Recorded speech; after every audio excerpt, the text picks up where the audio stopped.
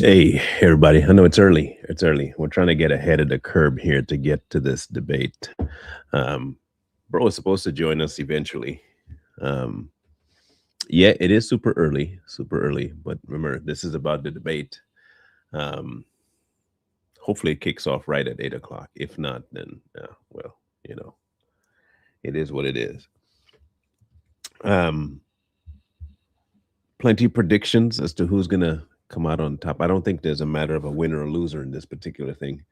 Um, I do hope that there is some sort of exposure that happens. I do. That's what I do hope. I hope that Andrew is able to rattle the cage just enough to show people that Candace doesn't have a leg to stand on. She's only about look. If you want to make money, make money. Ain't nothing wrong with making money, but how you make money matters.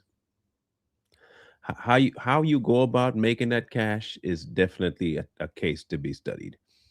And I think unfortunately for Candace, um, she chose to make money in one of the most heinous ways, absolutely most heinous way I could think of. I have seen some people pull off some pretty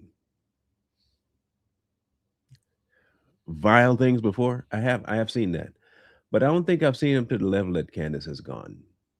Like I really don't think I've seen it like this. Like there is a visceral hate that she has for certain individuals, certain peoples too, and it just seems like there is no rhyme or reason necessarily to it. And I think what I hate most is the using of this idea that God did this. The same to the other side too. You've heard me say that, but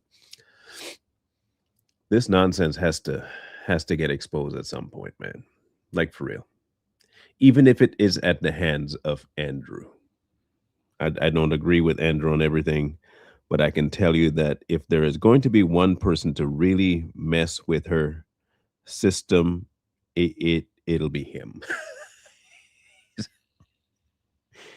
He's a skin getter underer. Okay, he knows how to get under people's skin. I, I'm with you, Border. I think it will. I think it will. I think it will. I definitely believe it will upset us. I can't say I disagree with that. Cannot cannot say that. Let's see. We got 6 minutes. I'm waiting to see when it pops off here because I have it down on the bottom screen, but I don't have it brought up yet. I'm keeping track of some other things down here. So if you see me looking down, that is why.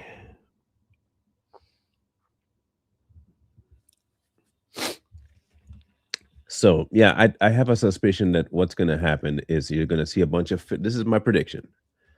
Uh, Andrew will answer questions, and Candace will filibuster. You will hear a lot of well, if you look at it from this, but and if you if a lot from Candace, and you will hear we don't know, but there's more information from Andrew. That's my prediction. Now, how Bet David's going to handle the interview, I don't know. I I don't know how Bet David's going to handle it. I don't I don't know. We just covered Andrew on Straight Talk. He was talking to Mahler. That's Andrew. Um, and I think you were there when we talked about Mahler not understanding words. He was talking to Andrew Wilson. That was Andrew Wilson.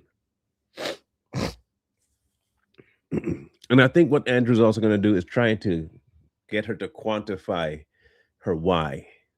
That's going to be the big one, is getting her to set on the ground where her premise is. And I guarantee you'll hear her say something along the lines of, I never espoused that these particular people were to blame. She did it when she went on Piers Morgan. And I'm telling you, she's going to do it again because she knows she cannot go out there and say that this is what it is on a different platform. Hers, that's where the money's being made. She can get in some hot water. She says the wrong thing. That's why I think she took 2 days off to make sure she has the script right. I don't blame her. That's smart. Get your game plan. Get the game plan going. You know. And yes, it is early for me too. This is a whole hour, almost 2 hours earlier than I normally go online, and I don't like it. I don't. But this is I think important enough that we need to see it. That's my theory. We need to see it. Yeah, yeah. He paid his 300. He paid 300K to it. So here's a crazy thing. I would not be surprised if she doesn't show up to it. I'm not saying she won't. I'm saying it wouldn't surprise me at all if she doesn't. So yeah, yeah, yeah. See, we're on the same time frame. Yeah, we're on the same clock. Same clock. Yeah, he paid. I wish I could say it's a wonderful drug.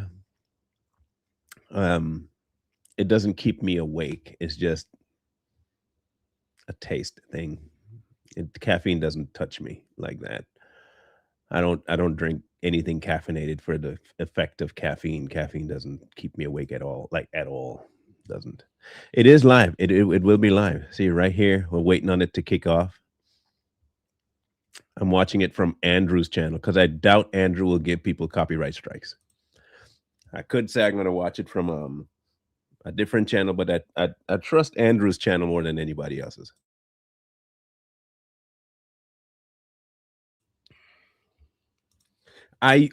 So I used to get migraines a lot. Okay, and it was linked to um, my coffee usage. No, I can't afford it no more. I have to stick to something that's lightweight, very light stuff. So, and I only have it 1 cup a day. I used to substitute meals with coffee when I was not making that much money. I'd go a whole day not eating because bills, and I'd just drink coffee to fill me. That was my thing. So I'd have coffee in the morning, go to work, drink coffee in the middle of the day to stay, and then drink coffee before I went to bed. I did that for almost 6 months. Yeah.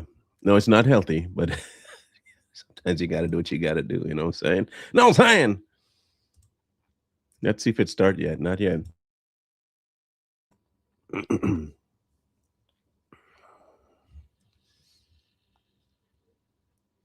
Yeah, the original mushroom one, the good one, is pretty spendy, and it's a per month thing. It does work. Okay, it does amazing stuff. It's exceptional, but you got to be in exceptional money for that to be something that's part of your routine. It's not cheap. That mushroom coffee is not cheap at all. I wish it were. I really do. I wish it were cheap. Well, it's 8 a.m. Let's see if they kick it off. I'm gonna give them a like. Everybody's streaming this thing. Everybody. The Whatever podcast is streaming it with 4,000 people on there. 5,000 people are waiting in the Andrews.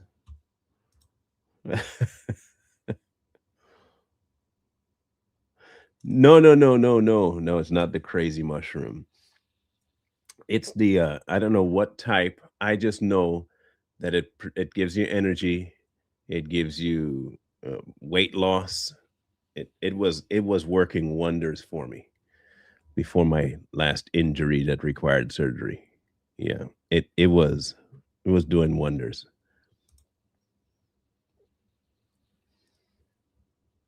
doing wonders.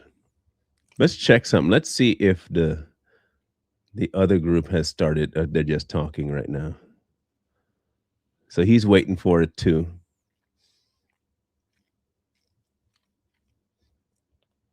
They're all waiting.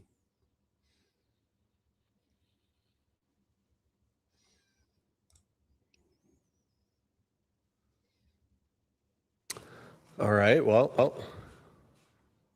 Oops. Let's go back and see. I'll stick to this stream. I don't want to have somebody else's intake on it.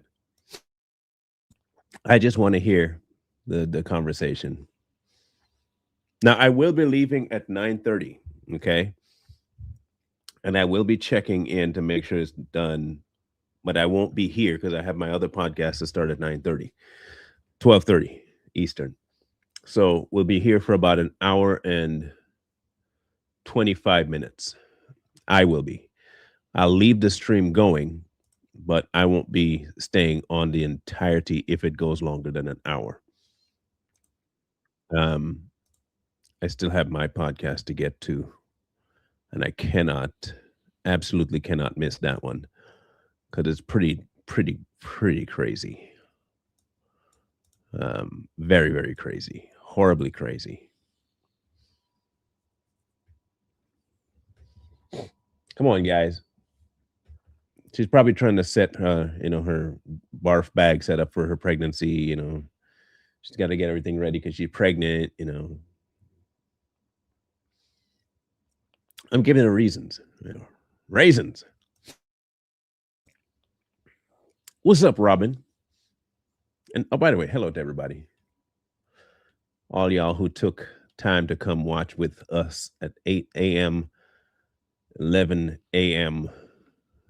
Eastern, 10 Central. Thank you for joining in. And if you're from some other part of the globe, Australia or something, hey, look, it is not. It is not a joke. It is not a joke. Nerve pain on any level is not a joke. Desiree, when I tell you I understand that level of pain, I'm with you. It's yeah. When I tell you I'm so glad that this surgery here that I did for my fusion, I'm glad I did it. I was concerned at first, and now that I've had it and I can actually feel my fingers and my hand is no longer in pain, I am happy I did it. Recovery and all, I'm happy. I'm so stoked that I did it. I'm so happy because not now. It feels weird not having that level of pain. It's weird because I dealt with it for like 5.5 years, 6 years. Yeah, it was it was bad. I don't like a lot of people, but I wouldn't curse them with that. I wouldn't. Mm-mm. That'd be overly mean, way over the top mean. And I'm happy. Okay, so we're in the same boat. Okay, so I had, of course, y'all remember I had the Fusion 2, C5. I'm supposed to have it to L4 and 5 as well, the same surgery. Um, and I'm unsure about doing it too because the recovery for that one's a little bit different, and they have to go through the back. Um, so I'm with you. I don't know if I want to do it either. I don't know. I want to make 11 surgeries, especially three major ones in my lifetime. I don't think I want to, but it does hurt from time to time sitting down for too long. So if you need it though, look, we might decide together. We might be. Hey, did you fuse all? You fuse 5, 6, and 7? You got a try? You got the Triforce with you? That's impressive.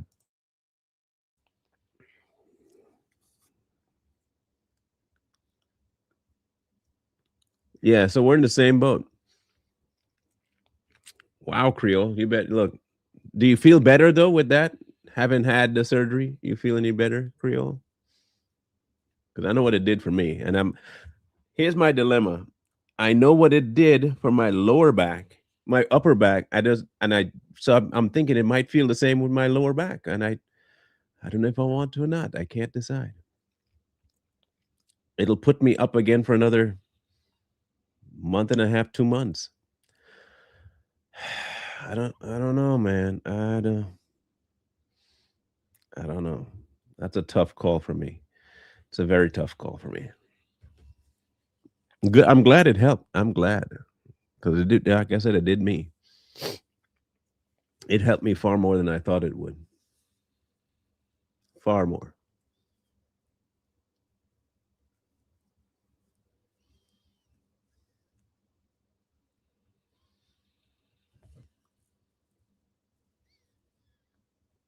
Yeah, we some jack back people, man. Here's the problem.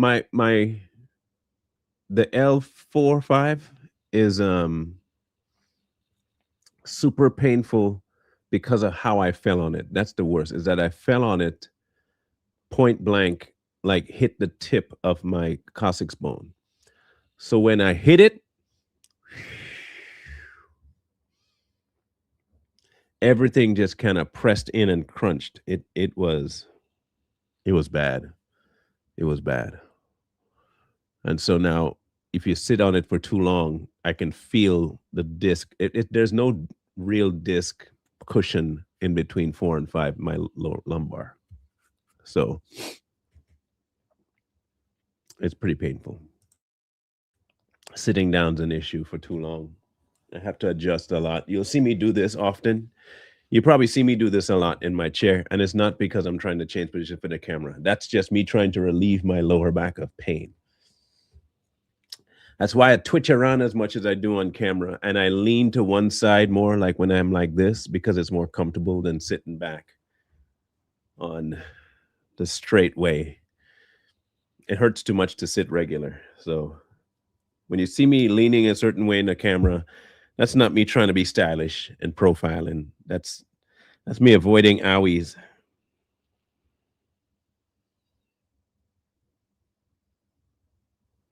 That's me saying no more ow.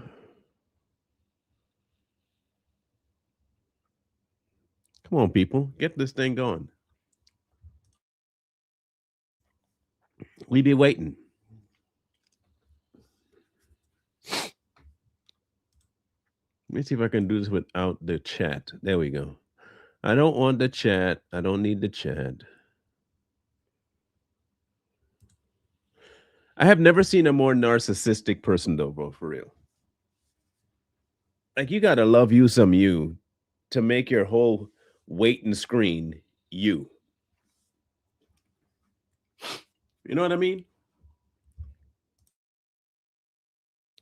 Like, isn't that crazy? Like, your whole waiting screen is just pictures of you. That's vanity, man. That's wild.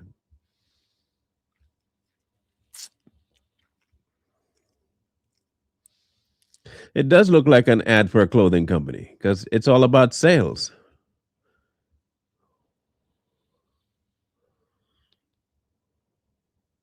All about sales. I got a hard time putting myself in any kind of promo thing. I don't understand that. I just don't.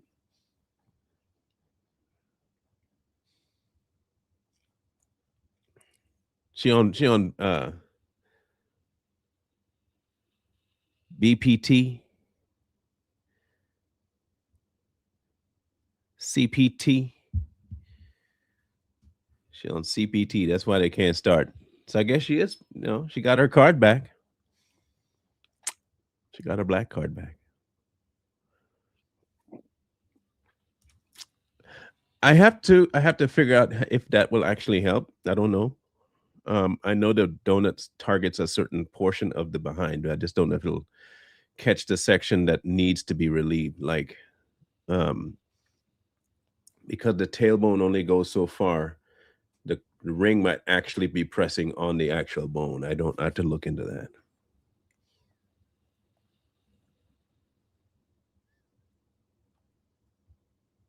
I have to check into that. I'll be right back.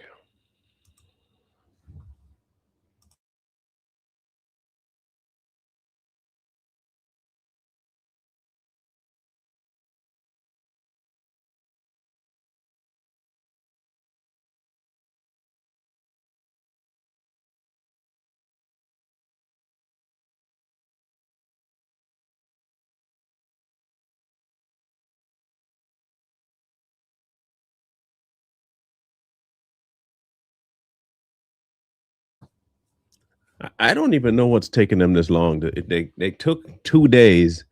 You tell me in 2 days you couldn't figure out how this was going to work? That's crazy.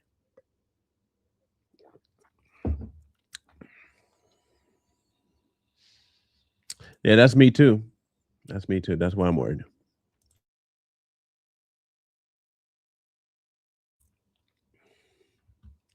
Look, I saw issues with her back in 2021, 22. We called it out then. In fact, we saw issues with her before then. Um, we called that out. She never responded to it. We reached out to her to talk. She didn't want to talk then.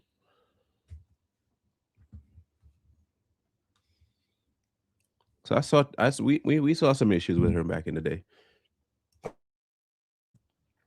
I wish, I wish that might make her on time.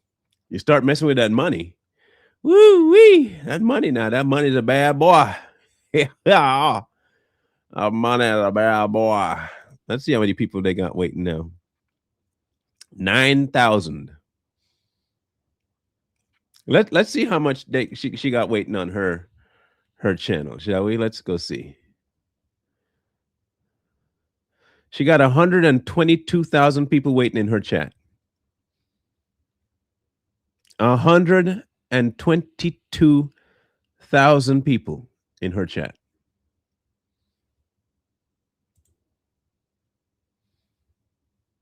Ain't that wild? That is wild. 122,000. I'll tell you this, no matter what happens, her side will think she won, and no matter what happens, Andrew's side will think he won. Here's what's not going to happen. Anything that will affect the case.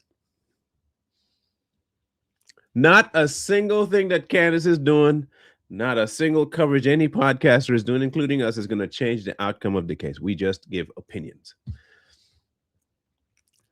And even if all the evidence points to Tyler, nobody in Candace's camp is going to believe it because they've been sold on what they've been sold on. If Tyler gets off and they show that there is no proof that he did it, which I'm waiting to see if that happens, the other side, more will actually be like, well, I guess we were wrong. Is that it? It's that simple. You know, it's that simple. Well, they're running out of time. I mean, I want to see the debate, but so far they're 15 minutes late.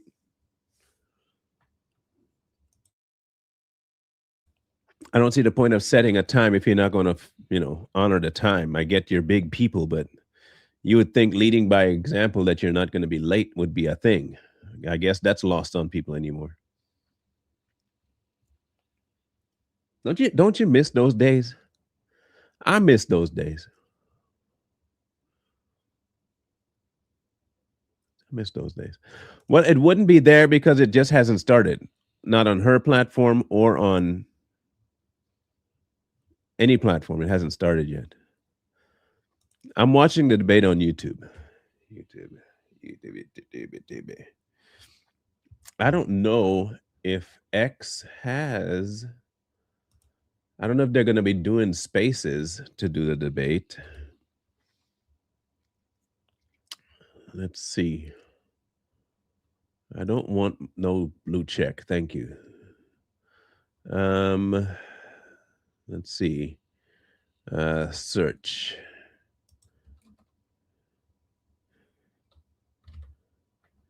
Candace. She doesn't have anything. She has it linked to the YouTube, so it's not going to be on X. It's just streaming. She just linked it to YouTube. She put the link of YouTube on her X page. So there is that. So it won't matter.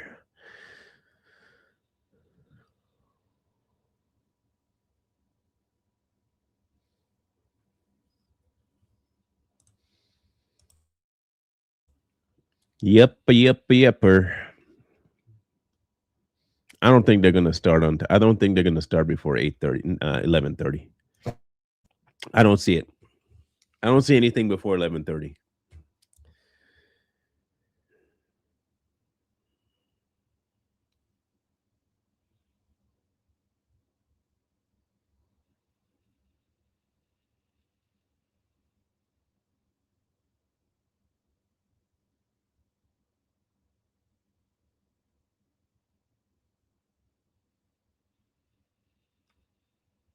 Come on, people.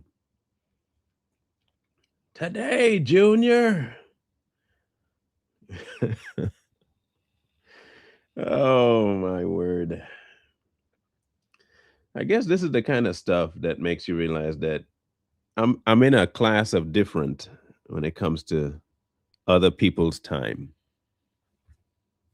You know, like this is one of the most aggravating things to me is people and their inability to just be on time. I hate when I tell you I hate it. It is more than a pet peeve. Um, there is some deep seated visceral displeasure with being late. I just man, ooh, I hate it. I hate hate hate hate hate hate hate hate hate loathe entirely being late. I don't like it. I simply don't. And I don't understand for the life of me how people feel so okay with being late. Like if you know 11 o'clock is too early for you, then set it for noon. That, how is that? Wouldn't that be if you know you got kids or you got this issue and that? Just set it for noon or a time that's more compatible with what your schedule should be to make you on time. That don't make no sense. I get maybe marketing, the hype, but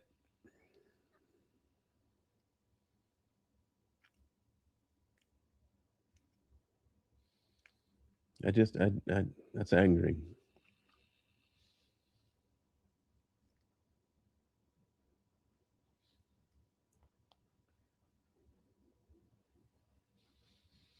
Come on, people.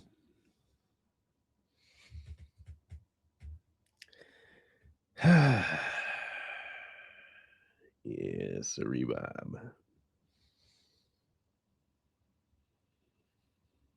Well, tell me I'm not the only one. I know that Creole is one that says she doesn't like being late either, but I hate it. I hate being late.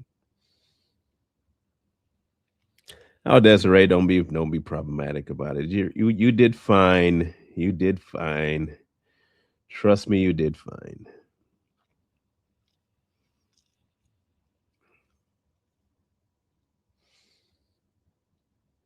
And the embarrassment you're feeling will go away because you're not caring about what people think. You're just giving what needs to be given. You're fine. You're fine. And also, don't let that stop you from coming back to talk. Okay, I don't have to, deal with you accordingly, ma'am. 8:20.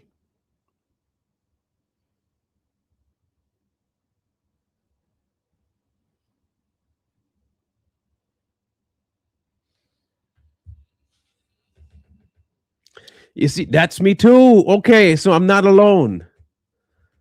Like I'm not alone. That's exactly what happens to me. I get like there's something wrong with my body, like literally a bodily reaction to being late.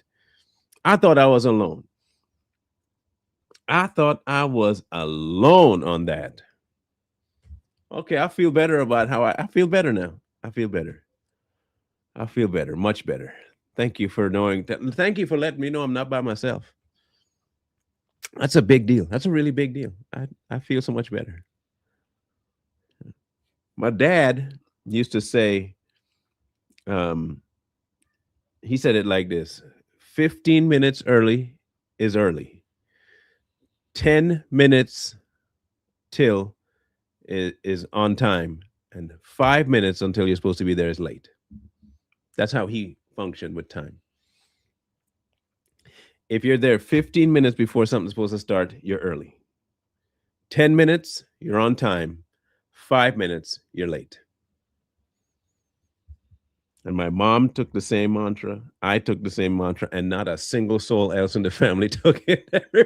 Everybody else be late. Everybody else is late all the time. Everybody else in the family don't know time. Not a lick of them know time. Okay, I lie. Maybe one of my sisters, Brenda, knows time. I think Brenda knows some time.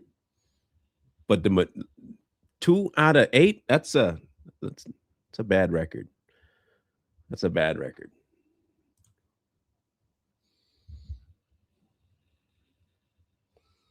That's a real bad record. Reckon I feel Puerto Rican in this here.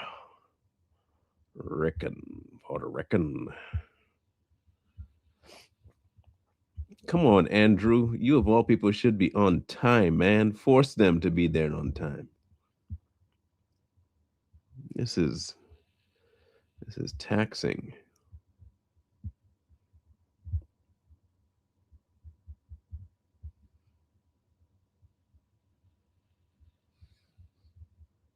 Well, I just know this. They only have an hour of my attention, and that's it. They got an hour to entertain me. 1 hour. They don't pull it off by then. I got nothing for them.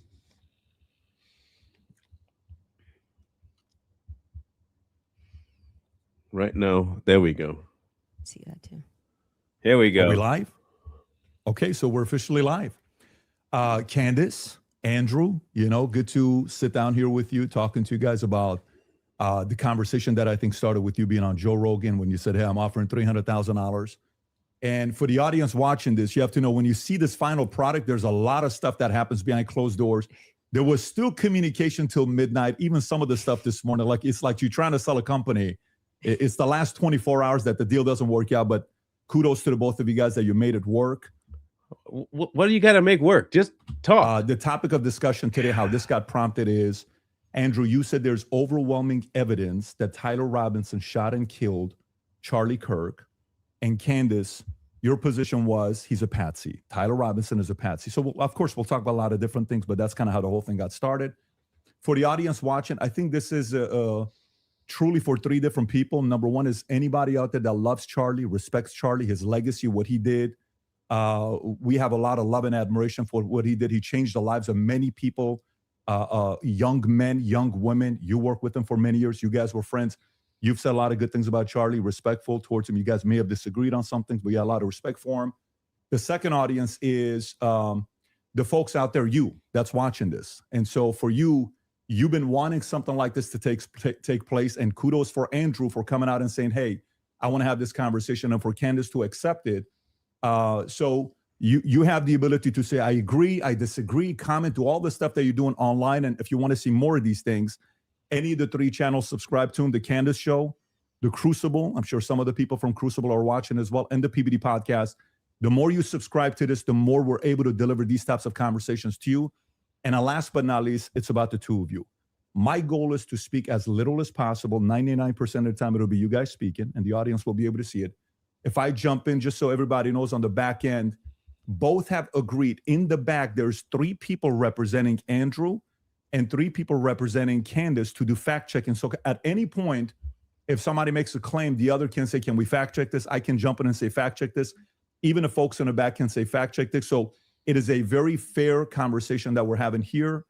And so with that being said, kudos to Michael Knowles. Your name was mentioned a lot. You missed out right now. The last 10 minutes, we talked about you. There's a lot of love and respect here mutually from both parties, all 3 of them here. And then, of course, the great Joe Rogan that started this conversation. And he also volunteered, but it ended up being this format that we have here today. So with that being said, Andrew, your claim is overwhelming evidence that Tyler Robinson killed Charlie Kirk. Opening statements, opening comments. Sure. And what I mean by overwhelming is I just find it very convincing. That's I think that's what most people mean when they say overwhelming evidence. So I have a brief opening statement. On September 10th, 2025, Charlie Kirk was murdered. Many of you already know a lot about the events which occurred after Kirk's death. You remember the ghoulish laughter, celebrations, and madness we saw from leftists all over, from TikTok invasions, debates, posts on social media, destruction of memorials, and things like this. Within weeks of Kirk's death, a cottage industry began to form, peddling various alternative theories on how he died. What special interest may have killed him, what nations were involved, and was our own government one of them? Because this was the first nationwide traumatic event in Gen Z's lifetime, the demand for answers was severe and palpable. Mm-hmm. The leading theory from the conspiracy verse is that Israel worked with the United States government to murder Charlie Kirk. Mm-hmm. Within a day or two of Kirk's death, Ian Carroll claimed that Israel killed Charlie Kirk, and the conspiracy caught on like wildfire. This theory was built on one misleading piece of evidence, that in his final days, on or around September 8th, Charlie Went sent a against text Israel. message reading, "Jewish donors play into all the stereotypes. Uh-huh. I cannot and will not be bullied like this, leaving me no choice but to leave the pro-Israel cause." This was sent in the context of a platforming dispute regarding Tucker Carlson. From this scintilla of misleading information, it was speculated that Israel killed Charlie Kirk because he would have successfully opposed the Iranian war. Now, that's a fun theory, and who doesn't like a good, fun conspiracy theory? I like them. But there is no evidence that Israel actually killed Charlie Kirk. And if Candace has some, I'd like her to actually show it to me. I'm open to suggestions, but to date, there hasn't been any. There is, however, tons of evidence that a leftist killed Charlie Kirk, just as Charlie feared they would. I believe Charlie Kirk, and I have the receipts. No, I didn't have a dream where he came to me and told me that the left killed him. No, he didn't come to me a dream and say, Candace Owens betrayed him. That never happened. In fact, I don't need dreams of any kind because I hold in my possession never before seen messages from Charlie Kirk to his security team on September 9th, 2025. I like that. That was good.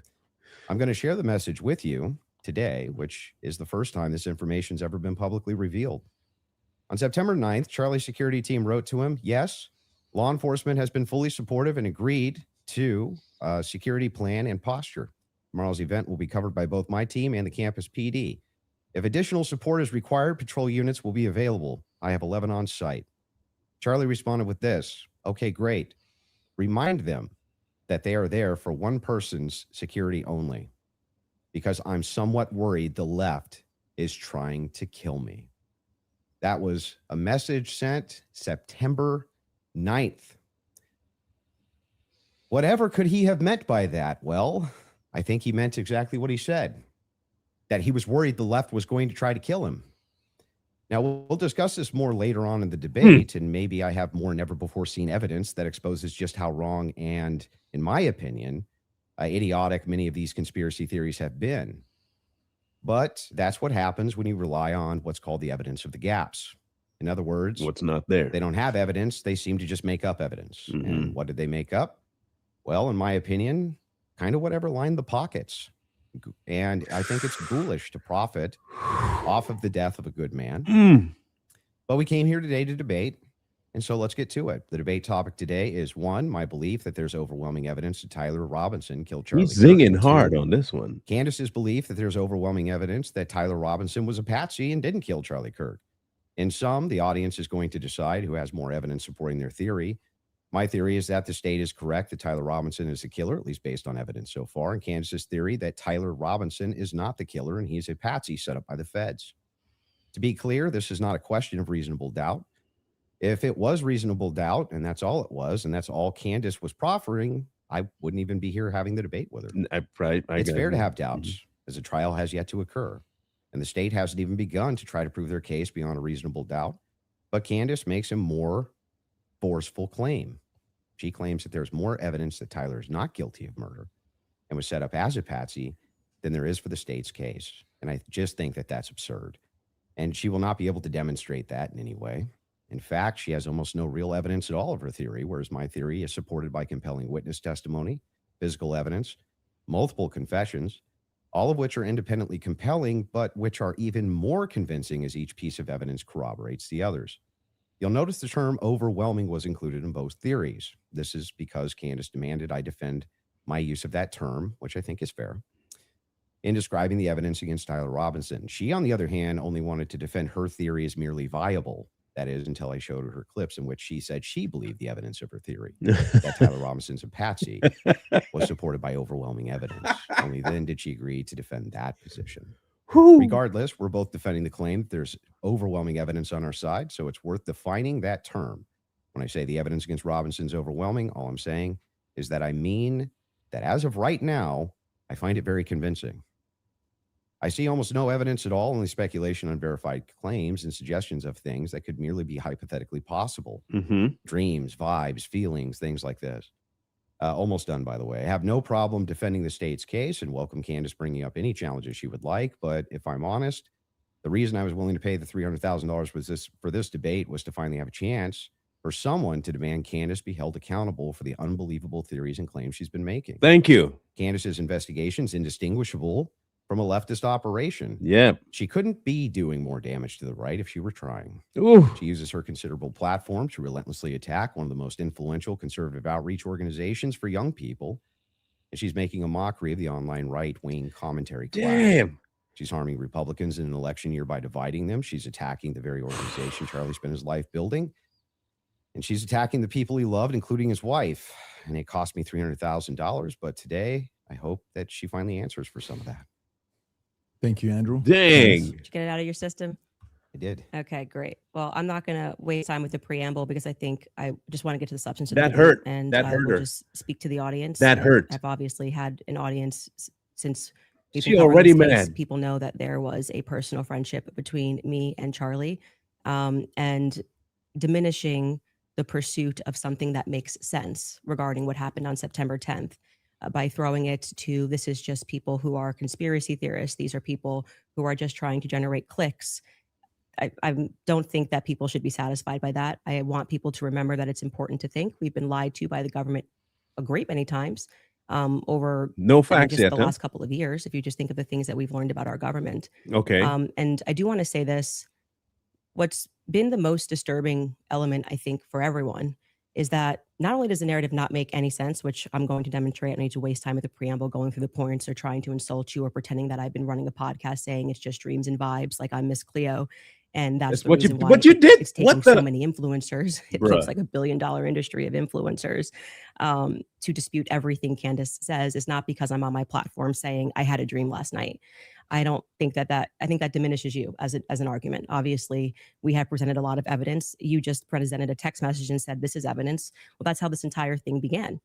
You're talking about how Israel got into the conversation. It was because immediately after Charlie died, one of the first things we saw was this push to make us all think and remember how much he loved Israel. It's because the prime minister of Israel, who's fighting like a 27 front war, felt that he needed to come do a little mini tour and to be strangely to state that I did not kill Charlie Kirk, when nobody was having that thought that I can remember. Nobody was going, I wonder if Bibi Netanyahu You killed did. What Charlie the Kirk. bro? And You- then we had a round of influencers who lied and said Charlie was not changing on Israel, that he wasn't having any disagreements regarding Girl. that topic, that the day he died, he just loved Israel so much. And I demonstrated via a text message, which you just mentioned, and you're now contextualizing and pretending it was just about Tucker Carlson, which is not true. It was a part of a broader shift that Charlie was having over the last, I would say, actually on your show, it began since October 7th, which is when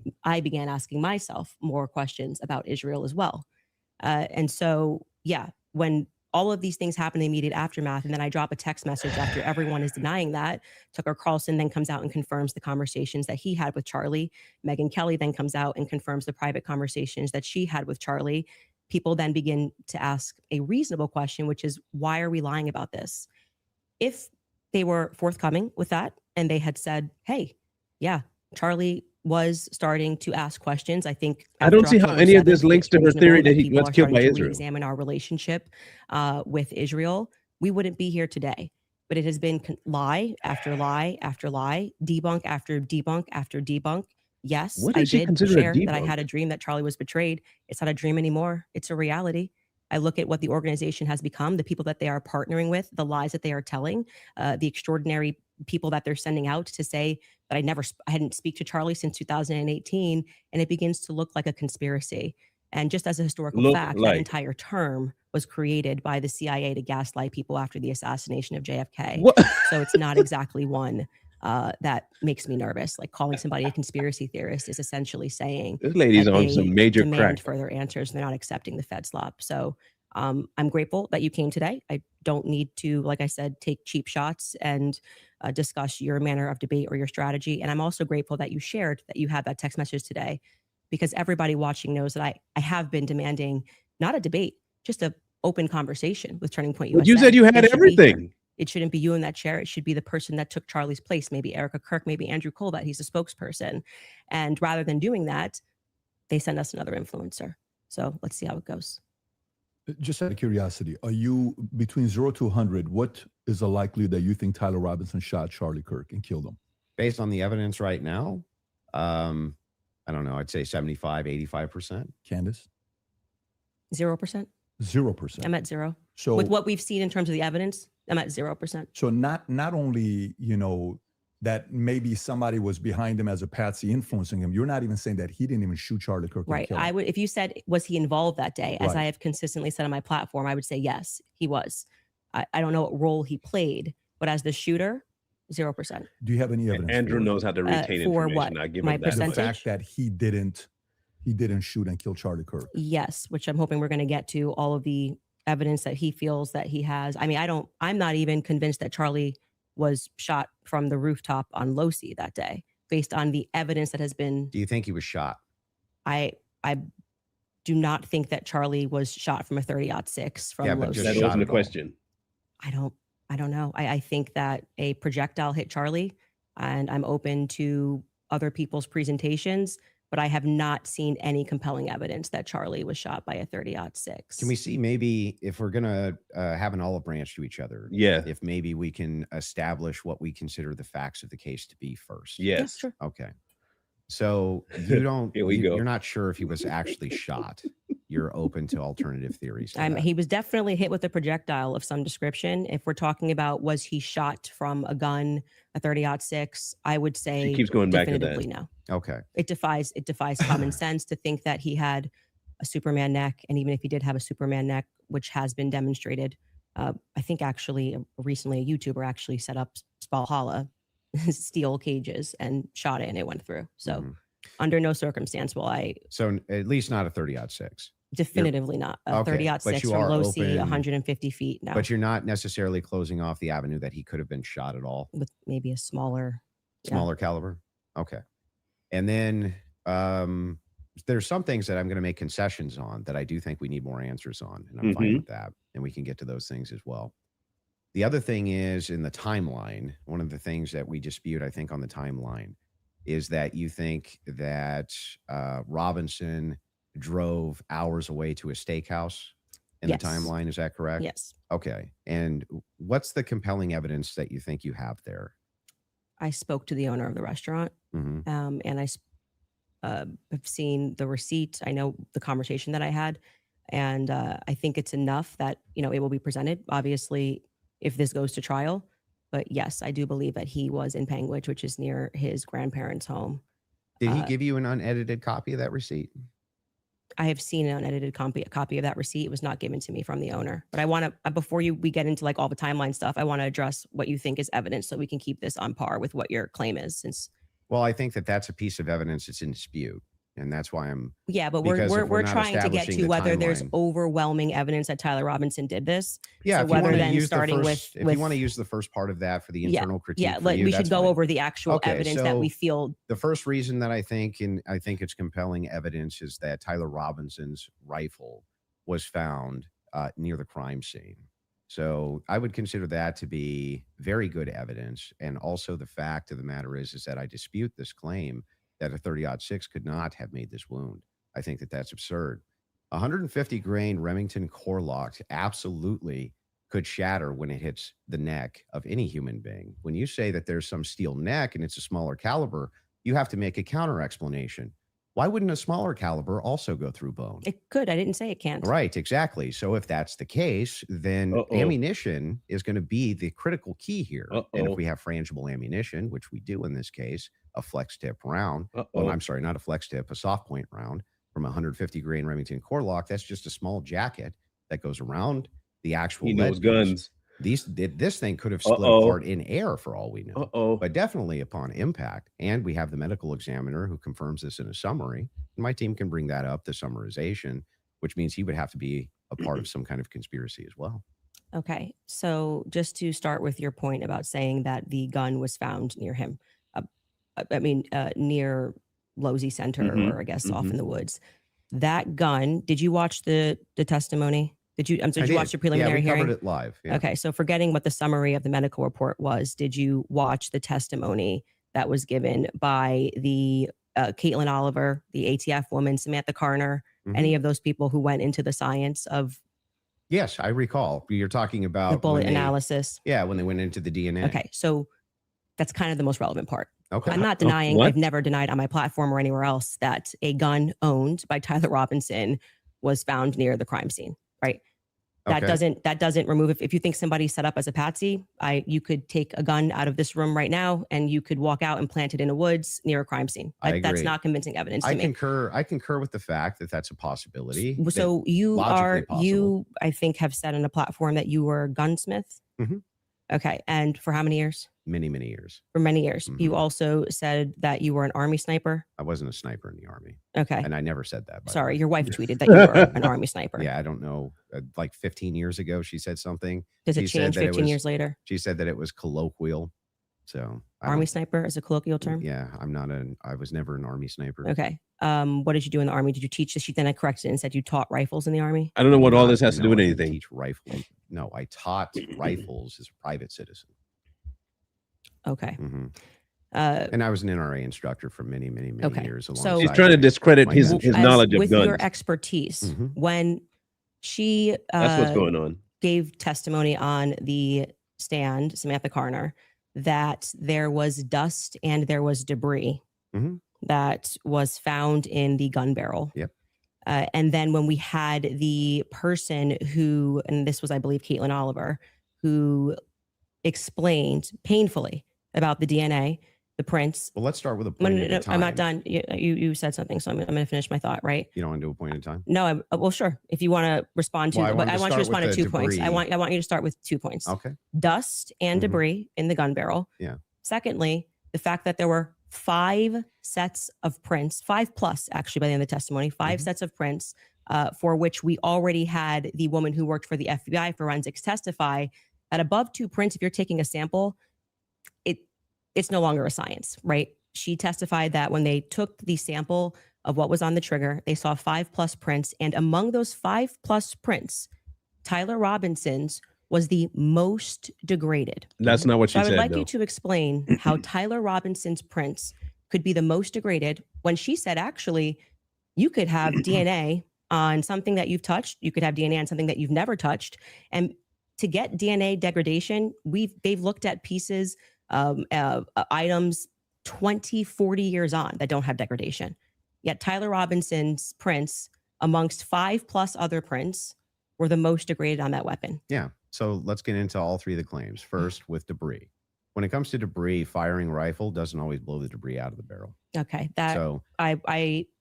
You think there could be debris and dust. Yeah. He just fired the weapon. Sure. Okay. Not only that, he left it in a forest. Now, I don't know if you agree with me, but if you leave a rifle in a wooded area, it's also possible that debris could get in that way. Exactly. But I'm not even sure that that's what the case is. I think it's far more likely that he fired the shot. It just didn't blow all the debris out. And it often doesn't. You'll find this if you take Grandpappy's, dirty rifle and it's all dusty inside the bore and you go fire it, you'll often look down the bore and there's still dust. Okay. It happens all the time. Okay. And the prints?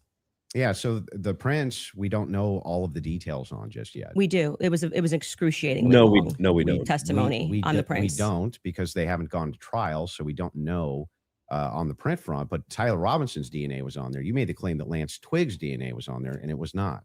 Well, when she gave the testimony, no. Hold on. First, let's go to your first point because that's wrong. We get a fact check on that. What do you mean we don't know until it goes to trial about the degraded prints? She testified, and Yeah. this is the person who took the prints. Yes, but the problem is that inside of this particular testimony, you agree with me that there's going to be much more of the DNA analysis during the trial, right? But you also would agree that her fact is not going to change, that among the prints, his was the most degraded. Even so I'm if- asking you to but address that. How could that be here, possible? let's give it, let's just grant this for a second as a possibility that his fingerprints were degraded. No, it's not a possibility. It's a fact. The person who took hang on. it. I'm just granting it for the sake of argument. You should grant it because it's a fact that so she now, presented. So now it's granted. So what? What do you mean? So what? Yeah. So what? What does that prove? It proves that if his prints were the most degraded amongst 5 of them, you're going to have to explain how that's possible if he's the one that recently fired the weapon. Yeah. So wait a second. Here we go. You're saying that it's an impossibility that if his fingerprints are the most degraded, I'm telling you if to that's the explain it. case- You're the gunsmith. Well, so wait a explain second. How would a gunsmith give an analysis on fingerprints or DNA? Do you think that I work in a DNA laboratory? So with your answer fingerprints? is I don't know. You can just say you don't know. But You I don't did. have to.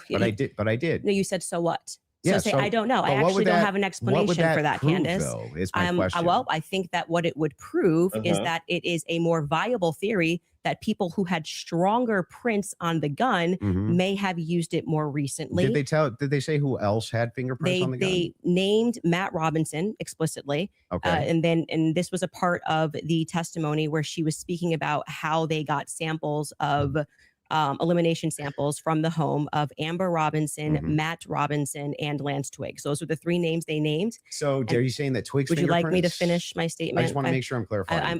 I'm trying to finish the answer, but it can't be clarified until the answer comes out of my mouth. Okay. So go ahead.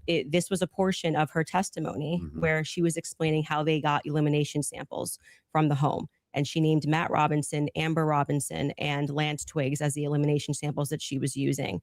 And so she explicitly said, some of them, so we can assume 2 out of the 3, were their prints were found on the gun. She explicitly named Matt Robinson as someone who had prints on the gun, and then said there were 5 people that they had taken that sample from.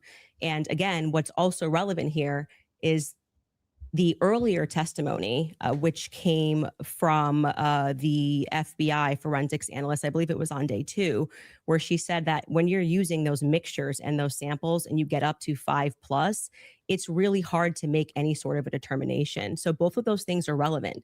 If you can't explain why his prints are the most degraded and you're saying he is the shooter, it's not really a so what. It's an open-ended question that people have a right to pursue. It's not a conspiracy. It's actually proof of my claim that there's evidence that he was set up as a patsy. No, that wouldn't prove anything about him being a patsy. It said it's evidence to support the claim that he could have been set up as a patsy. So this is why I said earlier, so what? Because even if it's the case, this doesn't have an explanation for it yet. That doesn't actually give you any evidence in your corner for Tyler Robinson being a patsy. Okay, hang on. I didn't cut you off, right? You would need to actually explain how this would demonstrate Tyler Robinson. This is tied into Robinson being a patsy. Are you claiming that these fingerprints were Lance Twiggs or that he had any DNA there? I'm saying that it could be Matt Robinson. It could be Amber Robinson. That sort of information is going to come out during the trial. How would that tie into the idea that he's a patsy? Yes, though? because if his is the most degraded prints and the information that I shared on my platform is true, that this gun was given to Tyler Robinson as an heirloom. I had conversation with members of the Robinson family, Twiggs family, both of them. You know, like I said, we're not just dreaming. And if we're having those conversations, and they told me that gun was only given to Tyler Robinson because it was a family heirloom. Okay, so it was his grandfather's gun or great grandfather's gun. Okay. I don't remember the difference. I don't remember which one it was. And so he got it because he's the firstborn.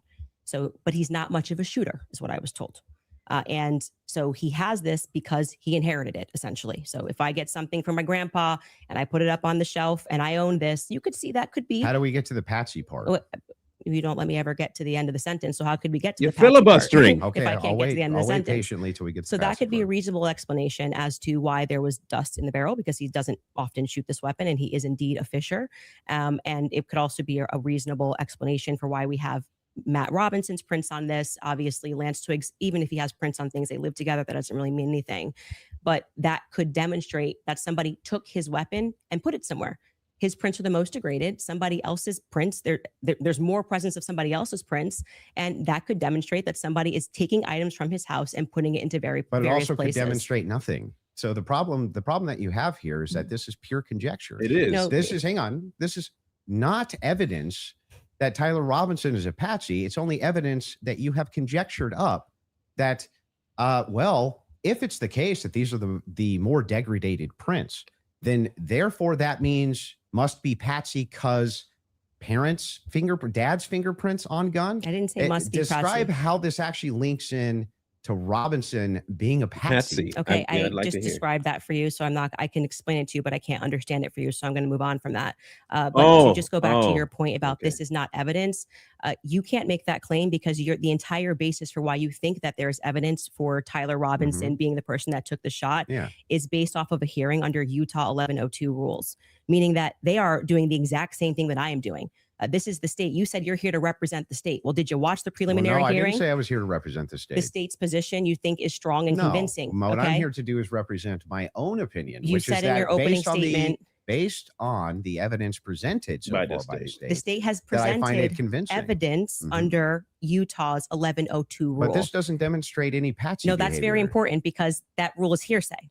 So you can't say at the same time, Great. Candace, you're not allowed to. And what that means under the Utah rule, which I'm sure you know, because I'm sure you watched the preliminary hearing and yourself understand what that means, is that the entire hearing was hearsay. It means none of that information that was presented is going to be allowed. The majority of it, the overwhelming majority of it is not going to be allowed at the trial.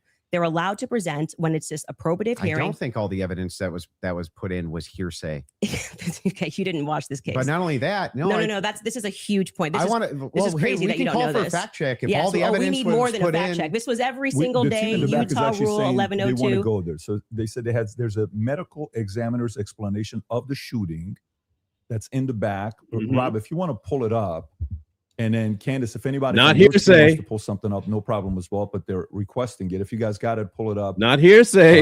So we can show it. And in the interim, is that it? Yeah. So I'll read this. Just what are we looking at, just so we know? So this says the bullet, or at least part of it, sequentially perforated the interior left of Mr. Kirk's neck, strap muscles of the left side of the neck. This is a summary, by the way. Left common cartoid on the left internal external jugular veins. The bullet also obliterated the left side C27 vertebrae, transacted the cervical spinal cord. Medical examiner observed a significant portion of Kirk's cervical spinal cord was dramatically absent. Mr. Kirk suffered from other severe injuries, including bilateral, apical, and posterior intercausal hemorrhages, pulmonary, apical hemorrhages, multiple disruptions to the thyroid, et cetera, et cetera. So the summary of the examination is that he was shot. Okay. That was what they were pulling that up for. Okay. And I'm not disputing that he could have Yes, been hit you with did. a projectile. You literally we're just not said disputing that, so I don't know why this was brought up as a fact check. Could you bring up 1102 Utah rule? Because this is an unbelievable point that you're making by saying that I am not allowed to infer off of evidence. You can infer. I'm trying to follow the inference. But your entire reason, like you asserted that you believe there's overwhelming evidence on the basis of what we saw. Even in the identified what overwhelming means. The entire means. preliminary hearing was hearsay. Yeah, I'm fine with your inferences. No, you just literally said I couldn't do that. Yes, I can. No, I didn't. I'm just saying from your inference, how do we get to Patsy? This is how you got to Shooter. The Tyler Robinson did it. No, the same way that you I got didn't to get Tyler to Robinson. Shooter from that. Yes, you did. You again, this is something important. So we should pull up a fact check about what the 1102 Utah and under their constitution, for the sake of a preliminary hearing, they do not have to have hard evidence. They don't have to put people on the trial. They don't have to. But no, that's why the entire hearing was basically hearsay. It was not, though. All of it, like I said. The overwhelming majority. Again, no dispute. Outside of the one that you don't want to give. Please don't cut me off. Though. Outside of that is what's in dispute. It means that your entire brand of saying you don't have evidence, falls apart when the entire preliminary hearing is based off of hearsay. In fact, Lance's testimony before they had about an hour debate, actually maybe it was more than an hour debate before he sat, and they said this is not going to be allowed. You wouldn't even be allowed to do this. We'd be able to cross-examine him. The questions that they're asking Lance are all leading. And what did he say? Well, I'm the magistrate under Utah Constitution, 1102. It is my job to allow all of this so we can see if the state has enough here that we can then move to a trial, which will then, they would not allow this stuff. They would say we get to cross-examine Lance. Lance but just you're can't arguing willy-nilly things I'm not disputing. But the entire substance of your argument is that people can't infer off of evidence. That's No, what you're saying it's to not. me. That's not what he said. Yeah, when you say Candace, Here, you I'll can't give you talk the about the degraded argument prince, which is a now. fact. Yeah, I'm not and then saying infer that. off of that Didn't say that. Tyler could have been a patsy. You're just, didn't say you're that. just I am telling literally you, making stuff up. So I'm here's not what the making stuff position up. is. I'm I'm not making asking stuff this. up. By the way, I'm I have saying Rule 1102 that ready. I If you thank want to you. read Let's it. pull that up. just Let's pull pull up that up. how I'm to I am get there doing from the exactly what the inference. state did. I Okay. am looking at a piece of evidence and I am saying, But you're not showing me how you get there. Can you from the describe to the inference. audience what Rule yes. 1102 So means? this, just so everybody who's watching this at home understands what Mhm. I'm saying, even if he doesn't. What But she's Andrew not is taking arguing personal is that I jabs. don't have the right to extrapolate from Never a made that fact argument. like Just making it up. you- Just purely making it up. I'm asking based on Andrew, based on can I your show my evidence? You just inference. showed yours. Reliable hearsay. You'll get a chance. Reliable hearsay in criminal preliminary examinations. The entire preliminary hearing that you just saw was on the basis of reliable hearsay. And what that means essentially is the people who are making the statements can just say, Patrick told me that he did this on Monday. Patrick's not here. And that is, they can allow that into the hearing. That's just because it's just meant to be probative. And so it's the state saying, here's what we have inferred. So you are allowed to take a piece of evidence and then you are allowed to infer off of that evidence. Okay. Case in Thing point, that's a nobody's demonstration that's a demonstration of what I just did. I said the prints were the most degraded off of Tyler Robinson. And from that, what I am inferring is that it's plausible that Tyler Robinson was set up. That doesn't. Okay. That's the point in contention. That's not a point in contention. That's the point in contention. It's not a point in contention. If you're saying it's a It point, is the point in contention. it's not the point in contention. I'm telling you that was what the entire hearing allowed for. So the evidence that he is Great, but describing we're asking you that now. he is using to Mhm. argue his She's case ignoring him is all based because she knows on she can't answer the inference, question. not fact. Great. Inference, not fact. We're So what they are just- inferring off of the Mhm. facts. So again, we're going to take this, and I'm just going to even grant it because it's irrelevant. I'm asking how you get to the inference that even if you dispute that piece of evidence, that means patsy. I'm looking for the logical chain for how you get to that inference. Simple question.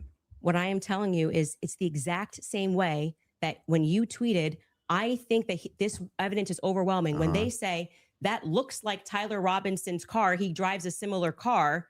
Okay. They are inferring that that's Tyler Robinson. Can you walk me through the inference so that I understand? It's not a fact. It's not a fact. When you show a blurry image, which you kept citing that we No, have I'm images. talking about your inference that the fingerprints, even if they're degraded, equals patsy. How do you get that inference? I didn't say it equals patsy. You I think did. there's enough My evidence that God, it should be bro. explored, which is exactly what this preliminary There's was no- in the but inverse. That's not what in dispute. What's in dispute is when you said, I'm using this as evidence that he could have been a patsy. I'm asking, how do you get the there? inference to patsy from that? Because what I am saying is that it shows that somebody else had more DNA presence on that gun than Tyler Robinson did. So it is plausible, which is all they're doing. They're presenting plausibility based off of the facts. Mhm. Okay. It is plausible that somebody just took his gun and put it there. That's it. Is there equally That's how it works. and is there equally 100 other plausible explanations? I think that's the reason why most people are exploring when things don't make sense. Got it. So yes, at the beginning of that, this is how the court process works. So just so we're clear, if this there's is the 100 other state's evidence plausible and they're inferring. explanations, then Candace, why is it that we should go with this idea that it was a patsy? I'm not saying that we should go with the idea. You that keep Pat- saying I'm that. saying that there Bro, is Oh, I Just- thought that was the whole defense, your whole claim no. today. My whole claim was that there is more evidence that he is set up as a patsy. That's not How does even that what equal you. evidence of patsy? Wow. I don't know how many times I can say this. Like I'm saying that I am using the exact same mechanism that you are Mhm. accepting for some reason in the Utah courtroom. Yeah. Right. To say, I'm going to look at the evidence and I'm going to infer an alternative theory. So you just saw the states and you're accepting it. And they have not presented any concrete facts. You listed on your own Twitter that what you found to be convincing was something that looked like his car pulled into the driveway, a blurry image. No, I The didn't. standard white guy coming up the steps that could literally be anyone. This never happened. Can You we can get a fact- fact yeah, check on fact that? check Can it. we pull up his I tweet didn't- where he it- goes I over didn't the say four? that's what convinced me. When you actually didn't say it's what convinced me, but you said Right. this is the evidence that you found to be overwhelming, and you named, I believe, actually 5 things. I think you said it was his car. You said it was. Well, there's multitudes of things that I find. You to just be said you didn't compelling say it, so we're going to evidence. get a fact check on that. You Sure. did. Go ahead. You said the blurry images coming up the steps. Quite literally, when Mhm. Officer Bagley testified, they talk Yeah. about when I'm talking about making inference. This is the most I thought was the most absurd testimony I've ever heard. And pardon me, it was actually David Hull. They asked him a question. How did you know the guy in the maroon shirt was the same as the guy that came up the stairs later that was wearing the American flag black shirt. And he said, they're wearing the same shoes. Why is that absurd? That's how you decided these two are the same people. Oh, wow. What a scientific. They're both wearing Converses. Okay. That's an absurd thing to say. That is not How is it evidence that absurd? these are the same people if we're both wearing Converses. That was what he said. That's what flew on the stage. How is but that I absurd? still don't understand how that would be absurd. If somebody, It's an absurd thing. for instance, if somebody were to change their clothes but keep the same shoes on, wouldn't you utilize the shoes to try to track that person? If The they were changing idea their that on a clothes? college campus, two people wearing this totally different outfits, but both wearing Converses can't happen is such an absurdity that I don't even need to like argue that. I'm just going to let people deal. Why is it Okay. absurd? Just concede that point. Obviously, it's absurd. Why to should you say. concede that I point? know these are the same not sure people in because they're both context. wearing Converse. Yeah, I'm not sure if in context that's what happened, but It even is. if it you is, can get a fact check on but it. even if it is, again, And it was if Hall. we're utilizing inferences, whenever we're dealing with logic and we're dealing with making a logical inference, we're going to take the entire collaboration of evidence and then we're going to make inferences from that. You would do that with any type of logical proposition. Otherwise, you could never have a true or false claim. You just told me I couldn't. So do when that. that never happened. You're just making stuff up. So anyway, when we're talking about logical inferences, what I'm looking for is the logical inferences that you have that Tyler Robinson's a patsy based on the totality of evidence that you have. We can keep going through your other evidence, but we should find his Yes. tweet where he lists the reasons that he was convinced. So let's start with the 30-06. I think that's fine. Your team's looking for. Do you remember how long ago that was? The tweet of the 5. Did you delete it or no? No, Did I you don't delete delete tweets? tweets. Okay, cool. I just before he said Unless I it was missed his that. car. It was his. It was the car, and it was definitely the staircase photos, and it was when the trial was Okay, going she on. has it. Perfect. She If you, has can, it. if you got Skylar has it. If you want to pull it up so we can Fantastic. see it. Somebody said, so give me the clear evidence right here. I want you to provide it right here. All I heard from the investigator was, we believe this to be Tyler Robinson. Is belief something you go as a fact? You wrote the car pulling in. That's Mhm. a totally blurry image. Robinson getting out of it.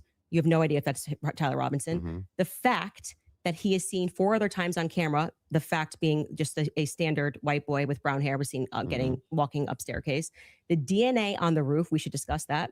And on the screwdriver that he left behind, it's overwhelming, man. Yeah, but that's not an exhaustive list. Well, just so we're clear, you did tweet it. but it's not an exhaustive. Yeah, well, but just you 5 said seconds ago, you should you concede. said I only said this one thing and said that was overwhelming. Actually, That's not what I said. Yes, It you is. did. You could even Patrick, Yes, put you your own did I say did. clip. that? Yes, you did.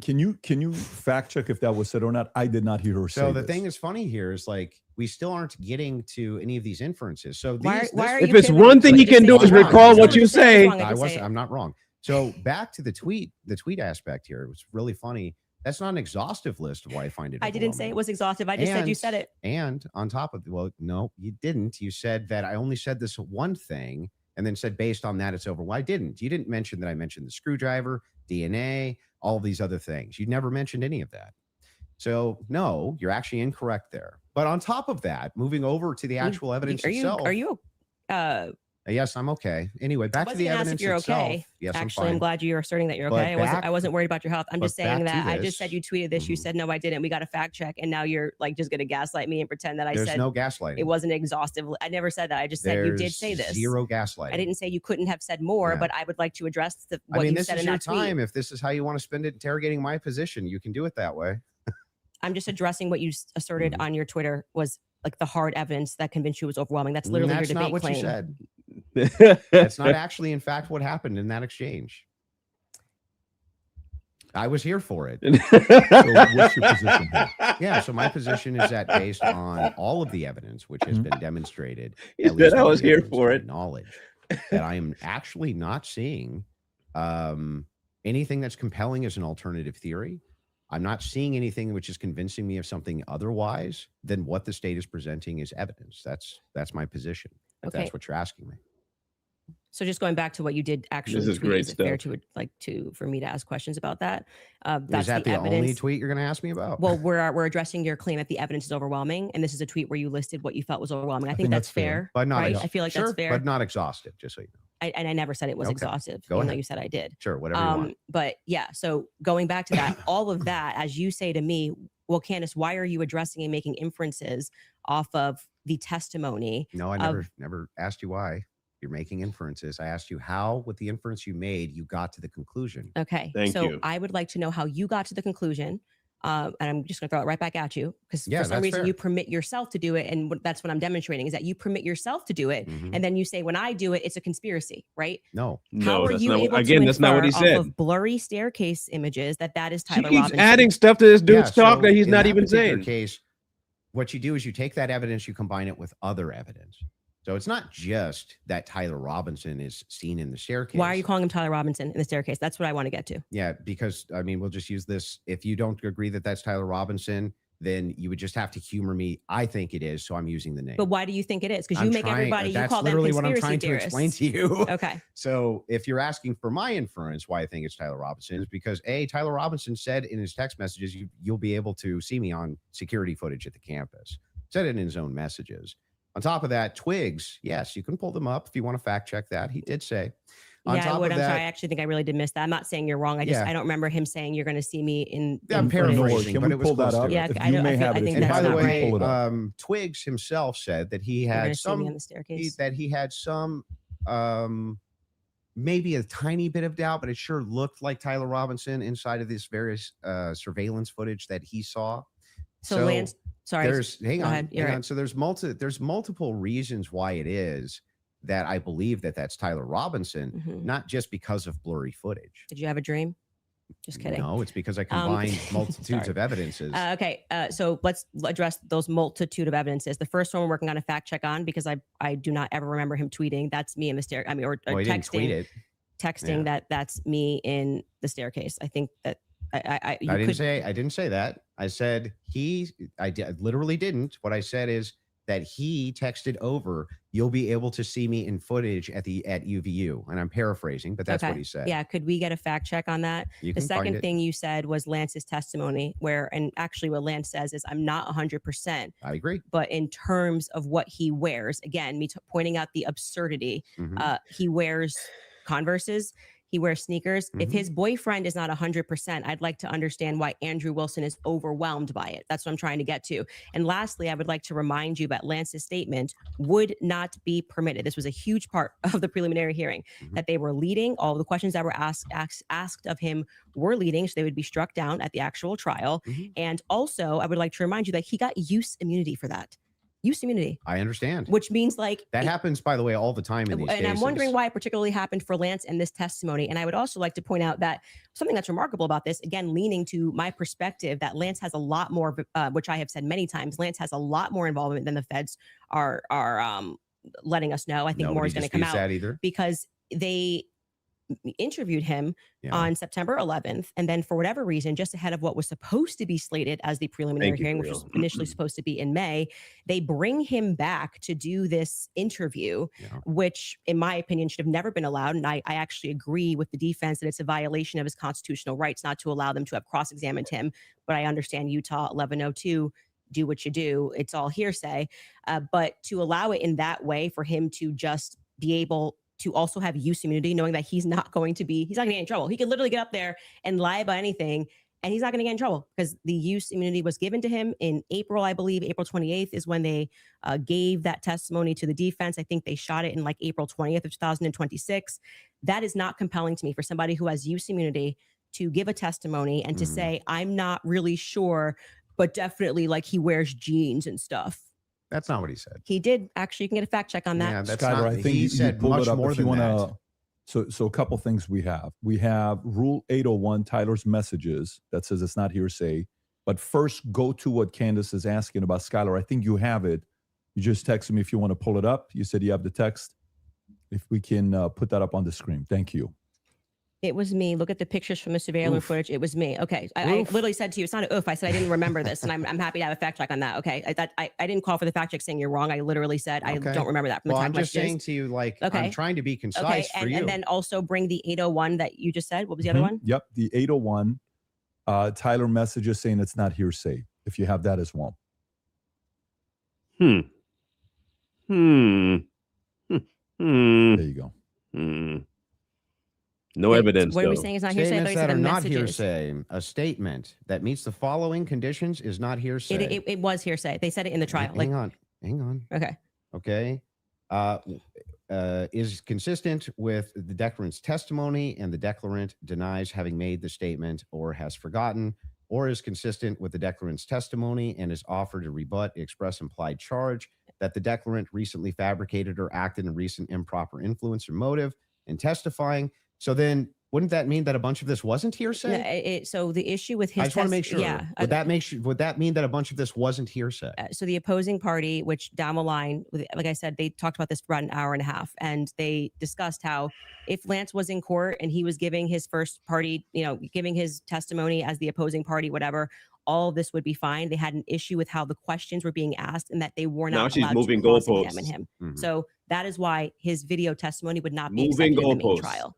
And what I said to you is this entire preliminary hearing is under Utah's 1102. So they are allowed to just use hearsay. And That's so you not just what said you most said. of it was hearsay, actually. Yeah, The it was. overwhelming majority. Well, I mean, I'm leaning now into my opinion that some scientific Oh, now it's aspects, which opinion. they kept asserting, like the federal. She said rule it was a 403 fact. Now or it's opinion. 402. Some of those parts were quite Sounds like scientific. you're backtracking quite a bit. You No, are. I'm not backtracking at all. What do you feel like? Okay. Let me help you. Where do you feel like I'm backtracking? It Well, literally was done under Utah's 1102. Yeah, nobody disputed that. Okay. What the dispute was is whether or not most of it was overwhelmingly hearsay. Yes, is that the case? it was. Yes, that's Okay. a fact. I'm not backtracking on And that what at are all. the things? How many times did you? I mean, Yeah. if you watch the preliminary hearing, it's like Yeah. they constantly. I'm 1102, 1102, 1102, Mhm. 1102, That's true. 1102, and the reason for that is because it's allowed. I'm not saying it's illegal. It's allowed at this Mm-hmm. stage, but I'm just reminding you that when you're going to sit across from someone and your claim is going to be, "Where is your hard evidence? This is what I heard, and I agree with what I'm watching." You are watching the state put on a hearsay Yes. There's preliminary gonna be hearing, hearsay. True. and all of those things are not going to be allowed, right? Even when they got into witness statements and things of that nature. There's a reason why they swear you in and they say, "You swear to tell the truth, the whole truth. Did you, These write things this are not in statement?" dispute. So it's the overwhelming majority He of still what you hasn't saw answered was the hearsay, question. because other people were representing other people's statements. They were saying they had conversations. We don't know where it came from. All allowed at this stage. Okay, but it's hearsay.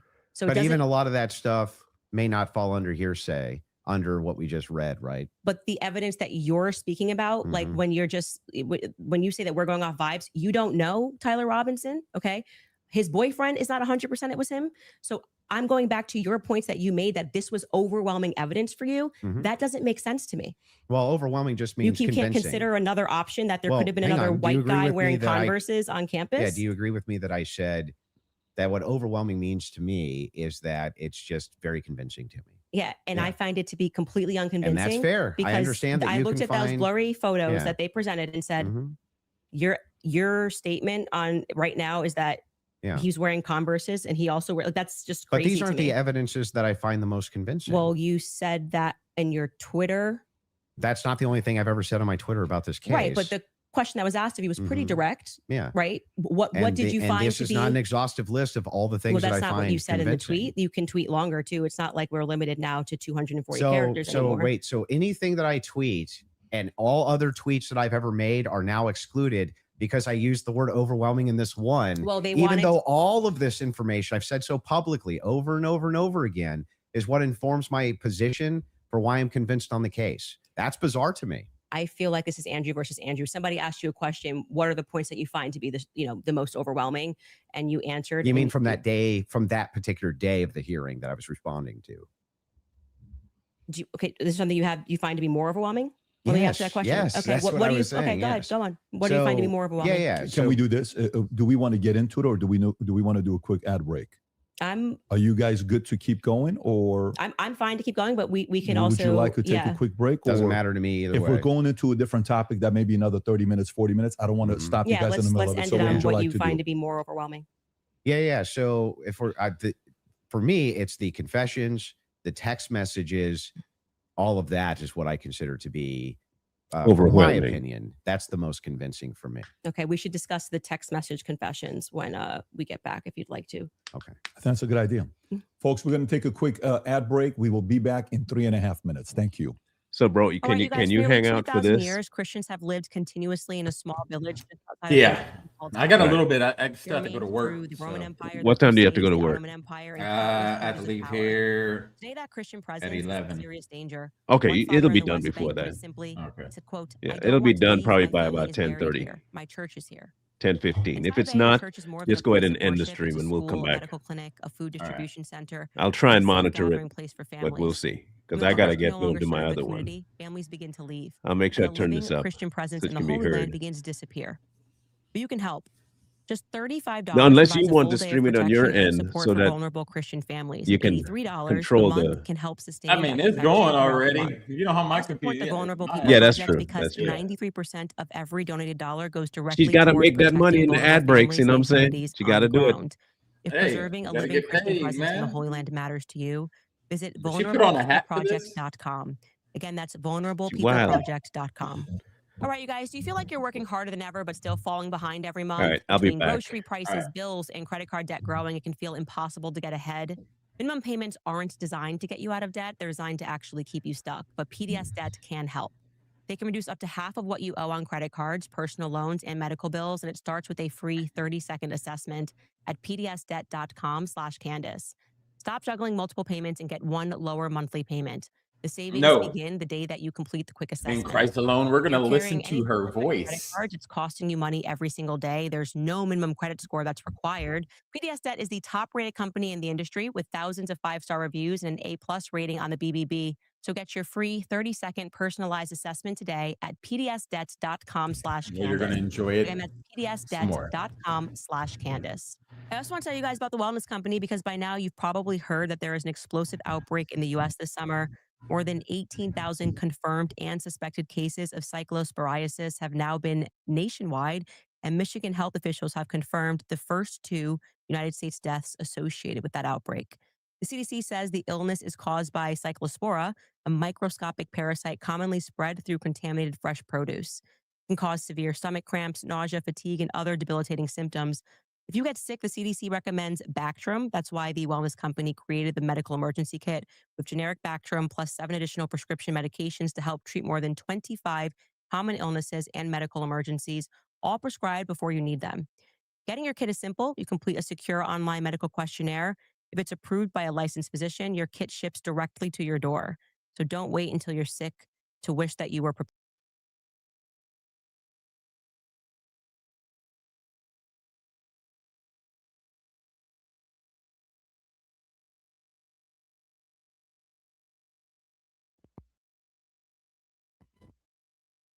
Where was he streaming from? Hang on. Damn it.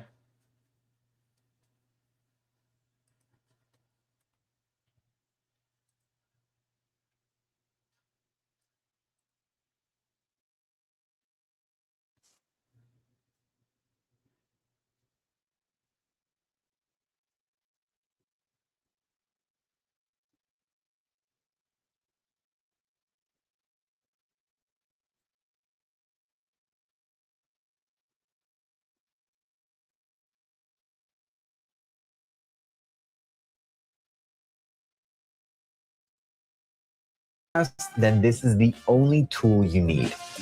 Try it for free today. Hold on, we might get a copyright for this one. We might get a copyright for Candace.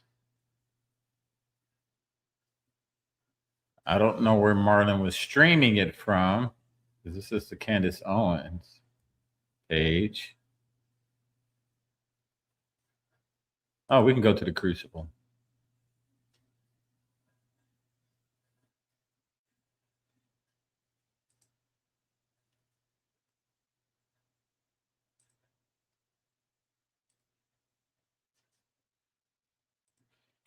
All right, I'm trying to get the stream back up.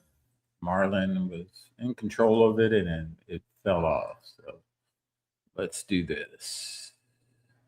Close that. Add to stage.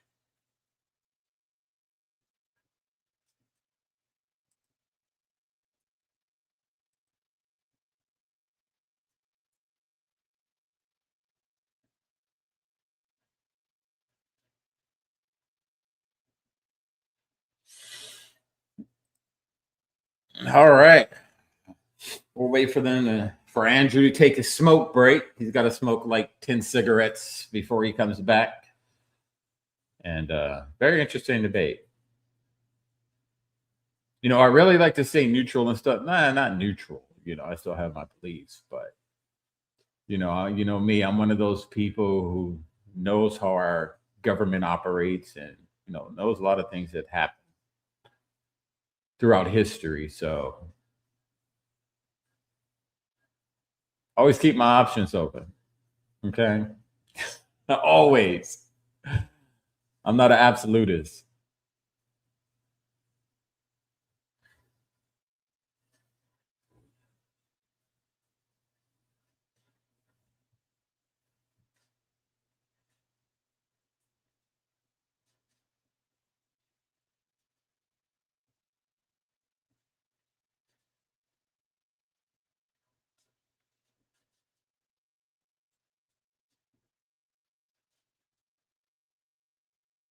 Oh, there you are, man. I don't know what stream you had up. You want to bring yours back up?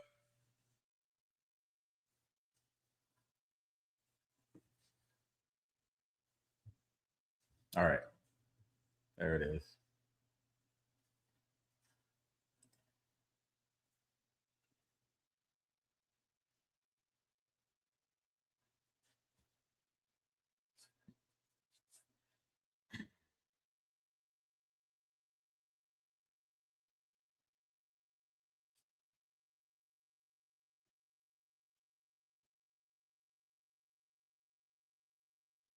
Yes, I agree, Christ.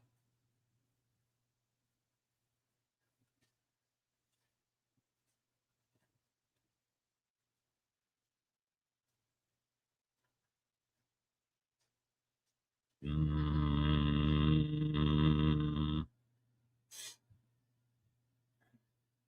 My day never ends. Get up, do this, go to work, come from work, go to the gym, come home, and then I stay home. It's Friday. I stayed home. There ain't nothing out there but trouble and drunks.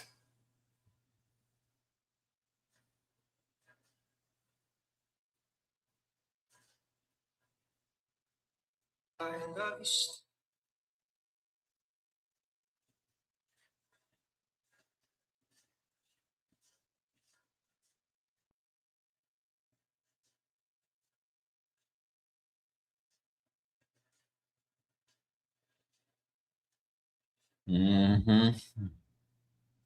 Too much of a homebody. Too much of it. I'm an introvert, extrovert. I love being home. I love my space. I love my solitude, but I can operate pretty good, you know, out in the physical world. But I like being home. I like being home with my dogs. I have a curfew with them, so that's why I don't go out because my dogs don't allow me to. Because the curfew I have, and my curfew is I have to be home 99% of the time.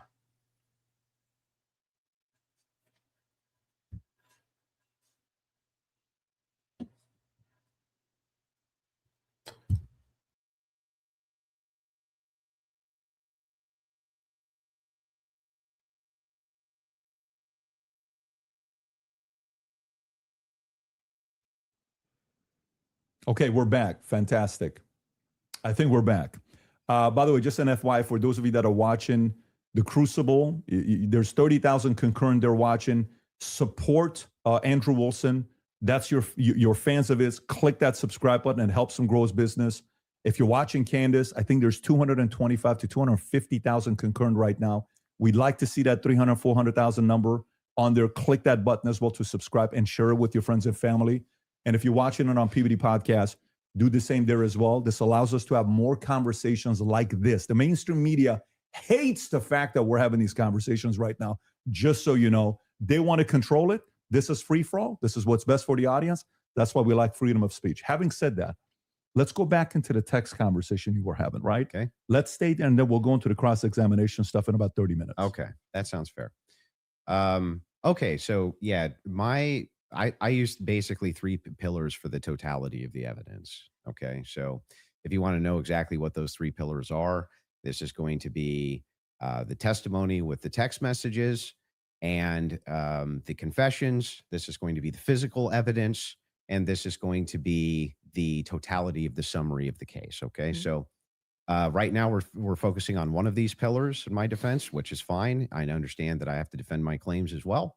So when we're talking about the messages themselves, they seem totally valid. I have no idea why they wouldn't be valid. And I have not heard any good explanation for why it is that these messages should even be questioned. The defense hasn't questioned them, as far as I'm aware. Nobody has actually questioned that these messages came from Robinson to date, except perhaps you and other people who are kind of in that camp. But why should I question these exactly? I'm not sure. Okay, so first let's just go over legally what the point is of a probative hearing. The defense is not putting on, they're not there to say or to argue or to defend themselves at all. They have to address what is being presented by the state. Okay, so they're not here to then say, let me give you an explanation for these text messages. Agreed. The relevant portion of what the defense did do was actually before we got to the preliminary hearing. I had mentioned that it was initially supposed to be scheduled for some time in May. They asked for an extension. That reading through those filings of why they were requesting an extension and why I actually believe their extension should have been granted, because they did not receive discovery on their text messages. That was one of the reasons. There were many reasons why they wanted to have an extension, but this was crucial, right? So forget just the general sense that these messages feel off. And yes, you are allowed to have an intuition. You are allowed to have a sense and just go, this is very weird. We're being told this kid had like above a 4.0, Tyler Robinson. He wanted to get away. I mean, the text messages almost run head to head with themselves. Like he wanted to get away with it. So he thought the best thing to do would be to text a full confession of what he did, down to what I didn't even remember, saying, yeah, and that's also me in the surveillance footage. It felt a little too on the nose. People have common sense. You just don't text message. But then we're also supposed to believe that he put a note under and burn this and get rid of the evidence. But don't worry about that because I'm about to text you a full confession. That it felt off. It felt weird off the bat. The manner in which they were texting, we're told he's like a gamer who's using a Dremel to carve expressions, catch fascist. But then suddenly he's writing like a 1700 also, as a Helldivers novelist player, he did actually get the 500K code correct. Yeah, I'm not a gamer, so we'll say that if we start debating that, you'll be way over my head. But yes, but my point being is just that, first, it's a general sense of why people had a reaction to these messages that seemed like they were written by Jane Austen rather than like a kid who games and writes catch. Yeah, but do you see how that's intuition? That is, I just said that. I said just parking aside the intuition of just something feels wrong here, which you should follow your intuition. You should actually do that. If you say the COVID vaccine is running out, feels like it's coming out too fast and there's too many celebrities telling me to do it, I'd like to take a pause. That's good. That is, you are allowed to do that. I believe in intuition. But hang on. Let me respond a little bit here because you've been going for a minute. Let me at least respond to a little bit of this. So the first thing is like when people bring up the COVID vaccine, not trusting the COVID vaccine en masse was the science. That wasn't just intuition. That was the science. There was tons of competing science. Now they try to suppress it. That's true. But there was tons of competing science for why you shouldn't take a risky mRNA vaccine and masks and things like this. Kept telling us was 100%. Now, when you're talking about intuition, though, when you say trust your intuition, I'm actually giving a different message. You actually should be very wary about trusting just your intuition. It is true that intuition can be useful, but it has to be tempered with logic, reason, explanatory power, and evidence, not just intuition. That's why we're parking it aside. Intuition is the first step. Something feels off, right? Okay. That was my first step with COVID. I don't like the way it's being pushed. It shouldn't require a celebrity campaign, by the way. Another element of that is why people don't feel good about the Charlie thing. Why do we have so many influencers saying things? It's over. Why are you guys all using the same adjective? Can you switch it up? I'm overwhelmed. Like, chill. Like, you could say, I found some kind parts compelling. I think this should go. Like I found some parts compelling. Maybe we should, see at the trial. That would be kind of. Don't you think Fed slop's the buzzword for the counter industry? But everyone on the same day of watching this trial, which was, I would say, not overwhelming at all. Nobody came in medium, right? No one came in like there were some interesting aspects. This was a little suspect. But I do think it's enough to go to trial. They all came in like they were passing away and we're going to die from being overwhelmed. Well, they're trusting their intuition. Okay. Well, actually, in that scenario, they're looking at the preliminary hearing and have a reaction to it. It wasn't their intuition. But like I said, parking aside, just getting to the substance, parking that aside, aside just a general intuition that sometimes might be second messages. Then we look at the filings, which came from the defense, and they were requesting an extension saying, We have gone to the prosecution and we have requested all of this stuff in discovery. Yes, you are saying that you took Lance's phone, okay, and that you collected his phone on September 11th and that you sent it off or whatever. You took a picture of the text messages, and we are being given these text messages to review. Crucially, Kathy Nestor said, I have not even been given access to my client's phone during this hearing. She said, I haven't even been given access to my client's phone. She can't tell you, as a part of the discovery request, is it's not enough to say to me, Candace, I just got a text message from Candace. And I say, I didn't send that text message. Maybe that's what her client's saying. We don't know because we're not at the trial, right? Maybe he didn't send those messages. Could there be someone who logged into his Discord? Could there be someone who logged in to his Apple? George could be sending text messages right now. We are married. He has every login that I have. And remember, he's up for a death sentence. So if I'm able to sow reasonable doubt with common sense, he may come during the trial, and when they actually have to address these points, say, I did not write those messages. I was here. Lance, my boyfriend, was logged into my phone, logged into my Apple ID and my iCloud, sending messages. I know that we have the capability because my husband does it. He has the capability to send messages from my phone. It is not convincing to the public when, for whatever reason, the FBI would not, FBI combined with the SBI, it was not the prosecution's fault. They made that clear during that hearing, would not allow them that discovery request to be able to see where did that message come from. Because you're saying my client was here, right? I want to know if that message actually was generated from his iPhone when he was waiting to retrieve his, rifle, hoping that the pooch doesn't have a bad sniffer, like just weird messages. I want to make sure that, yes, it was actually him. He was holding his phone and his boyfriend didn't just log in to his computer when he was home. Lance was his boyfriend. That is a crucial fact here. That discovery was not met by the time I got to preliminary hearing. So I remain unconvinced by these text messages. Just as you feel convinced by them, I feel unconvinced by them. Okay. So then the idea here is the reason that you don't think that these are valid text messages, and you don't, right? It has not been proven that these messages are valid, and they don't sound valid to me. I don't think anyone, even if someone was selling like a, I don't know, pot on the corner, would be smarter than to write a full-fledged confession.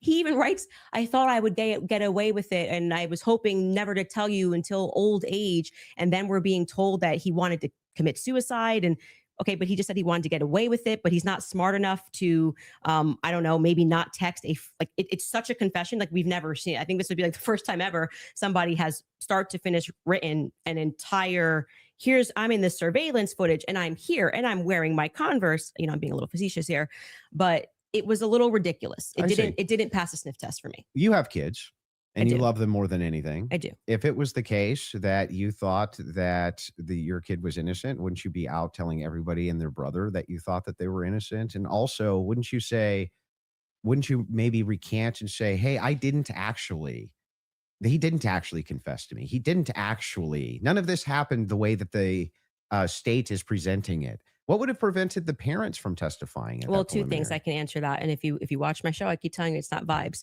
So right after the shooting happened, Lance Twiggs, the FBI put him into a safe house they paid for. They went to the parents as well, to Matt Robinson and Amber, basically said, your life's at risk. There could be somebody who jumps up and wants to avenge Charlie Kirk. And, we're going to watch you. And they went into a federal safe house.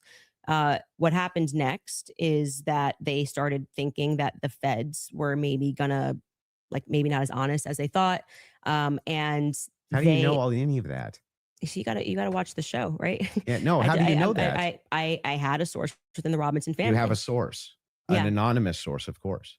So there's no way for us to verify that what you're saying right now is actually even true. Do you find it to be reliable hearsay? No, I don't find it to be reliable at all. It's just a source. I'm just doing what the prosecution What you're doing did. is a cool story. It's not cool. Well, you must have hated watching the preliminary hearing. You're giving us a cool story. Wait, you're saying that according to your sources, that the reason that the parents haven't recanted any of this. Recanted what? They have no statement from the parents.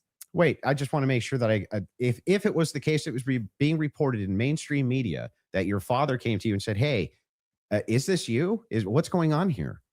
And then he and one of his buddies took you in where you turned yourself in. You wouldn't go out and be like, no, that's not what happened. That isn't what happened, though. You're just wrong on this. Okay. Maybe I'm paraphrasing. What am I wrong on? So what is sorry, just so I'm clear, where is your evidence that the parents turned him in. Well, no. I didn't say that. You said I it does the with, mainstream media? I said with a sheriff friend. Yes. But the father did confront him.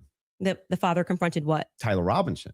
And where did you learn this? That the Tyler Well, I mean, that's confronted part him? of the official documents. Our fact checkers can pull that up. But yes. But I'm saying, but when you say official documents, do you mean you saw this on CNN or you saw this play out in the hearing? No, this was one of the things that I went through and fact checked pre-debate. Are you talking about like the charging documents?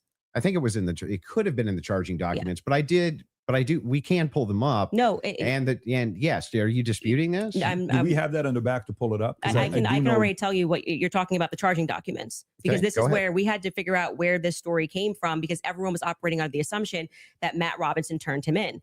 Until we got to the preliminary hearing and we understood, like I said, even for that, when you are charging someone, you can use hearsay. It's all probative, right? Sure. Nothing. So they didn't have statements. It's not like Matt Robinson, even though he was interviewed that night. Amber Robinson was interviewed that night by a Fed, separate rooms. Tyler Robinson was interviewed by a Fed. They did not produce statements saying, my son did this. I believe my son did this. But what happened was they did interviews, but also the crucial person here who you just brought up is Mike Mitchell. Mike Mitchell is the biggest unknown in this entire case. Everyone keeps saying they heard from Mike Mitchell this, they heard from Mike Mitchell that. So when the person wrote up the report that night, and it was Brian Davis who wrote up what became the charging document, he after they transported Tyler Robinson from the Washington Sheriff's County office up to, I think it's Salt Lake City.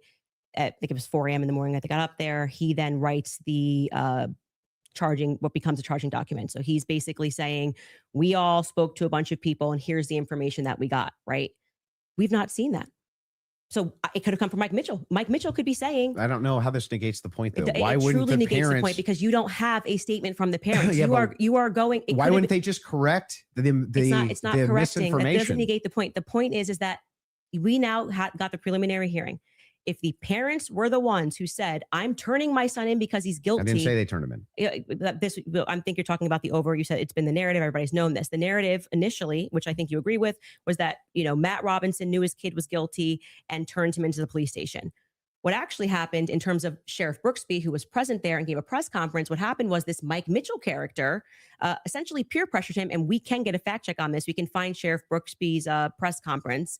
And he said, they know it's you and you're going to come in peaceably, or people are going to be banging down your door. He was a undercover cop, which I don't like that. I don't know what he did undercover. It's very hard to find anything about Mike Mitchell, but he worked with them for 20 plus years, the police officers. The reason why Tyler Robinson knew him was because he lived nearby and he was also his Boy Scout leader. How does this negate the parents could write this second? And by the way, if you had the evidence, I'm going to address that point. I'm just saying that your first point, which is that the parents did this. Yeah. We don't know that the parents. I didn't say that they did ever. Never happened. You're quoting the parents as having said, you said that Matt Robinson said that his kid was, you say involved. I don't want to misquote you. Confronted him about Confronted him. Yes. And I'm telling you that we have not seen any evidence that is true. We can fact check that. Okay. Because we do have evidence. And I'm saying it's the charging doc, which could have been derived from a statement Mike Mitchell said. Two things I have ready in the back. One is the charging doc, and the other one is the video of Kathy Nestor saying she hasn't seen Tyler's phone. Okay, we can run Kathy to go back, and then just to go backwards to Kathy first in court saying she didn't get her client's phone. Yeah, and then I think we'll go to the. If you're okay with that, a thing not in dispute. These are all things that are not even disputing. Okay, so we don't have to show it. We never get to the thing that I am disputing. Well, I was just providing an answer. We were coming back in from a break because you were talking about the text messages as something that you felt was concrete. So it was just my rebuttal to you that it's not concrete because they haven't had a chance to actually answer that. And she didn't even get to see your client's phone. So that's effectively, again, the state saying these messages are real. You don't get the discovery on these messages just yet. She will during trial. They will actually Don't discover you the think messages. that would make their case fall apart if it was the case that they weren't able to actually pull the data off the text messages? Do you think the prosecution would go to court with fabricated text messages?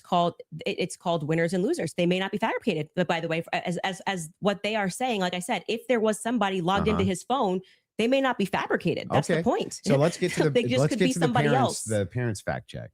So I was saying, right? I believe what you're talking about was derived from the charging doc, which was signed off by Brian Davis. Let's see if that's correct.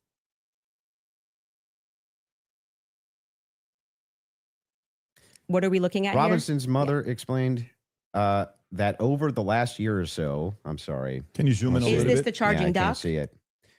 Robinson's father reported that when his wife showed him the surveillance image of the suspected shooter in the news, He agreed that it looked like their son. He also believed that the rifle that police suspected the shooter used matched the rifle that was given to his son as a gift. As a result, Robinson's father contacted his son and asked him to send a photo of the rifle, which makes sense with the text messages. Mhm. Robinson did not respond. However, Robinson's father spoke on the phone with Robinson. Robinson implied he planned to take his own life. Robinson's parents were able to convince him to meet at their home. Yes. So this is proving my point. This is from the charging document, correct? Mhm. Yeah. So what I'm saying to you is that 3 people got interviewed on that night. Mike Mitchell got interviewed, Yeah. Amber Robinson got interviewed, and Matt Robinson got interviewed. Of the 3 of them, only one of them actually wrote a statement, which was referred to in this preliminary trial. He came in, I believe, in March, Mike Mitchell, and he wrote a statement, which I find to be very shady that they Got decided to it. bring. But why aren't the parents disputing that? No. Well, first off, That's the question I've been the asking. parents are not going to ever play in court, play to the cameras in court when they have a legal team that is going to be advising them not to speak to the court because your son could go to prison But forever. they're playing to somebody else who's your source. I'm not going to address that. They're 'cause playing to I don't- someone I don't- else I don't who's your think- I don't source, think but it's- won't go publicly tell the media this yes. is not true. Well, what I did not say to you that I just said I have a source, so I want to be very clear and take it from somebody who was involved and permanently sued. When I have to take my lawyer's advice, I mean, there's so many things that I want to respond to when people are speaking about. Yeah, but it's bizarre that they would utilize a source which would get the information to you, but wouldn't just go to the media and be like, actually, that's all wrong. I am telling you that you would nary find a lawyer who would advise you to go to the media.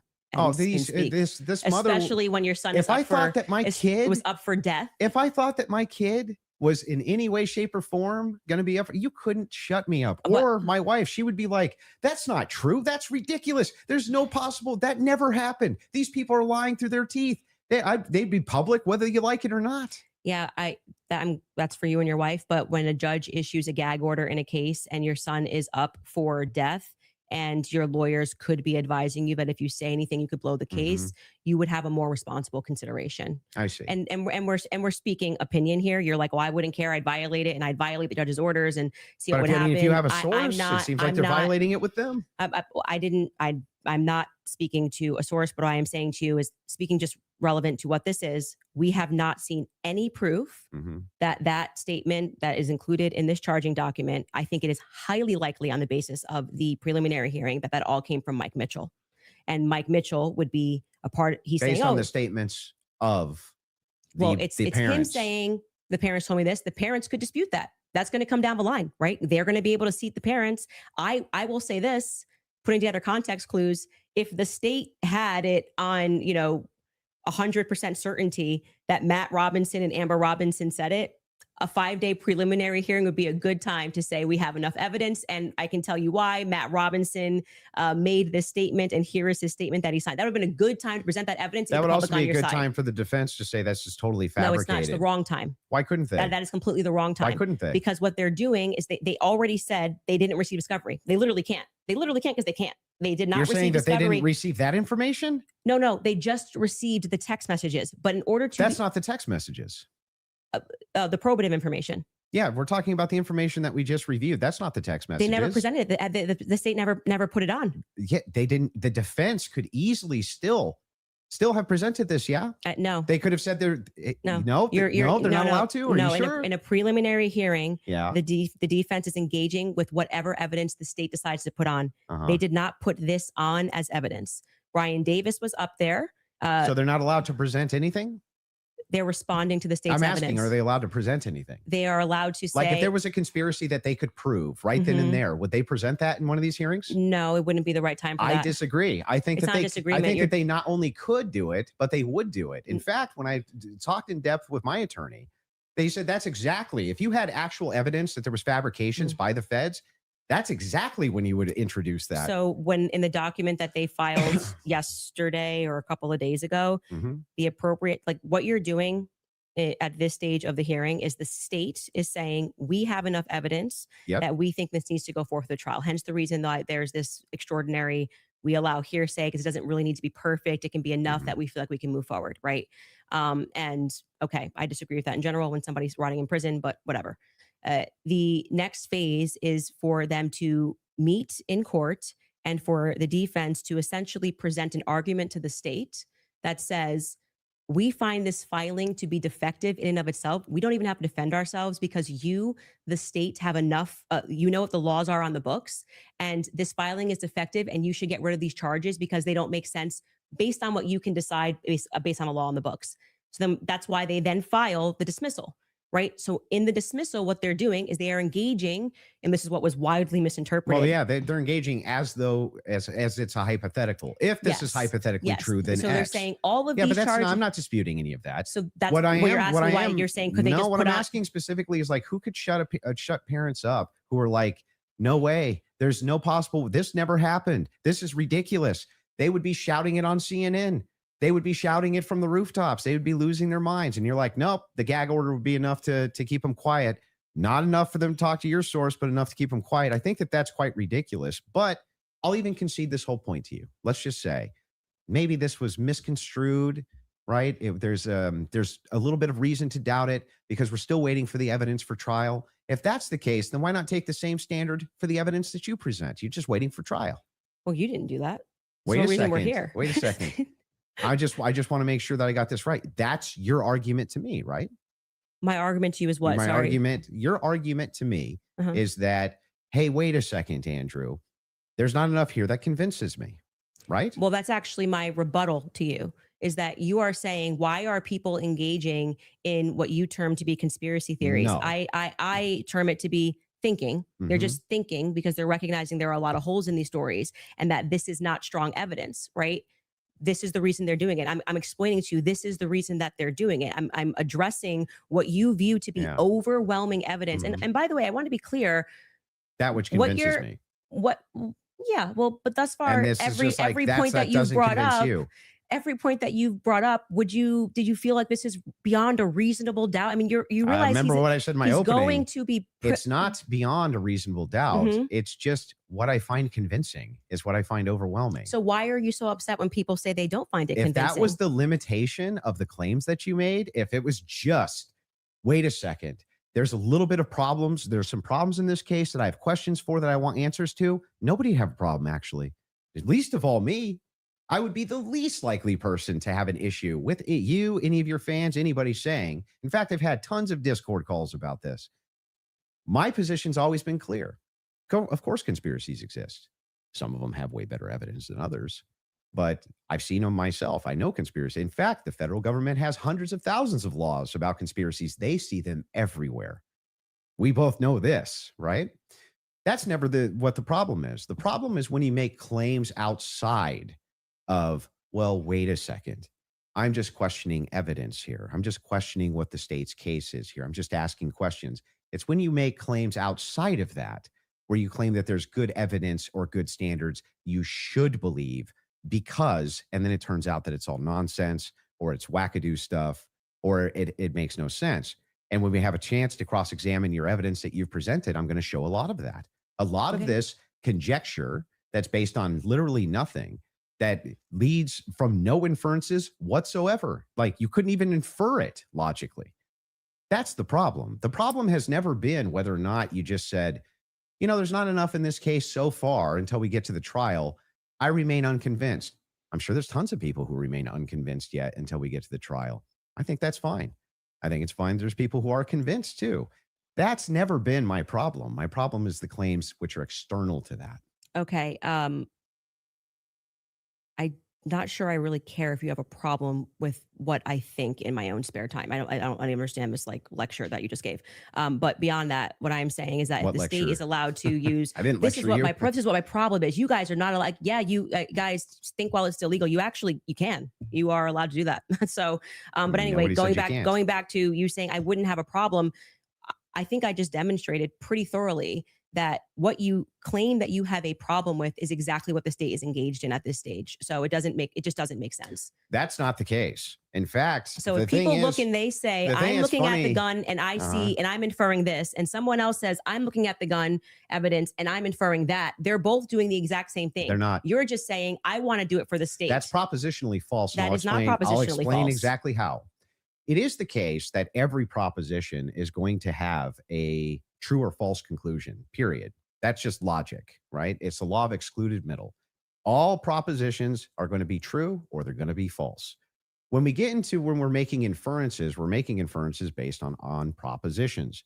We can actually come to true conclusions with false premises inside of a proposition. In fact, what we're talking about here is not whether or not you feel that you're convinced by this evidence. But you felt like you were Right? convinced. Sure. But here's the thing. When you ask me my reason, Andrew, why are you convinced by this? I can give you my reasons why I'm convinced by it, why it seems reasonable and rational to me to be convinced. You could even say, but Andrew, I'm just not convinced by it. If that was the limitation of your claims, we wouldn't even be having this conversation. That's why I wanted to have the conversation, in fact, was so that we could move into your actual claims that you've made, which transcend the idea of I'm just asking questions. Before we get into that, your team has one thing they want to show before you go into Okay. that. So if you want to pull that up, this is the prosecution filing showing defense had full discovery by April 1st. Oof. They did not. That's not true. Wait a second. Yeah. To date, the state's prosecutors have disclosed all evidence that is presently and reasonably available to them as required under Rule 16, Utah R Criminal, to be more precise, as of April 1st. Yeah, that was not 100%. That's why they're caging that by saying what's reasonable. There was an entire, and we can pull this up. Like, we should now play the Kathy Nestor clip because that's from there. So, and they were basically saying you don't need it at this stage, meaning it's not reasonable that you're asking for this when we're going into a hearing that's just going to be based on hearsay and stuff, things of that nature. But of course, by the time a trial comes, you're going to get all the Where discovery it's just show documents. cause. Yes. Yeah. So that's what they're saying. Yeah, I there. understand. Okay. So that's I'm even fine with yeah, it. that we all know. And then, by the way, just now that the hearing is over, and you can also fact check this, they now at the end of the preliminary hearing dropped like an insane amount of the discovery stuff they gave to them like the week after. You guys can give me the exact amount. I don't want to say because I don't know my I don't remember how much it was. It was an absurd amount of stuff that they gave to them right after the preliminary hearing that they had been asking for. Because that was one of the things that I kept saying on my show is as we were watching that preliminary of the preliminary, why not just give them the stuff now so they can engage in these arguments? Because I feel like you, it's like, I want to hear what they have to say about the text messages. Why can't you just give them what they're asking for so that they can actually engage you? And it didn't happen. So, but the judge ruled that it wasn't necessary at this stage. And that was the whole point of that because it's preliminary a show to the cause. preliminary. Yeah. Would you like to play the Kathy video? Well, he's saying he's not disagreeing, so I don't think we need There's to. no point here. There's no Okay. disagreement All right, that she said that. Yeah. So so I guess Yeah. the I'd like to disagreements now also- would move I- into the evidences that you have stated Yeah. on the record, which transcend elements of reason. Why are we in regards having to this a case. transcendental conversation now? Because I mean, Because first, they're all because related to this your case. entire thing was about looking at the evidence, which never made sense to me. Again, because all of the evidence that you felt to be overwhelming was hearsay. That was bizarre to me. You told me that I could take as much time as I No, wanted you to can. question you on No, these but things. I'm just asking you just to lay the groundwork of what you're saying is Because you've problematic. made That many, you many decide that it trips claims. into I'll something explain. else. And I do still want to hold you for going through because we've discussed the gun, we've discussed your and you can hold me to those things, but I yeah. would like to get into the and we things should that you've discuss said. the screwdriver as So, well. and I'll explain exactly what the groundwork is. Mhm. When you make claims which pass the idea of I'm just asking questions because the state's evidence is not convincing, I think you have to answer for those claims because they are in regards to this case. You're saying, I have a claim. It is in regards to the assassination of Charlie Kirk, which is what we're talking about, not just the case of Charlie Kirk, his assassination. You should have to answer for the claims that you've made in regards to the assassination itself. You should, yeah, agreed. So if that's the case, then I would like to finally dive into some of that evidence and dive into Well, it. just to be clear, Yeah. and I'm happy to have you talk about, like I said publicly, you want to engage in some conspiracies, but I said I want to make sure that we get to the substance of our debate. The substance of our debate is the major is me substance. demonstrating that all of the quote unquote evidence that you feel that you have, which demonstrates that Tyler Robinson shot Charlie Kirk. You don't find convincing. I get it. It's been invalidated by the testimony that we saw, and in your answer for when I you haven't explained to you that he had invalidated the it. most degraded prints was I don't know. Okay, well there lies my ability to process that. It's just fine for you Okay. to not be convinced up to this point. All of your viewers, Mhm. everybody watching, So you're nobody's just giving you're conceding. nobody's giving a that. dispute that if all your claims ever were just up to now, the evidence that the state's given, I'm just kind of not convinced.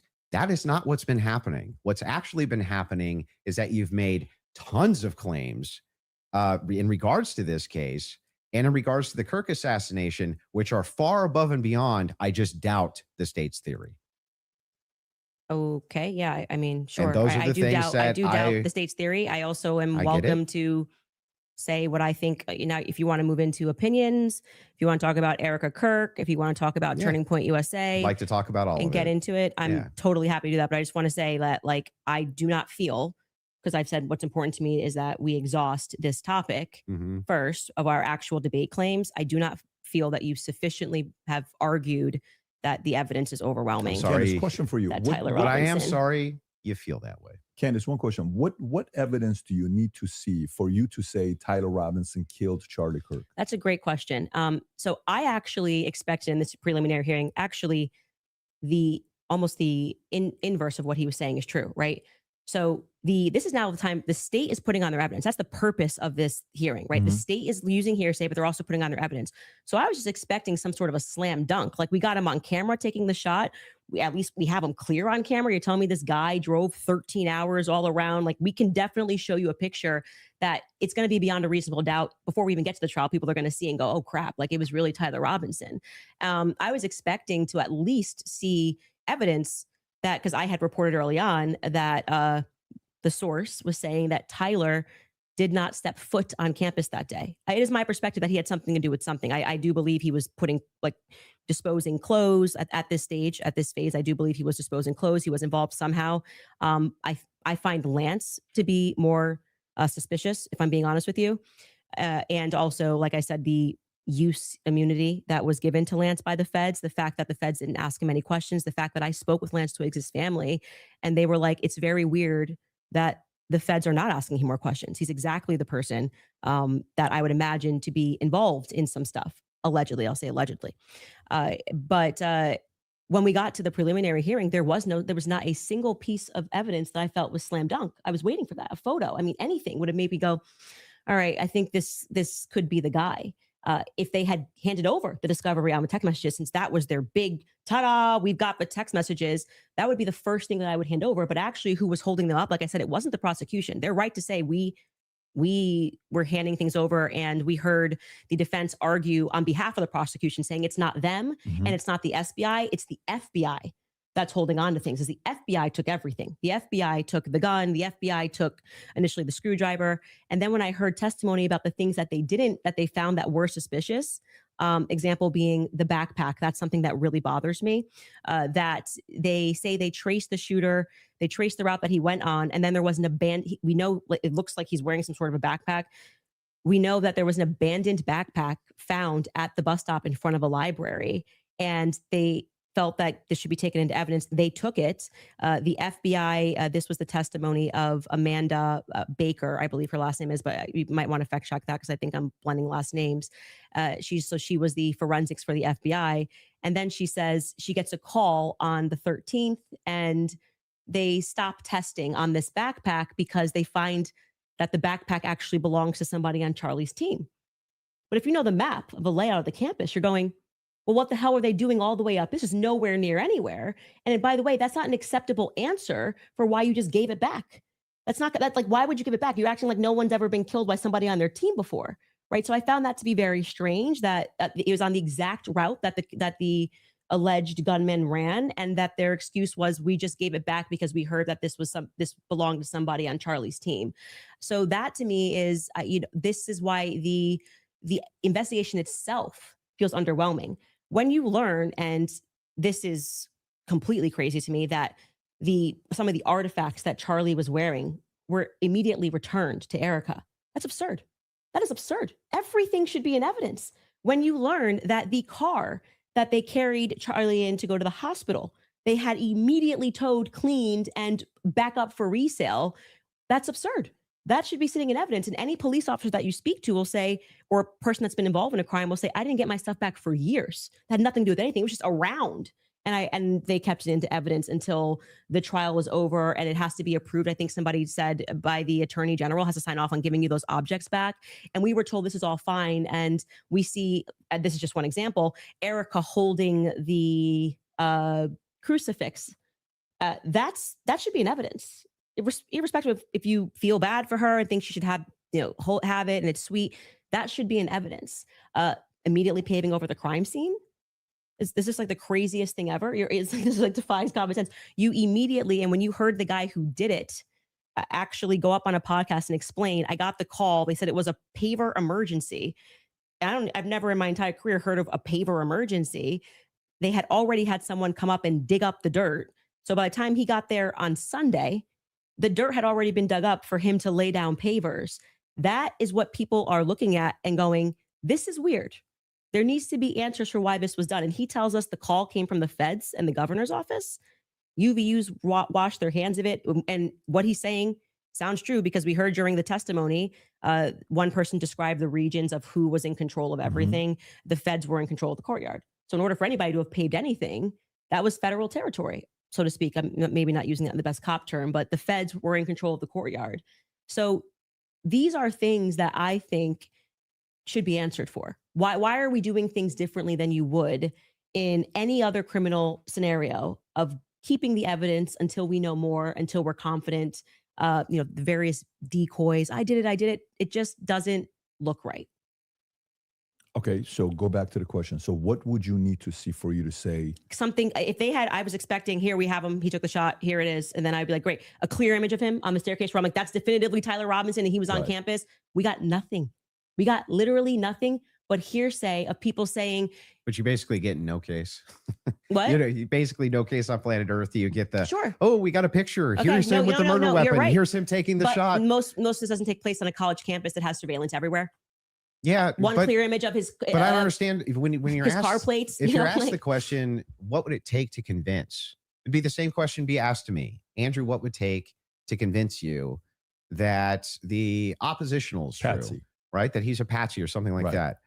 Just good, clear, concise evidence that's been presented, right? And is being presented that I could go through and link all together to see if there's actually some clear picture of there being a patsy. That's what it would take for me. Okay. Just I don't disagree with that. We haven't heard the defense just respond. a good evidentiary standard. And then, of course, I would change my mind. So just to qualify this, so there is a possibility in the next few months that you may come out and say, guys, it's done. Tyler killed him. Yeah. So you're saying yes to that. Yeah. I think it's very important for the audience here that from without question. For you, is there anything that you could see for you to say, yeah, this guy was a patsy? Of course, I'm going to always follow evidence. Perfect. So my whole thing is just this. It's really important to me.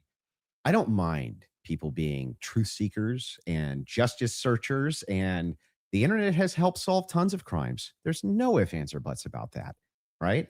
However, there's also people who, they not only don't solve crimes, but they just come up with conjecture and what's called flooding the zone. You flood the zone with tons and tons of conspiracy-based ideas and they go nowhere, right? And in fact, they actually take away from legitimate investigation. Now, I'm not even saying anybody here is purposely flooding the zone. That's not even the claim. All I'm saying is that the claims made absent, this is just me not being convinced by the state's evidence. Those become claims, and claims have to be defended. Just like mine have to be defended, yours have to be defended. And that's what we're going to get to now, yeah? You want to get into it?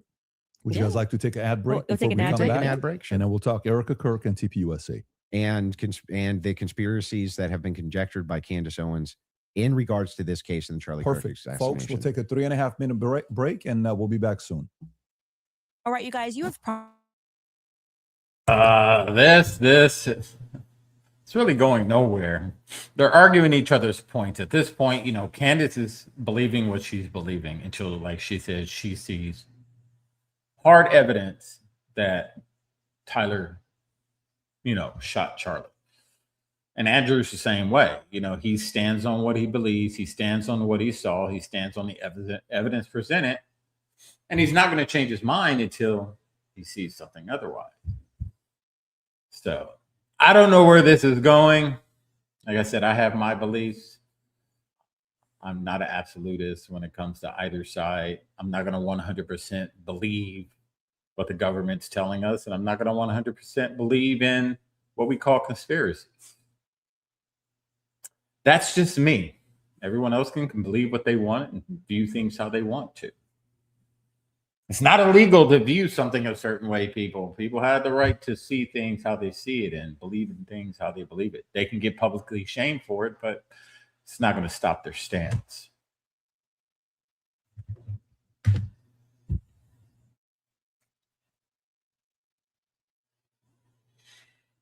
So we'll see this whole TPUSA thing and see what she has to say about old Erica there, you know?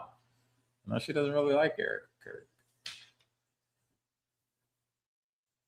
But you know, Erica's watching this like a hawk right now. You know, she's watching.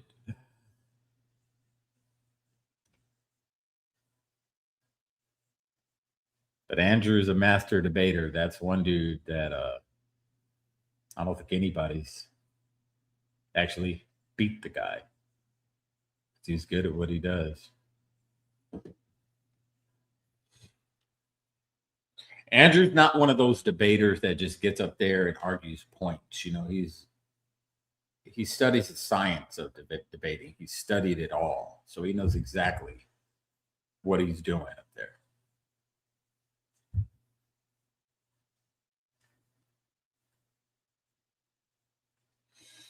I don't know. What do you guys think? You know, we could sit up here and attack Candace. I get it. You know, we have our views on the things she says. But it's okay to question things. That's all I'm saying. Never be afraid to question it. Just because the mainstream says one thing and everyone's saying the same thing, you know, it's okay to question it. If you're not brave enough to get out there and you know, talk about your points in front of everyone, that's fine. You can agree to disagree, but don't be afraid to question the narrative. That's all I'm saying, you know. Keep looking down at the clock.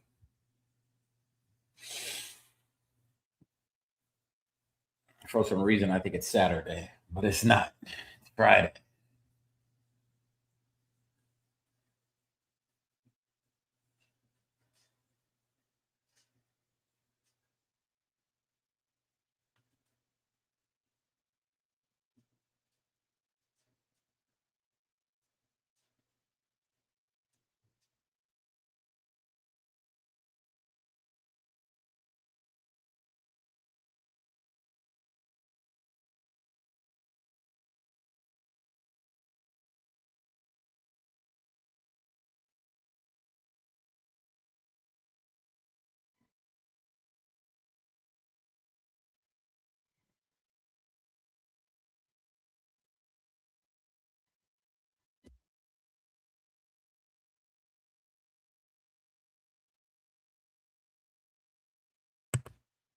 Can you hear me now, Desiree? My mic was muted if you couldn't hear me.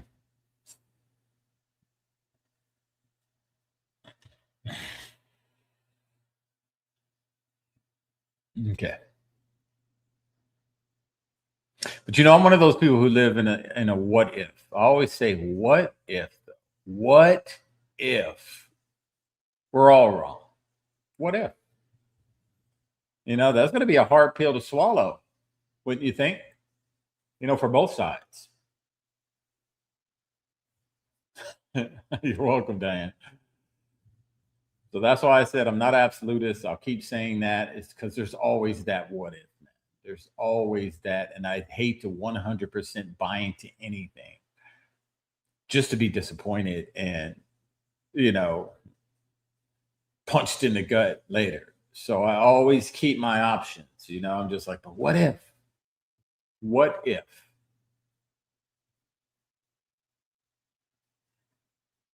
Yeah, you never watch Andrew. Watch some of his debates. He's really good on the Crucible, like they said. That's his site. And he's on a few other podcasts. I think it's the Whatever podcast, and he's on the Crucible. If you know who Destiny is, he's debated Destiny multiple times. He's been on the Jubilee little debate thing. He's really good. But Andrew has to take his smoke break too. You know, he's a chain smoker. That's why Candace had a stipulation. He can't chain smoke during the debate, because most debates you'll see Andrew's, you know, smoke or have to step out for a smoke break.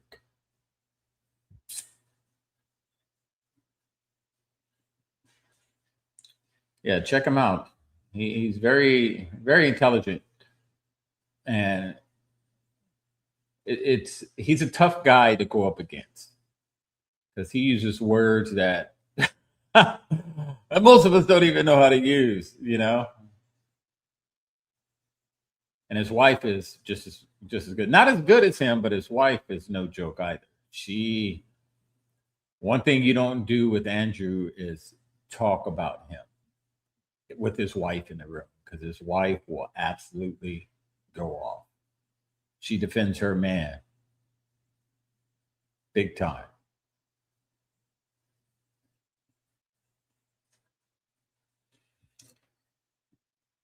And she will fight.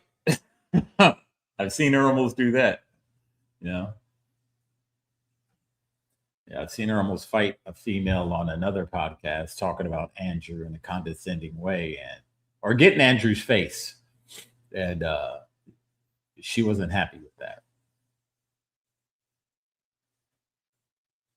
Yeah, as we all should, you know. The one sign of true intelligence is being able to get new information and being able to change your mind and admit that you're wrong.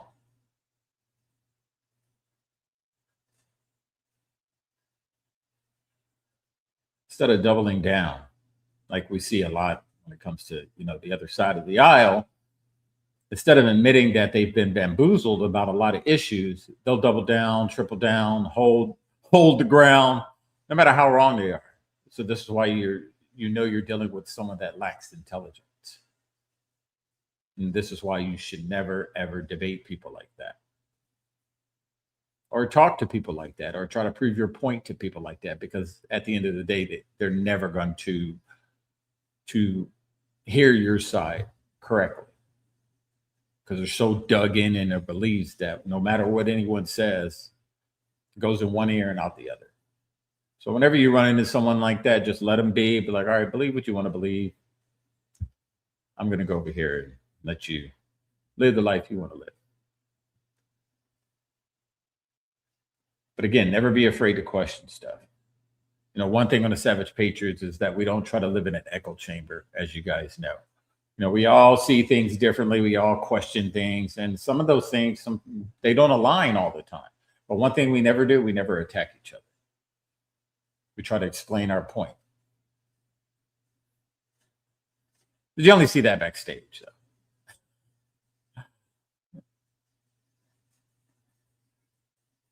Yeah. Yeah, because he's a chain smoker. Smokes a lot.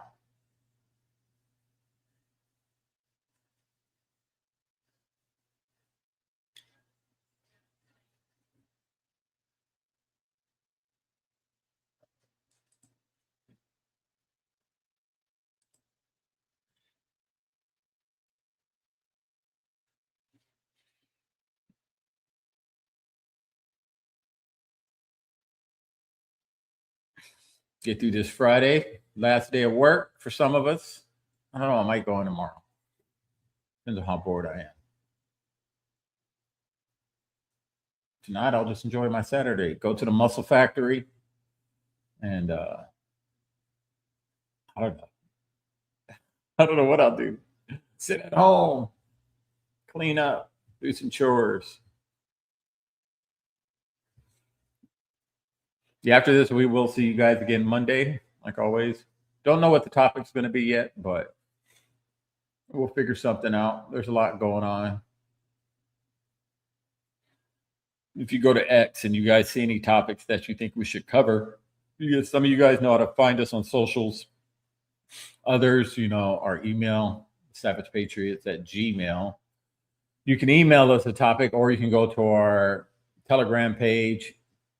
If you see a topic that you think we should cover that looks interesting, just send it to our Telegram page, Savage Patriots, on Telegram.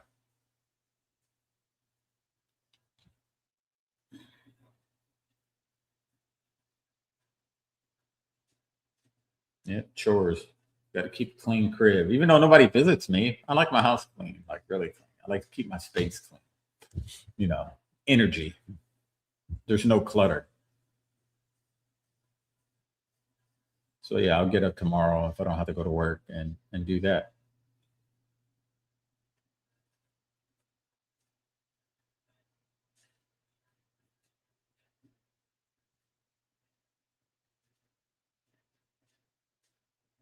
Thank you guys for joining us this morning. I know, kind of early.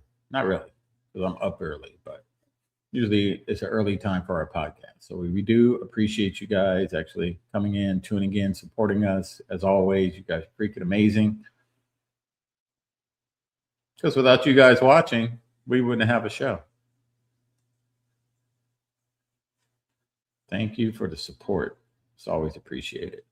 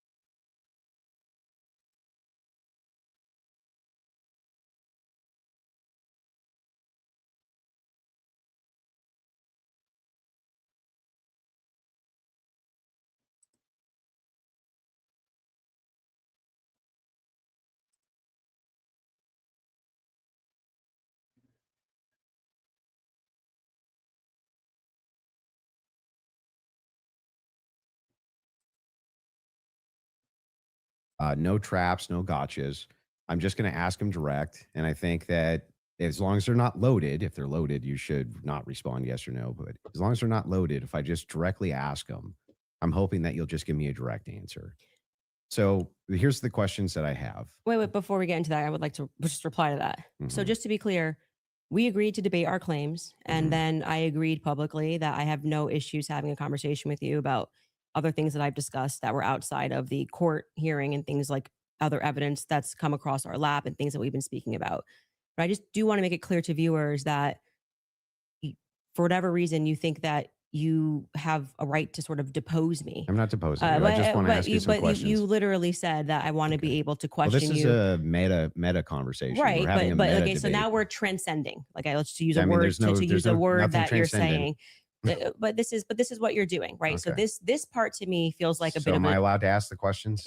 I've already said you can ask questions, Then but I let me made it ask very them. clear to you via email and with you in conversation that we should be speaking. This isn't like you get to sit. I want to ask you if you want to questions. depose me, you should join I'm not Brigitte deposing Macron's you. defense team. This But is you're part- like, I'm this just is going a to ask questions. legitimate Can you part- answer it? Blah, blah, blah. Yeah. It's like, I don't know what you're going to ask. And I I'm know. going to And answer if as you I have see issues fit with it, because I'm not. I get it. Yeah. Okay. I get it. Just so we're clear. Usually in the debate, if something's not loaded, I'm just direct with Because you kept question, saying with I'm the Joe answer. Rogan. They have no evidence. They have no evidence. And now you're like, let's move away from the evidence. You Let's talk about transcendentals. yeah, okay. Anyway, so direct question, super easy. Was Lance Twiggs DNA in the rifle, as far as you know? We can't say that for certainty. As far as you know. I already answered that in the first part. We can't say that for certainty. I told you the context of which they spoke about those things. So no, as far as you know. We can't say that for certainty until we know what other the 5 sets of prints were on. So that would be no, as far as you know. We can't say that for certainty. You can say no, as far as I know, for certain. We can't say that for certainty. You can say that for certainty. if your energy here is going to be like you're my dad and you can tell me how to speak or what I'm supposed to say, you're just going to come up against the wall. I'm familiar with this debate strategy. But I am just yes or no, yes or no, you. yes or no. We're not debating anymore. We're having a conversation. So I already addressed that in the first half of this about why. No, we're still definitely debating. This is still no, it's not a debate. This is now this is you saying I want to probe things that sit outside of the evidence. I actually already addressed this. You asked me. You're not going to go like you're sitting and I'm on trial. I'm not on trial. Okay, great. So let's you talk can about have a conversation as we've agreed to. Let's talk about the Foreign Legion. Sure. Was the Foreign Legion, do you believe, trying to kill you? yes, that's why I reported it to the correct officials in government. That's what I was told, and I handed over that information to Tulsi Gabbard's office. What's your best piece of evidence for that? Well, it was Positive evidence. It was told to me by somebody who is high up in the French government. I passed off that information to Tulsi Gabbard's office. I also passed it off to Trump's office, Donald Trump's office. And that's all I can tell you. I wouldn't be able to probe any evidence because I don't have the power to do that. I'm not the federal government. And I would also like to say that this becomes this other piece of what you do, which is when people say, I was told this, and this is the evidence that I have, and I'm willing to have that conversation and write the email to the correct government body that deals with this. Like, I can't hack into Emmanuel Macron's bank accounts and say whether or not the information. I agree. But then you go, well, where's your evidence? It's like, well, my evidence is that I reported it. I did the right thing that you're going to do. So if somebody calls and says, hey, Andrew, there's a viable death threat against you, and that person definitively has the rank to be able to tell you this, and you say, well, what I'm going to do now is I'm going to report that to the feds. Then I go, what's your evidence? It's like, well, I got the information, and I gave the information that I got from who I got it to the right body of people. And that's what I did. Got it. I just want Cool. to make sure. And so I'm not it- trying to trap you. Well, I just want to make sure I got it clear. And that's why I say I want to know what you're doing now, because this has always been the thing. It's like, we actually can't win on the overwhelming claim. So we're just going to go and bring up everything that I think can try to embarrass her.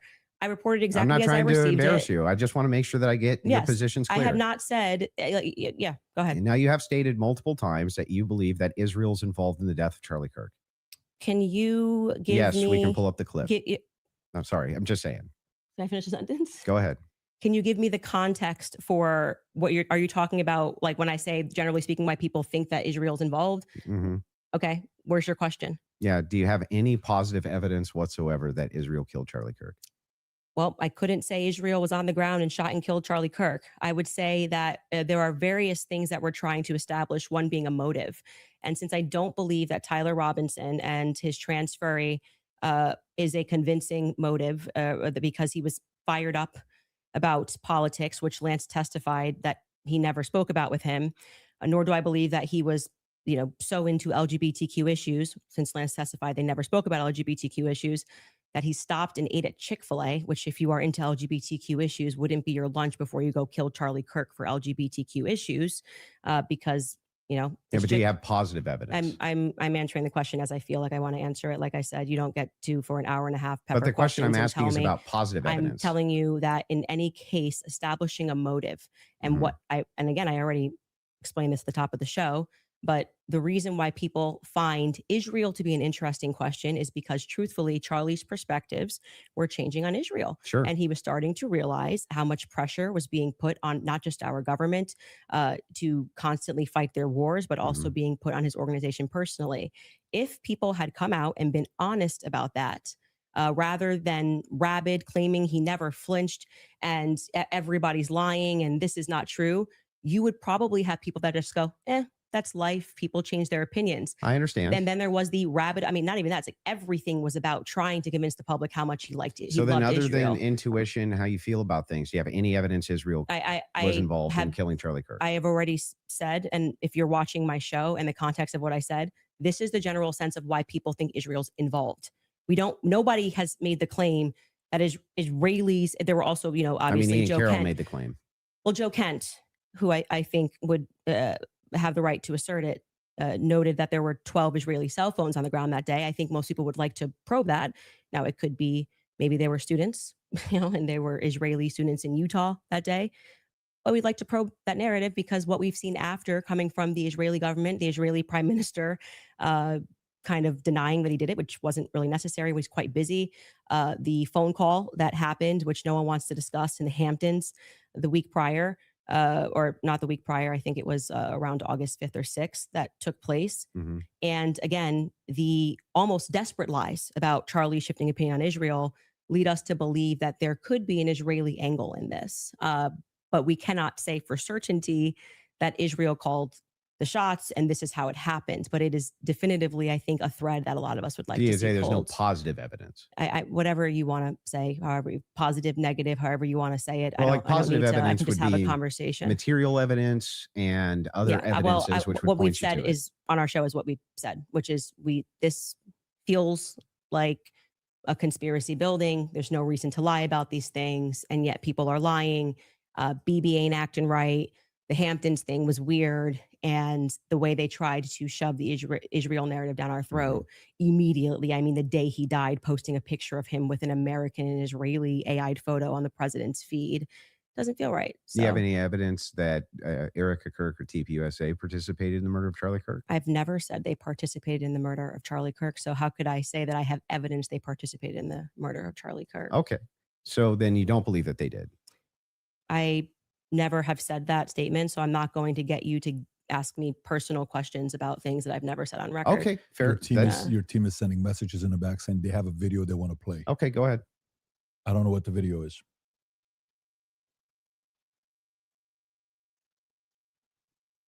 If you're, yes, you said that there's a video you want to play that Candace said she has full confidence Israel was involved.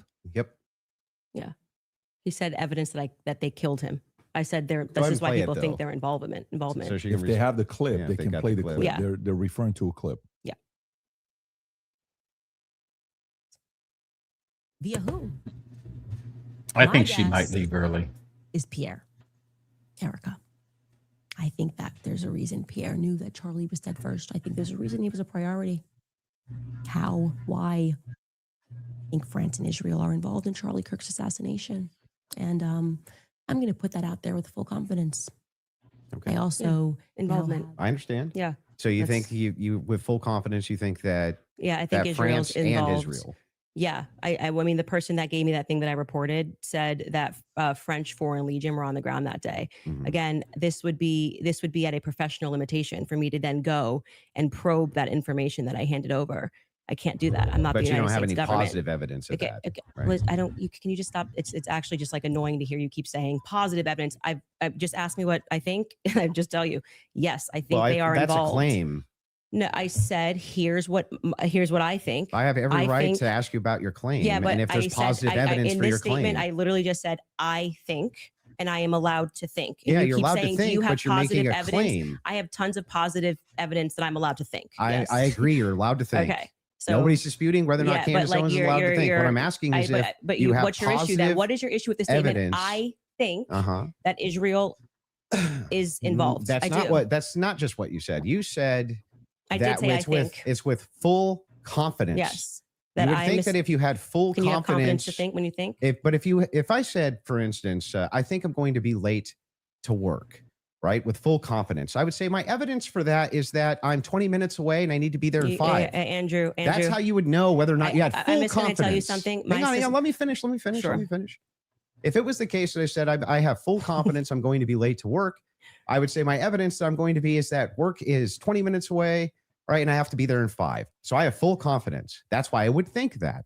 So I'm asking if you think that Israel and France were involved in the assassination of Charlie Kirk, and you say with full confidence, I'm just asking for the evidence, or at least walk me through the mindset of why it is that you could think that with I actually evidence. don't have to walk you through why I think.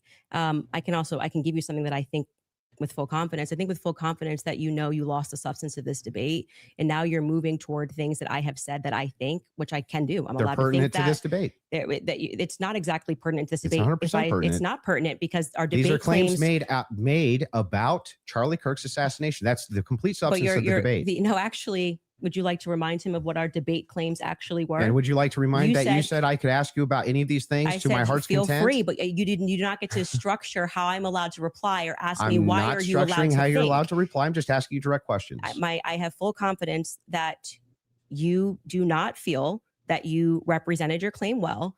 And so now what you came That's prepared nice. I to just do is wanna to know- present yourself like a professor of I fallacies just want to know. and to say, you are not allowed to say that. You can't. It's You my can podcast. say whatever you want.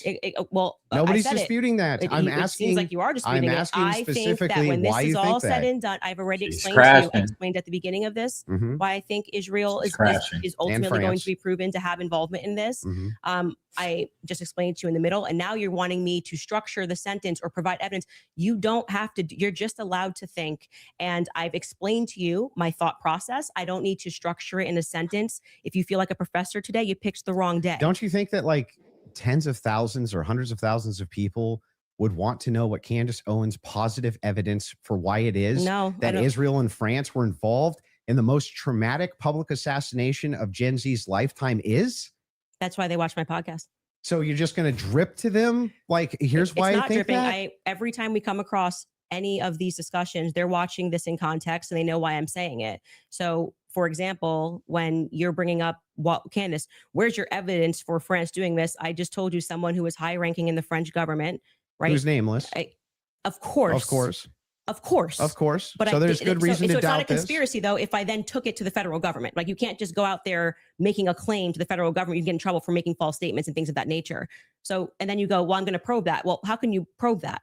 This happened I to me. can ask you, well, This that's is not my what I'm probing podcast. specifically. This is my podcast. I am sharing my life and my experiences and what has happened to me. Mhm. And you're basically coming in like you're going to, regulate how I'm allowed to say Nope, it, if I'm I'm not allowed trying to to regulate say it. anything. I'm asking Well, very you're pertinent sounding a bit questions. like a professor trying to regulate and say, Candace, You sound you very can't say, I defensive and think. like you just don't want to answer questions. I did answer your question 3 You times. I just literally- didn't say it in the way that you wanted you me to just say kind of it. obfuscate and you run away from it. But I would Let's like see- for you to let's actually just go through focus every on it. clip that you guys have prepared, because it's pretty.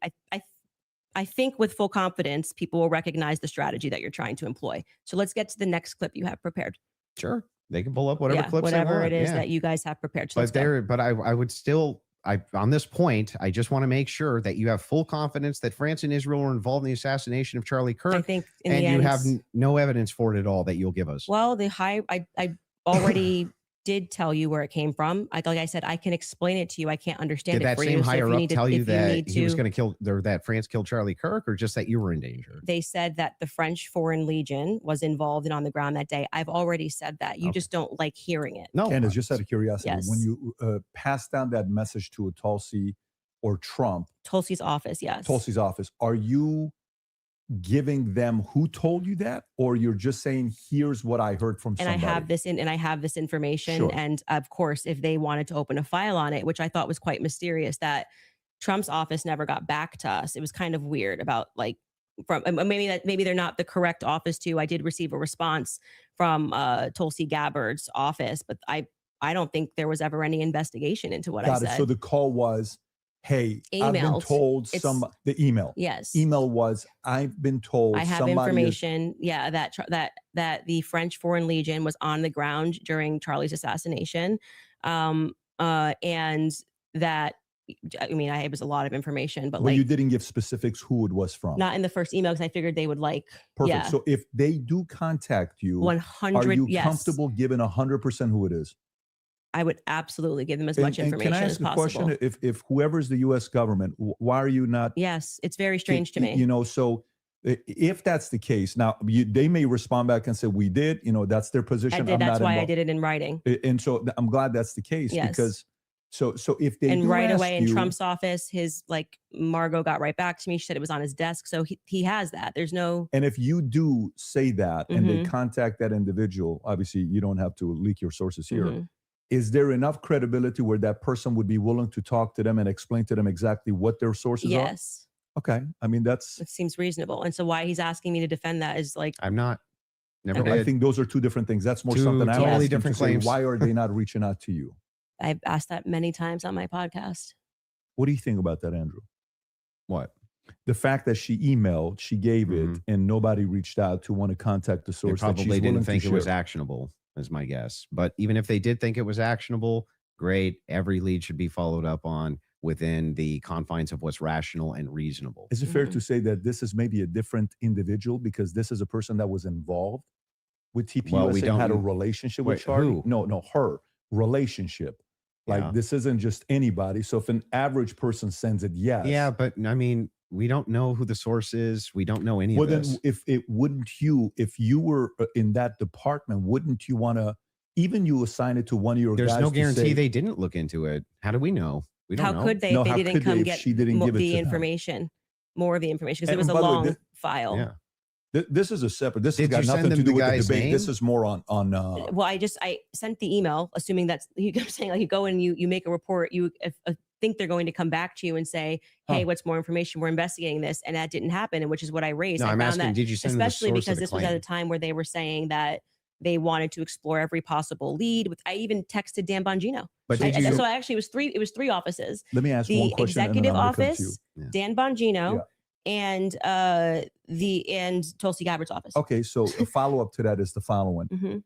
if they contact you to say, is that specifically to the French government or Israel's involvement in the killing of Charlie Kirk? That wasn't about Those Israel. are two separate things. That wasn't about Israel. It was, Okay, they were got it. saying the French foreign, that person as a part of it was saying that it was the French Foreign Legion that was on the ground that So day. I'm surprised they haven't called you. Then I find that to be very strange too. I do as well. Because who would want to make a report? Like, I mean, I've never made a report with the federal but when government. you did, but when you did ask one send question. it, Mhm. Let me just ask one Okay. question, and then I'm going to bring it to you. Sure. The question is in regards to, I've not seen that clip, so I'm seeing it now. Mhm.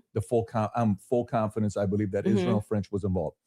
Is that also based on a source that somebody told you that Israel was involved in the assassination of Charlie Kirk, or is that a gut feeling?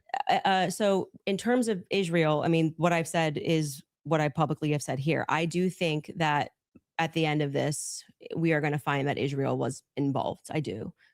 Now, in terms of any of the hard evidence that's been presented, I think this has been a huge problem that a lot of us have had is that Mhm. they won't even explore anything else that was going on in Charlie's life personally. So if we're not satisfied that Tyler Robinson did this in any way, then every alternative theory should be explored. Other evidence should be brought forward. We've done that in our capacity. Like when people keep saying she has no evidence, it's kind of crazy. I think we've broken like more stories than any news source in the world. I mean, down to pictures, details, police officers, what the dog's name was, because we're not the only people that believe there's a conspiracy here. The police officers that were involved, the many police, sheriff's offices, that were departments that were involved that day, all believe there was a conspiracy. Down to the U.S. Marshals believe there was a conspiracy. They were, my sources at the U.S. Marshals were saying they were basically sent on a wild goose chase that day. But do you see how you say my sources? Am I not allowed to have sources? Well, Like the thing is funny. So is CNN allowed to have Well, sources? hang on. I but have we can't? sources. If I said I have sources that claim none of that's true. In fact, my sources claim that her sources are lying. My sources claim that none of them believe that there's a conspiracy. My sources claim all of them really think that Tyler Robinson was a lone gunman. If I just said that as hypothetical, wouldn't you say, what? Yeah, I think what probably adds weight is like then when I drop photos of the car that no one was supposed to see, people go, okay, her sources are legit. So, and then when what I say is then proven in court and nobody knew those things, people are recognizing that my sources are legit. When I say Charlie was scared in the last days, and then I dropped the text message, which you've just learned about a couple of weeks ago, of him saying he was leaving the pro-Israel cause when everyone was lying about that, then they say, I think Candace's sources are legit. So I think what's happened is I've actually built up a rapport with my audience that it's not vibes and dreams. And that's why they keep watching my content, because like, for example, when I just the other day released the content of the shooter on the roof doing the lateral crawl, then they're going, I don't think these are just vibes. It seems like Candace's sources are legit. So I've proven myself in the market. Yeah, I'm not sure that would legitimize your sources as being legitimate when it comes to the idea that, oh, they all believe that there's a conspiracy going on, which is actually what your claim is now. How Well, would that I actually, was just- hang on, I'm almost done. How would that talking to PVD? How would without that legitimize? Well, it's not his debate. How would it legitimize these sources that even if it's the case that you get some court footage or some things like this, why would it legitimize that your sources are telling you all the marshals believe it's a conspiracy, all the police believe it's a conspiracy, everybody believes it? How would that legitimize? Well, any what of I that? am saying to you, and you are not forced to believe it. So let me just explain what I was answering here, and I think that you understood what I was saying. Is I have, because people trust me, compiled a lot of information and presented it to the public, and this information has been proven true. We've presented photos, we have presented videos, never before seen stuff. The public has never seen it. And so what that does is your audience goes, okay, when she says that she has these sources, clearly she's telling the truth. Now, whether you would then go, well, I'm going to believe her when she says they think that there's a conspiracy, that's up to you. You cannot watch my content. I'm not here to tell you that you have to watch my content or believe everything I'm saying. Well, don't you think but I am- questioners should get questioned as well? By who? I'm not committing a crime, am I? By just like saying what Well, I I think and mean, collecting aren't evidence. most of the people you ask questions of not actually committing crimes? But what do you mean they should answer questions where? Like at a police station? Like no, what are you just saying? like if you want people to come in and answer questions for you, I have questions about this in the investigation. I have questions about this. I have questions about that. You want them to answer your questions. Doesn't it seem totally fair that you answer back the questions people have for you? No, they're not answering our questions. So it's also fair that they don't answer them. So you're That's why I okay. said So I just Andrew want to. Colvett should be in this chair. He's not. But That's isn't his that a double? prerogative. But isn't that a double standard? No, it's not, because he's not doing it. Yeah, but what that would still be a double standard. If you're requesting that he does do it, then Mhm. that seems to infer that you think he owes you answers. Oh, so inferences are allowed again? And they never weren't. So that seems to infer that you think that he owes you answers. If that's the case, then don't you owe answers? Yeah, well, I feel like I'm answering your questions and his questions about. I mean, I'm talking about Andrew Colbert. His position is he's a spokesperson for Turning Point USA. Uh-huh. So when the crowd turns against Turning Point USA on the basis of a lack of information, or because there has been, I don't know, seeds sown of distrust, I would imagine, and forget answering my questions because it doesn't need to be me. Then aren't you sowing a lot of those seeds of distrust? Well, I think they're doing a pretty good job themselves, if I'm being honest. You can blame it on Candace all you want. Well, people love to do that. The thing is funny is people like, act like I'm I think ground their zero. PR I'll be fair with you. I'm ground zero of people I not think- trusting Turning Point USA. I think that there was some actually kind of PR a there. last. I think there was some PR there. Sure, they could have done better. Absolutely. I'm not disputing any of that. One thing, though, that I want to just directly ask you is, do you actually believe that anybody in TPUSA or Erica Kirk or Erica actually participated, had foreknowledge of, or facilitated the murder of Charlie Kirk? I'm not going to get myself into here. Everything I've said is on my podcast. I think firmly that There you go. You know, I would respect her more if she just stood on business. Yep, Yeah. just stood on business. Okay, so well, what does using a that mean? hypothetical. Does that mean that you do think so? I think it was not a sufficient investigation into what Backtracking. what we know to be true of 80% Black of Widow, though, huh? homicides. It's usually conducted by someone you know, right? And the fact that that was never even considered, that like I said earlier, the backpack was returned. How do you know that was never considered? Because they gave back the backpack as just one example. They gave back the backpack. They gave back the. That doesn't show a conspiracy. Well, I mean, it shows that the police trusted everybody and didn't just hold things up for a second. They ruled them out as suspects that quickly. I'm not comfortable with that investigation. It's a pretty big organization. There's $100 million incentive. People, this is what $100 million? Thrown to it. I think it was 100 million. Why is it going down? Yeah, per year. If that's something you want to back Yeah, up, but what was Your team wants to play video, if you don't mind. Yeah, There's a video they want to play of Candace said it's impossible to not believe Erica's complicit. If you guys want to play that video. And so right now, their guys are going out and they're going to look for evidence. And then by May, which is fortunately around the corner, then Yeah, don't bite your lip see now, what clown. they found. So what the F is that performance? How could you sit up there and say, yes, I 100% believe Tyler Robinson did it. That right there is why it is impossible for me to think that Erica Kirk is not complicit somehow. Because what? Those two thoughts actually don't even follow. No, How would they it be don't. The case that even if Erica Kirk did believe that Tyler Robinson was 100% responsible for the death of Charlie Kirk, let's just say she believed it with every fiber of her being, believed all the evidence, because she did. She just actually did. Would it then follow that somehow she's complicit in his death? I didn't say implicit in death. You did.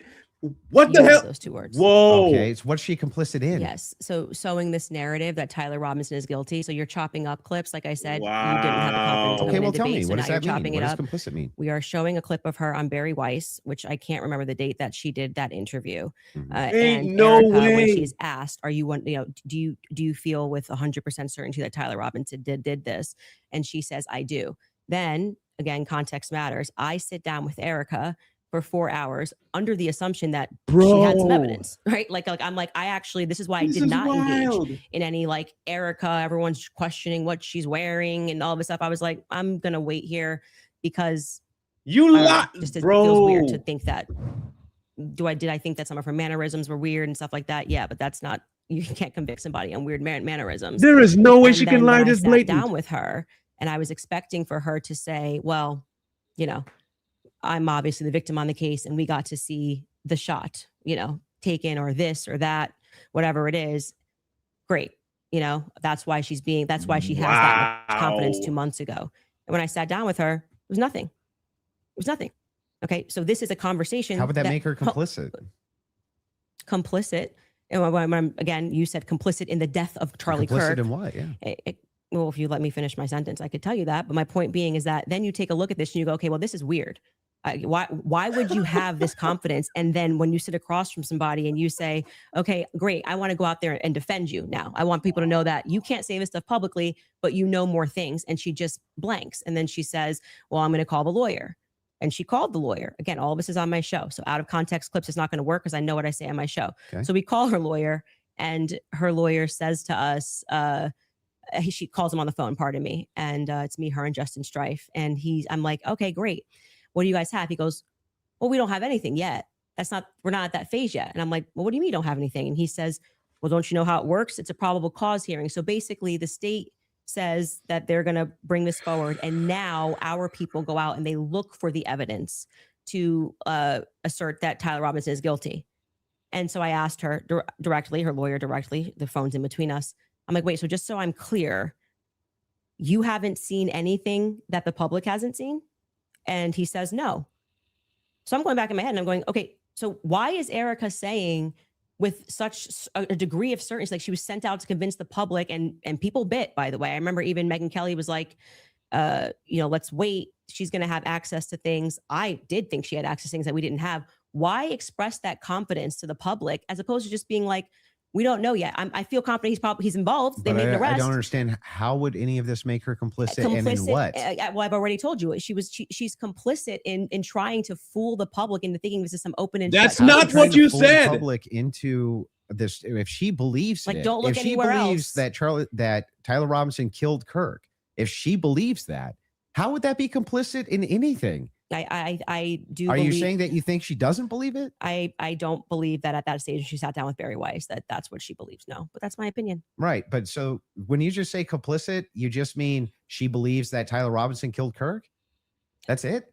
That's what we were talking about. Wow. Their strategy was to dice up clips and Please take it out of play context the and make it seem like regicide- she was Explain complicit. everything. Yeah, but then why not Please just play the full regicide thing? clip. Like why? And Because when, we don't have like infinite amounts of time, I'm guessing. You probably don't want to well, watch. I'm going to go back to my theory that you didn't feel confident that you could defend your claim that it was overwhelming evidence. So now you're trying to move towards Wow. doctored clips and getting Well, me to there's no respond to doctored it. anything. I'm just making sure that we got this right. Yes, That what you're actually yes, saying I is do that believe that Erica is just Erica was complicit in believing it. when I re-examined her actions backward, because I did not have this perspective of her at the beginning, which is why it's so funny to me that you guys make it seem like I'm ground zero. People thought Erica was sus from day I forgive him. And I was not a part of that. I did not lean into that. I did not contribute to that. I was getting actually terrible messages from my fans being like, Candace, you and Charlie always say to go with your intuition. You won't address this, how we all feel about her.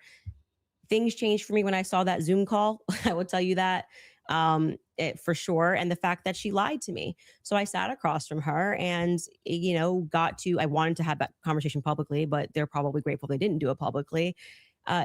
She told me some lies. And so the next thing that happens naturally when somebody lies to you, when any person lies to you, whether it's a toddler, people only lie when they're trying to obscure something else. Have you addressed what that lie was? Yeah, I've talked about, we have a list of lies that we've been told by Charlie. We can find that, In I'm the sure. meeting with her. Well, no, I didn't want her to cage up. I didn't want to do this, and because I didn't know what to expect. Like I didn't know if she was going to be like, I'm so overwhelmed with everything, and I don't know who to trust the organization, and I don't know what I'm doing. Like I didn't know. I didn't want to. Just out of curiosity, before anything happened with Charlie, how close were you and Erica? Not very close. So there's not a relationship. No, I would say it's totally normal. Like it's not like there was any issues at all. We were always nice to each other. It just is our life went to a different phase, right? So Charlie and I hitting the ground, running around, traveling 4 days a week. Now I get married. I find love of my life. I get married and I get pregnant. I've been pregnant. I haven't stopped being pregnant. And what you want out of life changes. You don't want to be running around for 4 days a week and Right. traveling on That's a what it plane was. nonstop. You suddenly Another want to start lie. building at home and live. I was desiring that suburban life. Did you guys ever do the double dates? You, George, her, and Charlie? Was there ever double No, dates? Between never the four happened. of Well, you? I was engaged to George quickly. We were planning our wedding. I was kind of in my bubble. So she didn't. With George. It's George all a traveled lie. with me and She's Charlie, crafting but stories Erica again. and him were just starting to date. She's It began in lying. 2019. George and I were planning our marriage. Mhm. So George really got to know Charlie. She's I lying. wouldn't say that I really got to know Erica. I was just rooting for them because I knew how much Charlie wanted to, find love. And so I was kind of his wing woman throughout. Yeah, I'm sure that that's what you phase, were. And I was Sure. just happy. And Okay. I never was under the impression, obviously, that they were going to get married when they were dating. So it wasn't like I was conscious that I really need to get to know this person. And so it was just kind of normal that by that time, because of where I was in my life, that I wasn't spending any time getting to know Erica per se. So the complicit part about Erica to you, is that a gut feeling? You think It transformed when she lied. you can take the lead? I'm just asking questions. Yes. If you Yeah, want I to mean, well, I go don't- for it. I actually don't. I still don't understand what you think she's complicit in. Yeah. So when I say Erica's complicit, that's my opinion. When you tweeted Erica's too retarded to kill her husband, Yeah. Would you like to explain how you Move the developed your goalposts, evidence, move the your story. positive evidence for the fact that Erica was retarded? Yeah, sure. So Yeah. I just think all women are retarded. Oh, so you're allowed to just say stuff. Who knew? So You and what just and by asked the way, me. and Like, what dramatically transformed your opinion of Erica after going to the headquarters? Because you were pretty hostile about. I wasn't hostile towards them. You don't think calling somebody too retarded? No, Is- come on. No, That's it's like not. normal tongue-in-cheek stuff for me online. Oh, you're being tongue in cheek. Usually when I call someone retarded, I'm being tongue-in-cheek. Yeah. Like, for instance, you got supporters. I mean, if you want to use the same exact argument, you would take a supporter like Owen Benjamin. He called you bad names and called your husband bad names. You're just like, well, it's no biggie. I've never answered him on anything that he said. I'm saying that you now are her biggest defender. So do you still think I'm she's not too, her biggest defender. Do you still think she's too retarded? No. I didn't know Erica Kirk. I'd never met her before. Okay, but you had an issue with Turning Point being led by a bunch of fembots talking about Still the do. feminist angle. Still do. And then suddenly you go to the Still think it's a headquarters. terrible idea. You go into the headquarters. Mhm. Now all of a sudden you've got text messages that you're sharing with them. You say that you and your wife are getting involved with management. No. I'm not involved in any management at Turning Point. Well, USA. I'm pretty sure there is a clip of you where you say that your wife went to their recent conference and sat down. And then when you were on Joe Rogan. No. Hang on. I'll explain what happened just so that you understand. Yeah. So I was invited there to do some debate training. That's literally what I was invited there to do on recommendation. So I went down and did some debate. That's the first time I ever met anybody at TPUSA. Okay. And then you said you sat down with Erica. Well, I didn't sit down to her. I talked to her in a hallway. So you didn't sit down and speak with Erica? No, I didn't have like some sit down long conversation. We talked in a hallway. Okay. For, Is I that don't when you know, gave her the maybe- hug? Yeah, gave her the hug right there. My wife did too. We were both very sorry for what happened. Okay. to So her. at what point did you start receiving text messages from that you cited in your opening statement? Oh, that I you- just reached out to TPUSA and said, I'm prepping for a debate. Is there anything that's pertinent that I can use here? Do you find it interesting that people have been asking for, basic answers to questions, and you're saying that you walked into their headquarters and reached out and they instantly... It's amazing, isn't it? If you reach out in good faith and you're not demonizing them and saying that they're complicit in the murder of people's deaths, that perhaps Ain't that they're actually wild? willing to release things to you that are pertinent, other than thinking that, perhaps you're diabolical. Well, I don't know. I, just and think don't have the I best feel like if I was intentions. going to release that information, I didn't demand that it be released to me. I actually never demanded that it be released. I Yes, just you did. simply said Yes, you that did. This is what Yes, was you going on in did. the last 48 hours. Maybe to the media they could release it. They could release it. Andrew to Wilson is PBB. his name. They decided to release it to a guy that called Erica too retarded in June. So what? Yeah, I just think it kind of shows that Turning Point is sending you as their horse. Well, I don't They know just where don't you, have. They don't have I the don't know where courage to you- have the conversation. like, I don't If they see were this. just releasing something in Let good me ask you faith a to answer question. Do you questions, have any I've never evidence of that demanded claim? it's not evidence. No. You're sharing your opinion No. that she's too retarded. I can't share my Uh-huh. opinion that I think it's Well, going to I never register met the as chick. really obvious to the public that rather than presenting that Mm-hmm. throughout the course of everybody wanting to know what Charlie was Mhm. going through his last days, they decided to give it to you to come to my house as some sort of a surprise. Well, Do you think the when- public's not smart enough to do see you through think? that. Do you think that if It's you talking know about terrible PR, if you know that there's like- a huge debate that's coming up, that's going to be probably one of the most viewed that year, and one of the debaters calls you and says, "I'm taking this position. This is the position that I feel like there's the most evidence for." And Candace also agreed to answer many of my questions in regards to this. So if you got pertinent evidence here that I can use, I definitely like take a But look. what is the? It was actually amazing to me. It really was actually amazing to me how if you approach people in good faith and just say, "Hey, I'd actually like to know what the facts and details are around this," they actually do talk to you. It's amazing. Yeah, I just do not believe that they are doing this in good faith. Well, I don't see, believe that she'll anything never you have believe done is anything. demonstrated that's in good faith. It demonstrates that you walked into Turning Point USA headquarters and came out a different man because you were critical of the organization. You Still am. were critical of Erica, and now you're sitting here going, Well, "Candace, first I of want to all, interrogate you for Have an you ever hour and a half been about everything hang on, you've hang ever on. Have said you ever about been Erica." critical of somebody that you hadn't met and then you meet them and you're less critical of them? And the inverse has happened too. I was You're right, less critical about exactly. Erica, and now I'm more But I'm critical asking about her. you, but I'm asking you, isn't it the case that there's people you've been critical of and then Mhm. you've met them and you're less critical after you meet them? Too retarded. I feel like if you think that You're not she's going to answer the dumb question? and you let's just talk about your record. I mean, you're a person that has spent time in what most people would She didn't term want be to the throw jabs, but manosphere, now she's happy to talking throw about jabs kind because of. we're talking Well, about something yeah, she I didn't want to debate talk about. against the against feminists. and red pillars. Okay. And a lot of the actual. So I'm a Christian ethicist. I And always then you take go the on to ethics Joe position. Rogan and you're Mhm. like soft explaining away why Erica had to take over Charlie's company when they don't have a parent at home. So now you're a feminist icon. Like you just go into the headquarters and you just shift all of your perspectives. That's a bizarre criticism. Like nobody's in the bigger girl boss position than you. Yeah, I'm actually no. You're in the this is- biggest of the girl boss positions. Like you don't have to do this. Okay. You just do this. You could definitely not do it at all and be fine, right? But I you don't- still do. I would say that you are making a comparison that Oh cannot be no! compared Oh, that's different when because- it's her. because Erica's husband was just assassinated in front of the world. Which the makes sense why parents- she would take the organization No, over. that it makes sense why you would go home to your kids, just so you know.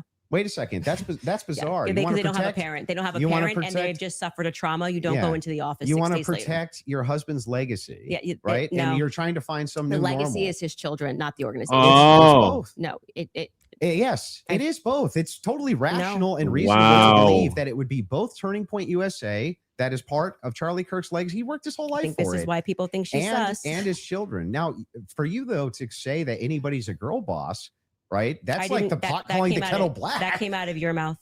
No, that was you. You brought up girl boss. Girl boss came out of your mouth. Yeah, I'm just saying. I'm telling you that you brought up this idea that I'm defending some feminist nonsense. I'm not. I'm pointing out that they're. By the way, She's not qualified always to take over his company. There's always objective outliers to each situation. In fact, it's the exception that proves the rule. And the interesting thing here is like, I'm still just as critical of feminism inside of TPUSA As he is I've anytime. always been. I'll give him And I'm that. He's just as consistent with critical it. of any pro-Zionist position as I've ever been. None of that's ever changed.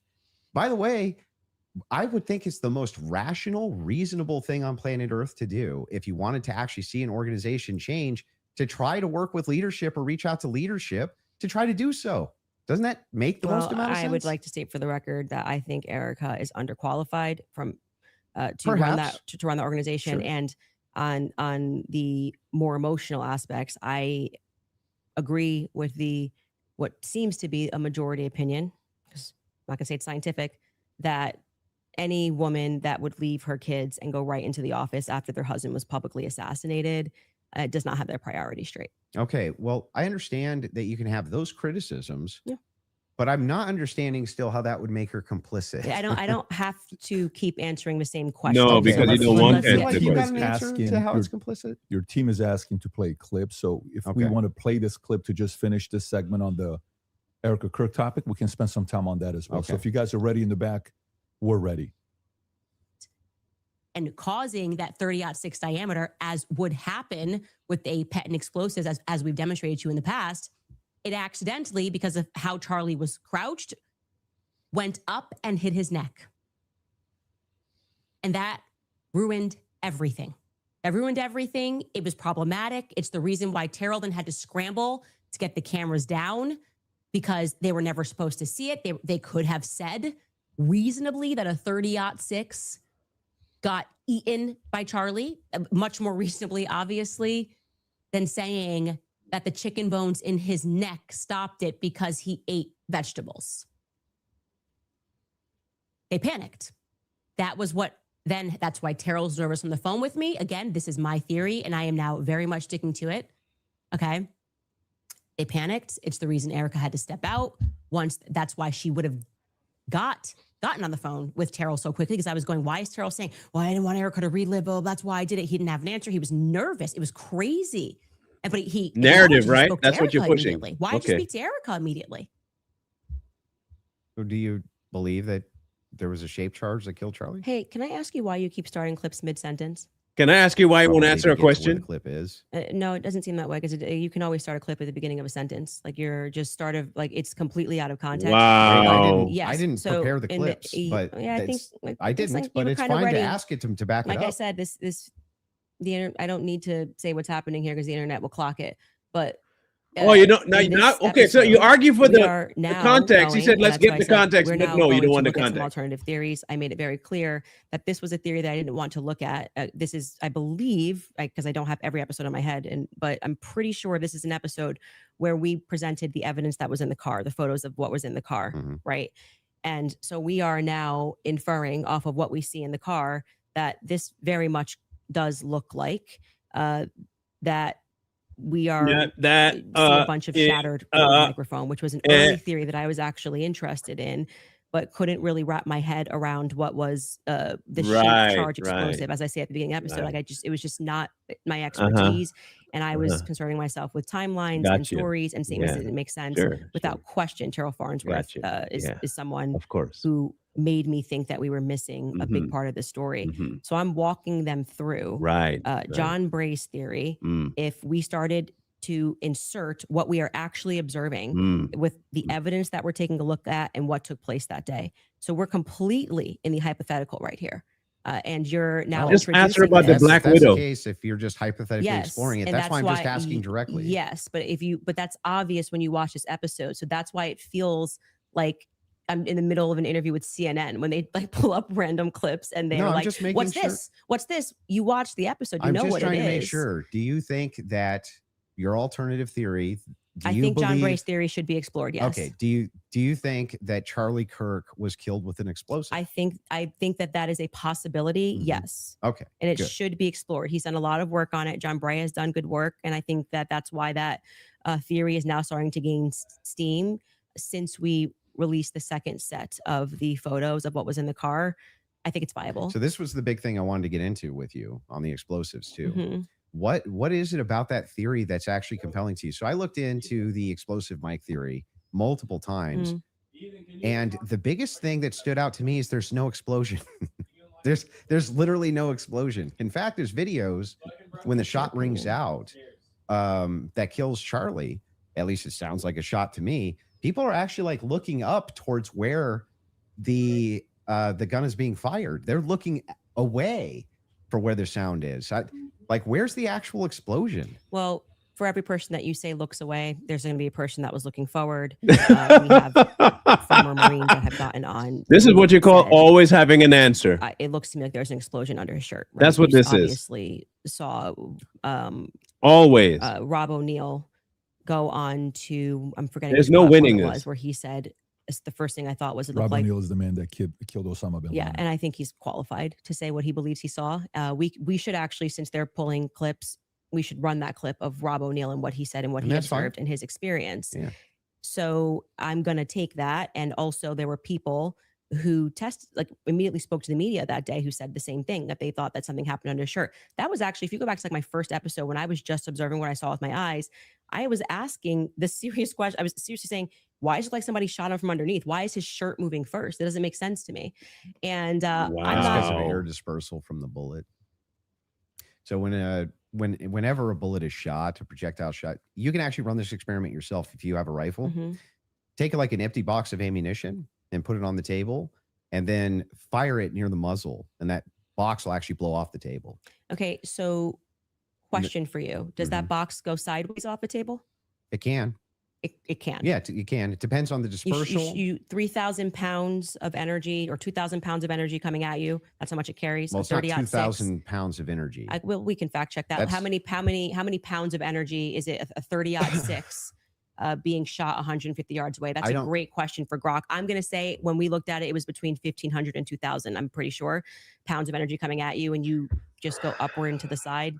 I don't really buy that. I'm going to just say I just think that that's not Yeah, right. But possible. It doesn't go through on top of that. So there's another miracle. You didn't get blown backwards. It didn't but go if through. air is, But I also want to say that you're saying this Yeah. can happen, and Rob O'Neill is infinitely more qualified, I think, to speak on that. why? And well, because he's actually shot and killed people. Why would that have anything to do with anything? Well, Did he because slow down all the videos of the people he shot to see if their clothes moved? well, why are you able to assert your position as a fact? Because I'm gonna tell you how projectiles work. He's not even gonna I guarantee you this guy's not even gonna disagree with what I'm about to say. If it is the case that you have energy and you have mass and the mass is moving in the air has to go somewhere. It doesn't have a choice. I think you're totally BSing right now, man. Wow. I'm not BSing. I'm telling you the truth. If a bullet is moving in air has to move out of way of bullet. But maybe not at the bottom of a shirt here. I don't know. I disagree with She that. is legitimately retarded. Watch. I'm sorry, Candace is retarded. She's retarded. It's official. She's retarded. You can fact check It's it. complete. Fact check if bullets displace air. Not about whether it displaced air. It's where it dispersed the air. Underneath his shirt here. It's not underneath the shirt. A bullet's this big, and you're telling You're me it's gonna hit his retarded, girl. neck, Candace, and then it's not it is underneath beneath the his shirt. shirt. The It shirt starts up cuffs. here and the collar's moving, and then you see the wave here as he's moving backwards. No, Yeah, that's not true. it's not. And we the- obviously the can't show that idea- clip. I disagree with you. Okay, I understand you can't show it for TOS purposes. Exactly. That's fine. I disagree with you. People can go watch and make up their own minds. We don't need to Jeez. debate it. Whether or not it was the first thing I said was, why is his shirt moving first? That didn't make sense to me. It almost He's looks not the just like expert, this. It but goes she knows across, his exactly what necklace breaks happened. first. And she's not Before one Charlie either. even reacts, if you watch it in slow, his necklace breaks first, which I thought was very odd. And then you see a puff here, and then the next thing you know, there's the entry You see wound on his smoke? neck. I would not confidently assert that I see smoke. I've never said it on my Do you think platform. that an explosion generally has smoke? I don't think that there's any quality version of video that would get us to be able to answer that question other than Terrell's 4K footage that he has from the front. So There's a lot of, if you look at the Israeli pagers, it's assumed that it's a similar, if not the same type of explosive that was used inside the pagers that would have been used inside of this road mic. I think that you should, since you love debating, you should debate someone like John Bray, who's worked on that theory for 11 months, and ask those sorts of questions of how a shaped charge would work. I presented the evidence of what was in the car. And I also, at that episode that you're clipping, said John Bray has done an unbelievable amount of work on this. Mhm. And I think he has debated a ton of people actually regarding this topic. So that's the route that I would send you on. For Yeah, purposes that's of my, fine. yeah, That's fair. for the purposes of my show, Mhm. I do believe, to answer your question, that it is a hypothetical. I mean, that it is a theory that should be thoroughly explored. There's two clips your team wants to show. One of them is the Rob O'Neill clip, since we're on it. So if you guys are ready in the back before we go to ad break, if you want to pull it up, this is a good time to do so.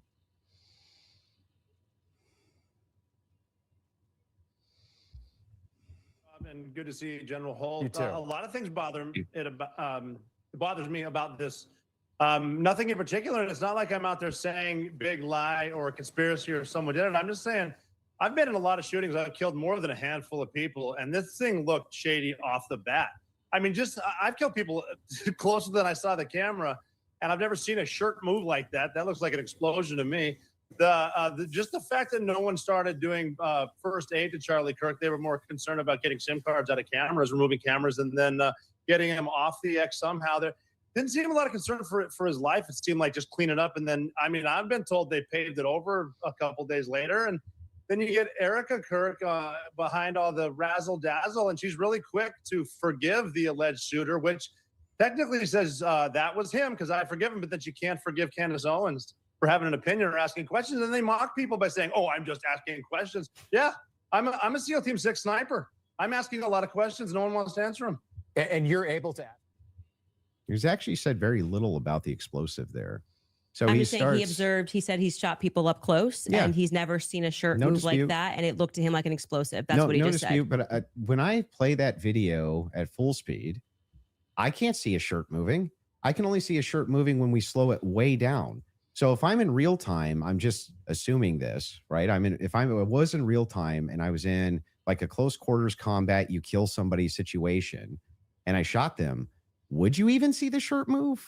Well, I just feel like You 5 just minutes feel. ago, you were Everything is a arguing that it was damn because the feeling bullet with this carried twat. air. Now you're Everything saying is you don't feeling. see the shirt move at all. Yeah, but that's if you slow it down, the Absolute disbursement of dingbat, air, bro. that's where you're going to see it, right? It's going to be very quick, very, very, very, very fast. Yeah, and then that's over. not what I saw. Golly, this and, woman's Clearly, stupid. it's not what he saw, and he thinks that there could be an explosive. So I'm just saying to you, When you, people disagree with you. Your Yeah. opinion's on a fact. That's all. I I understand. think that's a good place for us to, if we have another a break, and then we can keep answering your questions. Gotta get I that mean, money. I think, yeah, sounds good. Perfect. We'll do a quick 3.5-minute ad break. We'll be back for the last segment. Cool. All right, thank you. All right, you guys, I want to tell you about Ethos because life has a way. Nobody wants to hear that. Golly. Repeat it. Yeah, man. I don't know, man. She started to crash out at one point. I don't know if you was watching it. I think you were on your other show. But you can tell she was losing it. You know. She upsets me in every facet of ways, like legitimately. She upsets my soul. That there's something irksome about her. I just first you tell Andrew he's not an expert, although he's a ballistics man, and that's what he did for years was ballistics. But you believe the other guy because that's what he did for years was ballistics. like, come on, man. At some point, we got to start calling a spade a spade. The girl's retarded. The girl is just plain old retarded, bro. Like you I get asked a question, you move the goalpost to okay, so you say that you never said that she was guilty of anything, but you call her a black widow and you said this is similar to a regicide. I wish they would play that and ask him, what does that mean? What do you mean by regicide? And what is the difference between that and the case with Lyndon Baines Johnson and Kennedy? If you're saying that they put her in there, and the theory is that they killed JFK in order to put LBJ in there, and LBJ knew, then you're saying that she's complicit in his death. That's what I would hope. I hope Andrew gets into that, man, because that needs to be said. That needs to be said. She has accused Erica of helping kill Charlie. I don't know how that could be not more plain. Yeah, they talked about that earlier. They talked about it. She is exhausting, bro. Exhausting. I have encountered some exhausting people before, but dadgummit, she takes the cake, the caboodle, every bit she takes, and it's annoying to hear her try and explain stuff because she knows she doesn't have what she says she has. And I can tell by the look on her face every time they're playing her video that she's thinking of a way to spin what they're playing. Well, why don't you play the whole thing? Okay, we can back it up. Well, I don't want to go into all that time. What you just said, I played it short. I'm going to play the whole thing. We don't have the time now. That to me tells me that you don't really believe that it's a fake. You just don't want to be seen as caught. I think she's more worried about lawsuits at this point. And she should be. And I hope it still shows up. She's not going to come out and say, because I think she still believes what she believes wholeheartedly. So I think right now she's kind of catching herself to what she's saying, probably advised by her team and her lawyers, because this could be a gotcha moment. I gotcha saying that, so she's watching what she says, but she'll do a whole other show after this saying that she is. Yeah. But I don't know, man.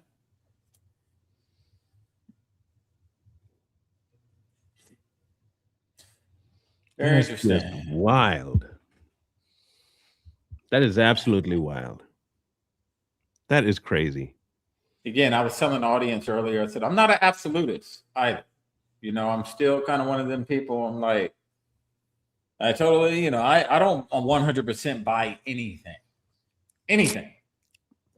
Never will, unless I see, unless you put me there and I see it for myself and I'm there or I have hard evidence that, yes, that is hard evidence.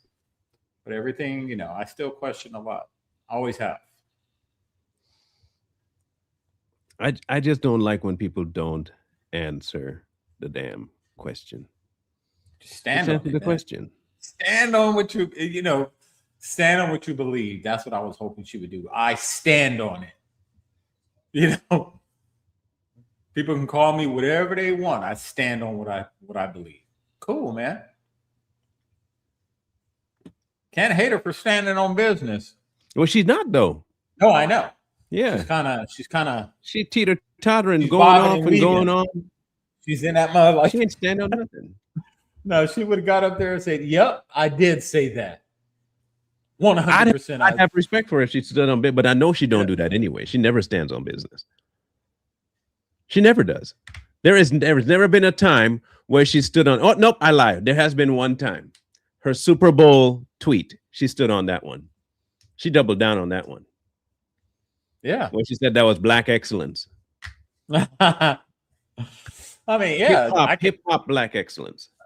Again, we can respect people that, no matter how absurd it sounds, you know, if you stand on it, I can respect that. I don't have to agree with everything, but I can respect that you stand on that to an extent. To an extent. Now, if you're just stupid, like, you're just a dummy. I can't respect that. I really wish Andrew would push back on more, but I understand that he doesn't also, he has two things he's battling, okay? And Candace knows this. If he were his normal self on that debate, she would never get a word in. Yeah. And if he did that, it'd be bullying.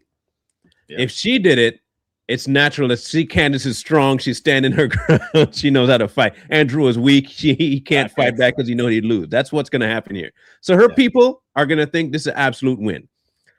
I want her to explain. The only thing I want from the rest of this debate is for her to explain the Black Widow and the regicide comment. That's the only two things I want to be addressed. I could have sworn they did that already. What did she say? They played a clip of her saying something about Erica being involved, and they talked about Israel being involved and the French Foreign Legion being involved, and they brought all those clips up. And what did she say to him? She said that she never said that Israel killed Charlie Kirk or Erica. She didn't say Erica had, I forget how she worded it, but she said she did it, and that she wasn't 100% saying that she wasn't involved, you know, kind of like, you know, that. But if you go back, they talked about it because Andrew's team's in the back. So whenever Andrew would ask her something about what she said, Candace would be like, "No, I never said that." And Andrew's team would come over and say, "Yeah, we have the clip of her saying that." And then they'll show the clip, and you can kind of see Candace looking at it like, "Well, I never said this." And sometimes she was right. She never said Israel killed Charlie Kirk, but she did say they were involved. And this is what she said. I can tell you exactly what she said. She says, Israel, we know Israel killed JFK. Right? She said that out of her own mouth. And then she said, and this thing with TPUSA is looking a lot like with JFK when Israel killed him. Yeah, she did stand because they know how to do that. So she knows how to play the word game, but I wish he would just absolutely nail her tongue to the board so she can't wiggle that piece of demonic crap around. Did you or did you not infer that Israel is responsible for the death of Charlie Kirk? Yes or no? She should have, and she should have said yes. But she's also worried about what could happen if she said something like that. Just imagine, you know. Oh, she believes that. Okay, we're gonna destroy her career. So she's playing it. You know, I do, but I'm not gonna 100% commit to it. It's just. I mean, there's so many people streaming and talking about this debate right now. So, and Candace knows it. And I think Candace stream has a lot more people watching it than. Yeah. Look. She is notorious for saying one thing and then reframing it later. That's true. And she knows that's why I say she knows that she's very much aware of the potential lawsuits. She knows, but she also knows that she wants to say it and she finds ways to say it. And she will say it on her show. She's not going to say it on this.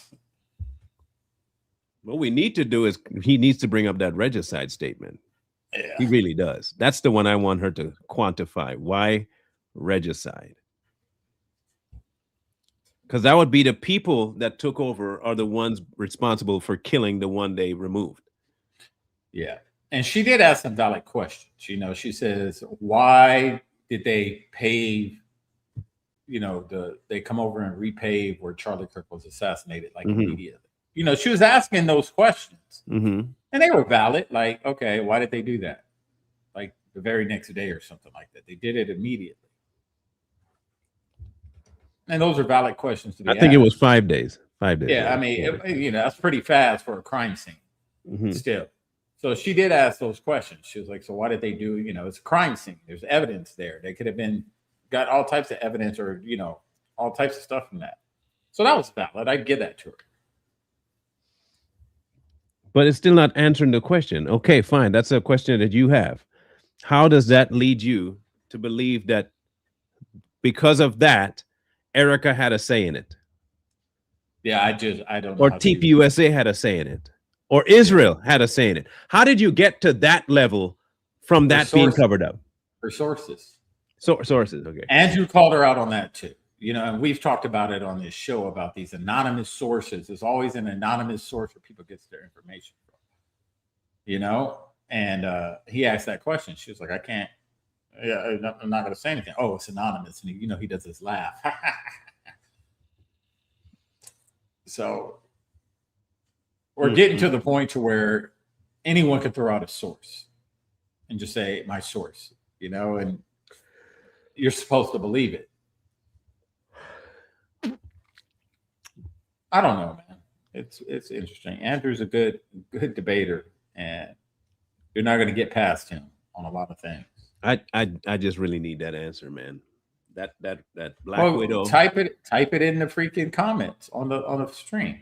That Black Widow crap, man, needs to get answered. Yeah, they'll answer it. Oh, let me unmute it. Do final thoughts? I'm guessing. He's right here. Yeah, I feel like we got where we were trying to go, or at least for the most part. So the two other clips, I do want to play the Twigs clip.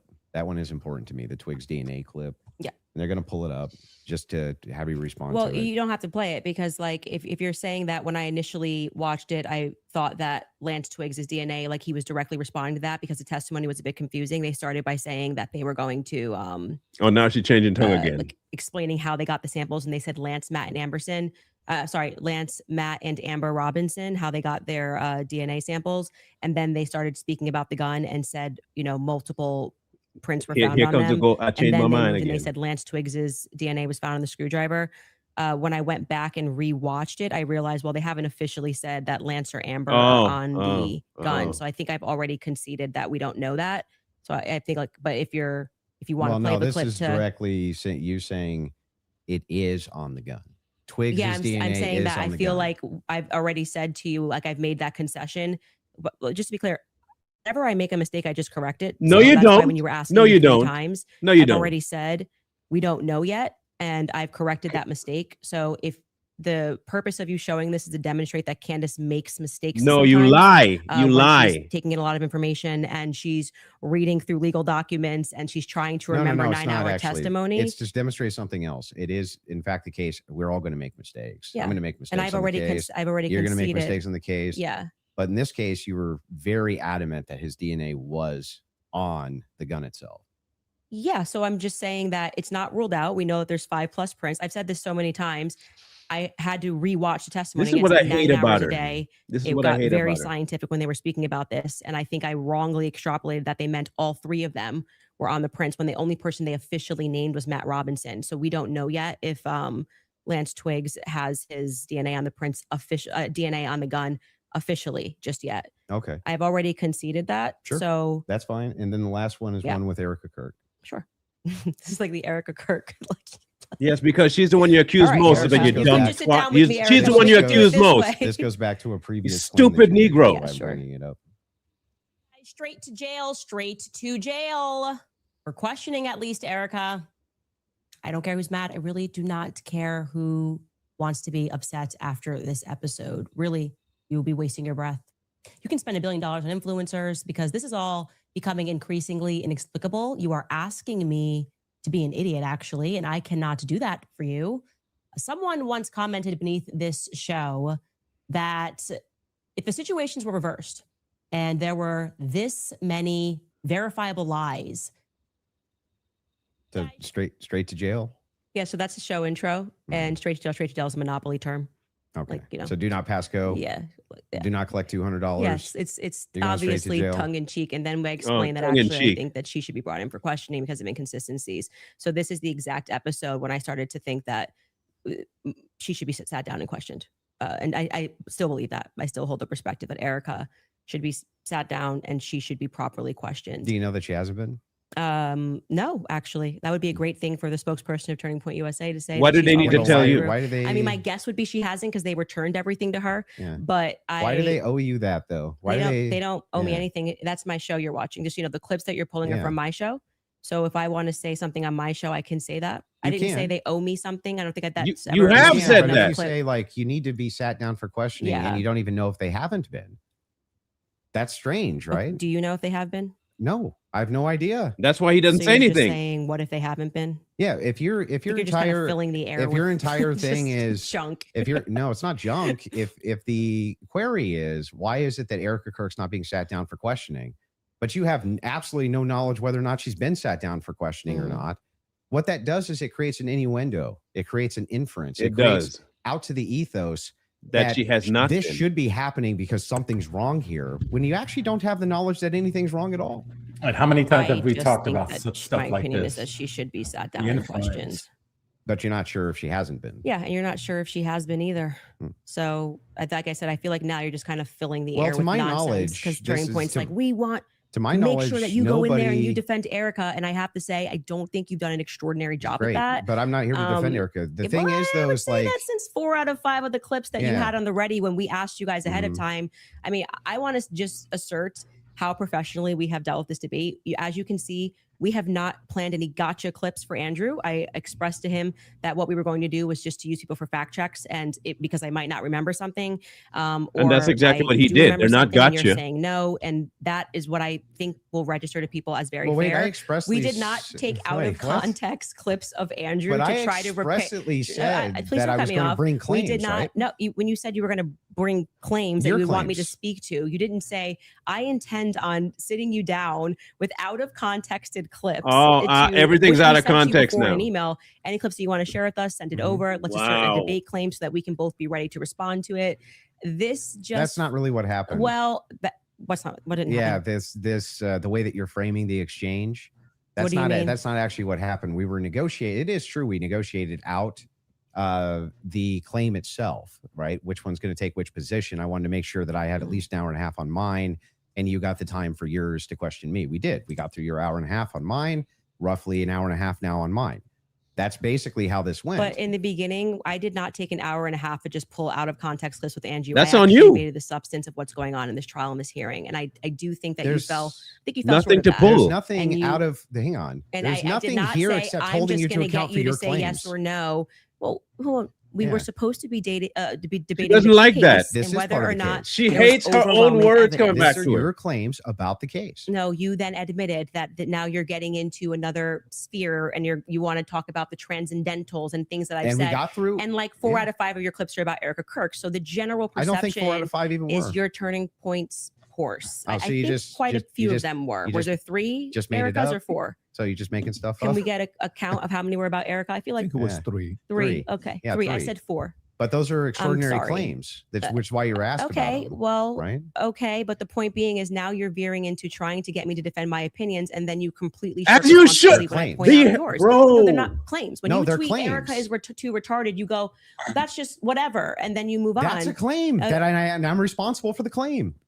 Well, And earlier he when I did brought it admit up, to the you claim. said that it was tongue in cheek. Yes, sure. That's me responding to the your claim. criticism Okay. of the claim. That's all I'm doing here. I was interested, and And I'm happy to get into also the Patsy stuff now, if you would like to. well, Your that team was has one more supposed clip be they want the to whole play The from one point. 7 more, days okay, ago. sorry. They got one They more had clip. to. and We I were want Please to be getting the get into to the that. regicide Patsy stuff, one, and you stopped please. it, and I was explaining to you. Oh, they have one more clip. Okay, let's go. They want to hit the minimum of 4 clips you were saying with Erica. So 100%. This is absurd. Absurd, I'm sure. okay. It's absurd. And this is the one You you're spend saying from 7 multiple days ago. episodes talking about her. We ask about it. That's absurd. She might have just ruined her freaking career with this one. Okay. While they're looking for that, do you want to continue? Yeah, I mean, Yeah, can I yeah. ask a question? I know it's been, or like, can I ask a question? Or are we Not just in really. I'm just gonna. Okay. We're going to hold to the actual contract itself. The contract does not say that you are allowed to just question me without me being able to respond to you, You I've have never said responded. you or can't have respond. a conversation. You've been able to respond to every question I've asked you. Everyone. And by the way, the other thing is like Let's have it your way. I want it to look like Still happy we've to have done the everything debate. Andrew wanted to, so that people can fairly assess the situation. So you have it your way. I Totally will not fine. ask a question. Totally fair with me. She So you behaves good like with he her asking a cares. question, or He you said no? does not care. Waiting for the clip. That's freaking Okay. Andrew You wanna wait for freaking the- I love Wilson. it. Okay. I love it. You guys have it in the back? Andrew beautiful. freaking Wilson right there. He don't care. Can't mess with that guy. He don't care. He really don't care. He, That's does, what I like. He just don't care. he doesn't care. Like he don't care about your feelings. He don't care. You if need he to upsets Jeopardy. Christine you. told me they had it. So That's what I heard. Okay, there we come go. on, guys. Did this crime. Okay? Because Lance I can't hear Twigs this. My has thing his went off. Just DNA tell me when on it the said louder. towel. It's fine. Lance Twigs has his DNA on the rifle. Lance Twigs And to has be his clear, DNA on the Lance rifle. Twigs' Said this- proceeded this DNA 4 times, was but I don't not know why they as feel like they need degraded to- as Tyler Robinson's DNA was on Tyler's rifle. It's Tyler's rifle. No, you But also Lance's said, yeah, it's DNA not as degraded on the rifle. Yeah, because I thought he was one of the things, but I've Right. already that's what I mean when I say that. Like, it just seems like you're not actually here trying to engage, because even before you got to this, and I knew that you had some secret clip planned. Secret I clip. said to you when I rewatched the testimony, I realized that they didn't explicitly say Lance Twigs. They said 5 other profiles were on it, and that his was the most degraded. So I hope your team feels fulfilled in playing that. We do. Is there any more? I'm happy to play every clip that he has on the ready. Anybody? You Oh said my you God. said you had some new evidence at the beginning of the. Oh yeah, we debate, should you had show that something text new. message that you read, Did you just wanna because share I that? think that's important for the public. You shared it out of context, I'll do it on my show. I'll share the text so you're going to message. read it on my show but not show it. Yep. Correct. I'll share it on my show. But that's what I'll do. I'll show it. Andrew That's fine. freaking Wilson. Well, because I want to drip out the That's evidence. drip the evidence. That's got to drip out that evidence. Keep people coming back. for the Yeah. show, right. I don't know if Oh. I'm just saying, like, yeah, I'll release it there. Yeah, that's my intention. But yeah, I'm fine with closings if you want to do. That's closings. her Well, I own- also would used just, her own tactic if I against may her. ask a question. Oh, is golly, that was permitted? good. Go ahead. Just so I also have clarity, Woo. since your basis has been That was awesome. evidentiary, you keep saying that you have evidence or like you are following evidence. Which one of the charges against, or all of them, do you think Tyler Robinson is guilty of? The specific charge. Yeah. Yeah. So I think is that Tyler Robinson shot Charlie Kirk. Yeah, but of the 7 charges that he's being charged. Yeah. Can we list them real quick? I'll tell you exactly which ones. We'll pull them up. Well, do you know any of the charges that he's up for right now? Yeah, of course. But Can I you- want to can you make sure name that we one? have them listed. Yeah, but like can you name one? Because my general perspective is that you don't actually care about this case. You're not following Is that the it? case. That's the Yeah. question. You're Yeah, just but- not but following it seems, enough. It seems pretty, like, if you're going to engage and you're going to say the evidence is overwhelming that Tyler Robinson is guilty, I just think that you should, All like, right. can you tell me one Then let's do the charge that counter. he's You can really, yeah, this is a great gotcha. No, you just got to ask me, play Yeah. clips out of context, Yeah, put me yeah. in the hot seat. So please just answer the This is question. fair. Name you all name- 7 can since you- you've been following the case. Okay, sure. Go ahead. You name one. Yeah, you named all 7. I'm happy to do that, but can you name one? I think he's been charged with murder. That's actually incorrect. Okay, great. Now name all 7. He doesn't even. This is like. Name all 7. Name all And- 7. and Go I- ahead. I- Can you think name all 7? I can. Then do it. Sure. You don't have to Do put it. No, do it. I'll count them. Go ahead. You don't have Name to put 'em. your fingers up. I Okay. can. Oh my God. Name them. The first charge is aggravated murder because that's what carries Okay. a death sentence So in the murder. state of Utah. No, Next. that's not. That is literally not murder. Okay. And so Next. just for people, no, don't. I don't have to do it in a time limit. There's nothing going on. I just explain to people the difference of why that really matters and shows that he doesn't actually care about this at all. Is because aggravated murder, it's narrowly defined, Just and because avoiding it the carries question. a death sentence. I'm going to answer the question. Okay. You're I'm just going to waiting. recognize that your strategy of thinking that people are intimidated when you try to put a time constraint doesn't work, and you'll be better the next time you debate I got someone. it. I got it. Give me the other ones.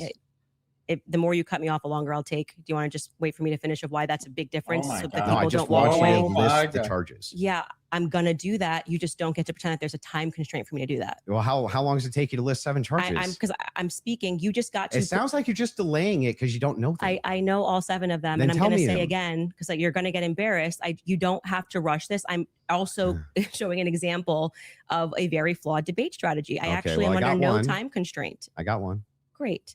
The second charge is the felony discharge of a weapon.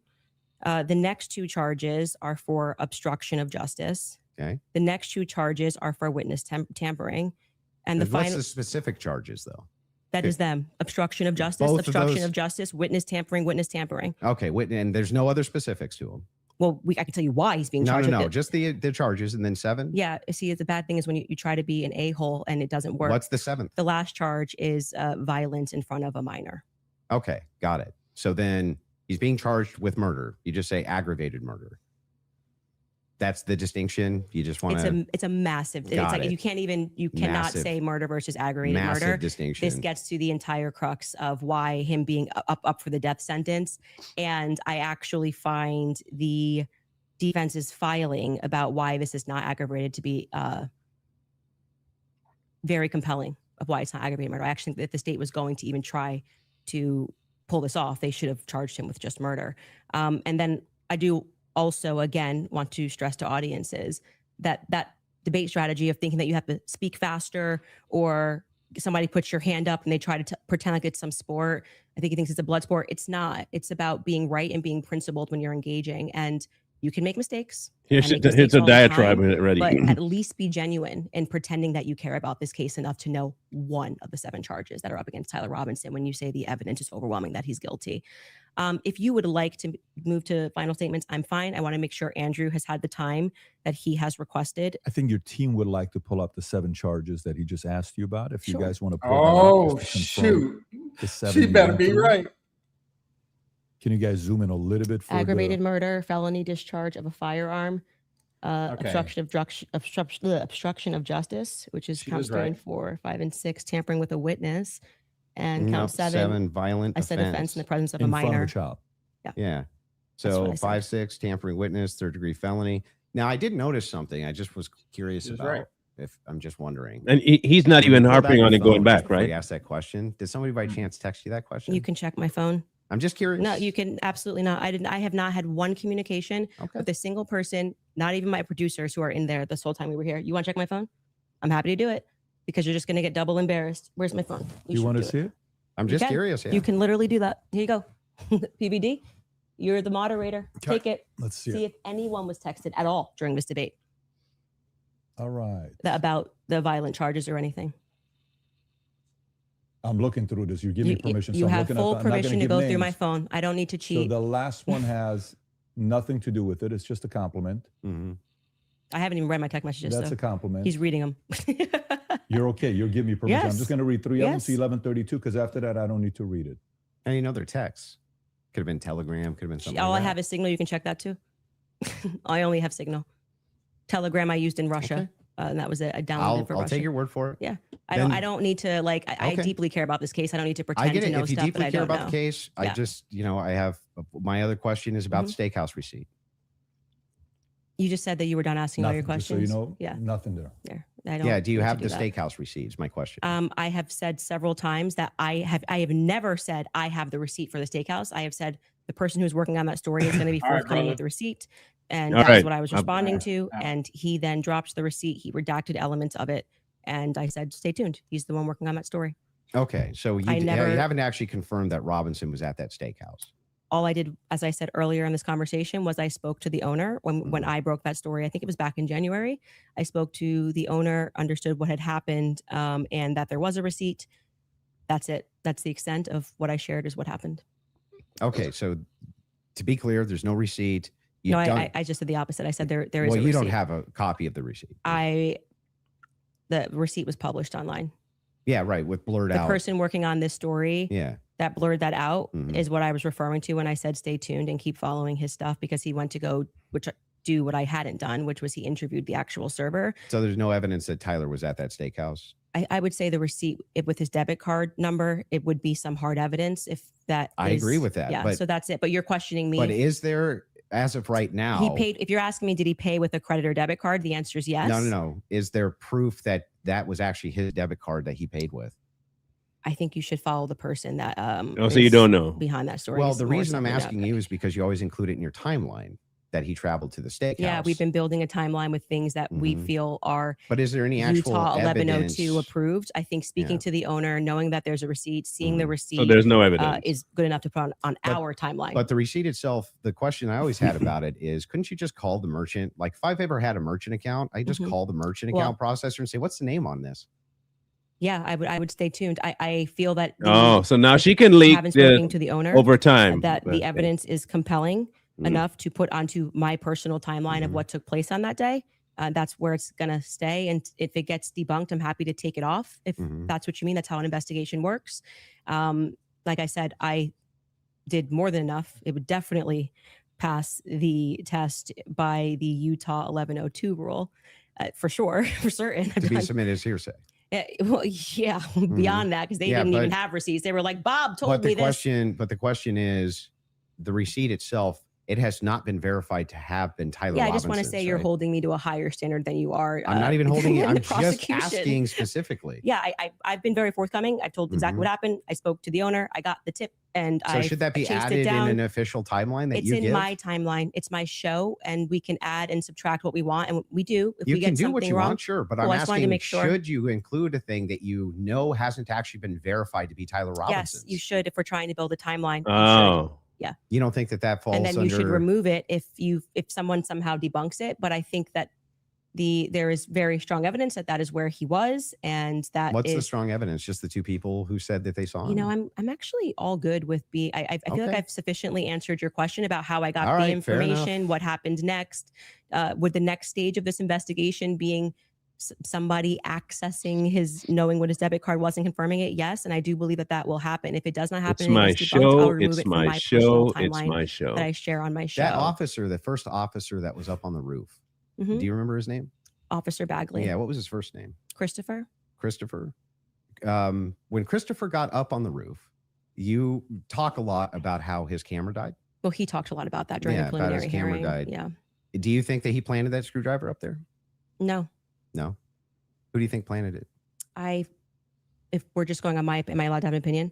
Of course. At this stage, I would say that I don't buy his assertion on the stand that he didn't check to see if anybody went onto the rooftop. So she's not going to answer the before, question. He got up there.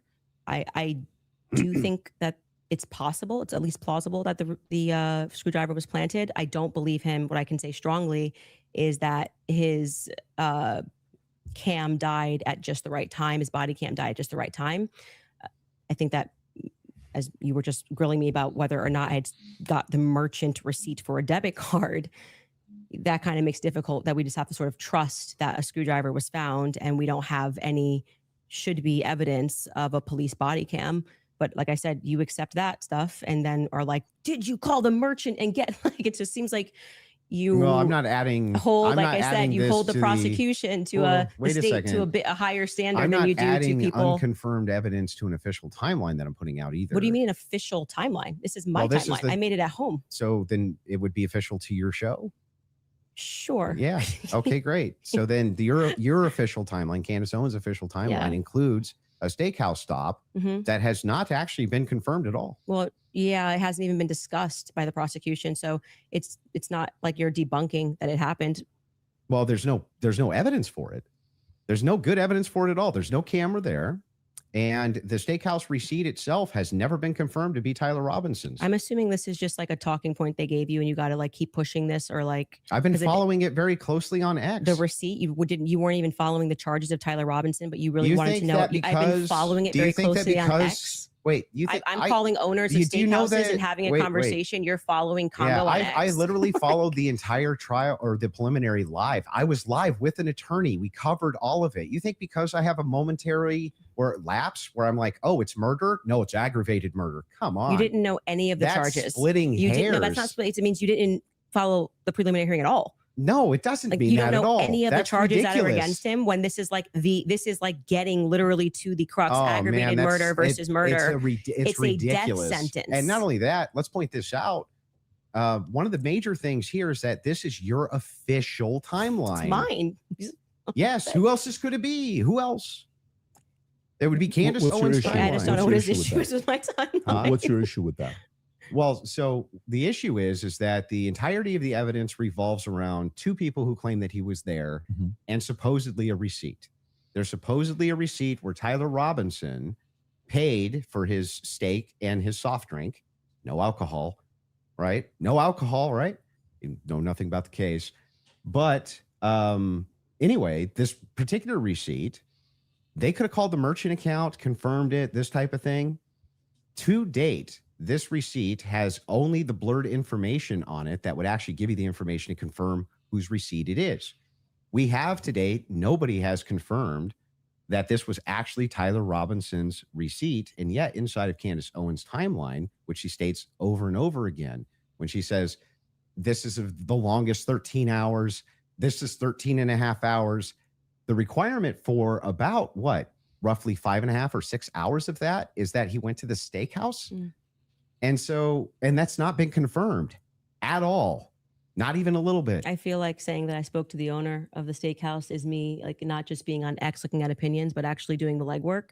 And that's why like I said, if you think this builds up a rapport with your audience and makes you seem like a serious person, we don't have to keep belaboring the point here. I feel like I've demonstrated that I did as much as I could to confirm this when it came in. I spoke to the owner of the restaurant, obviously took down everything he said, noted that there was in fact a receipt that he pulled. That receipt that was published is real. A debit card and a credit card was used.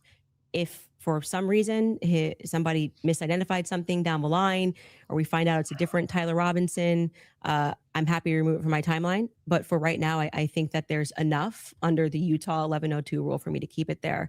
I don't really think we need to keep going into circles about this receipt. It's my timeline. I don't know why the 1102 rule would apply here for your Because timeline. you will constantly cite things that are said in that courtroom that have less evidentiary support Uh-huh. than me contacting and speaking with the owner of the restaurant. It's not like I dreamed it, as to use your expression. So it's in my timeline, and I'm gonna keep it there if that's cool. Sure, you can keep whatever Great. you want there. I'm Okay. just saying that there's no evidence he was ever there. Okay, thank you. I think No we hard belabored the evidence point. anyway. Yeah, I'm fine with closing. Okay, so the last thing we're going to do before we go into ad break, right after this, will be final thoughts. I'll be asking both of you if anything on your opinion, thoughts changed on the case, and then we'll finish it up from there. So with that being said, a 3.5 minute break, and then we'll come back for final thoughts.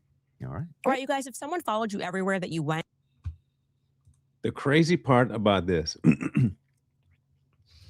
is that she genuinely has no answer for the things that she's espoused. I am disappointed with Andrew for one very important thing.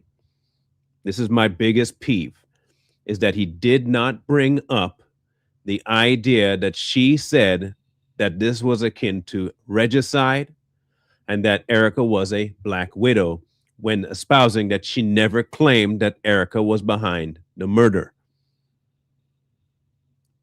I wish he had done that. Put her own words in context there. She tried to warn J.D. Vance that this is a Black widow, and a Black widow kills her husband. That's what the Black widow does. She even brought up cases where the wife was tried for the murder of the husband and linked Erica Kirk to the same type of mindset. Why didn't you at least bring that up, bro? That's my problem, man. That was a golden opportunity for her to have to eat crow on that.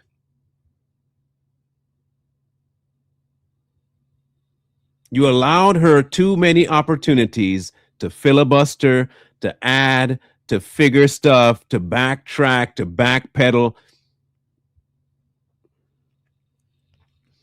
Listen, a debate is one thing, but that was not a debate.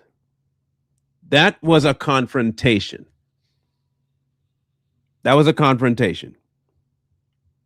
Her back door was this: hearsay. It will always be her back door. Everything that she has ever espoused will perpetually be opinion. And when you play her words for her, it's, well, that's just what I thought at the time, so don't bother asking me again.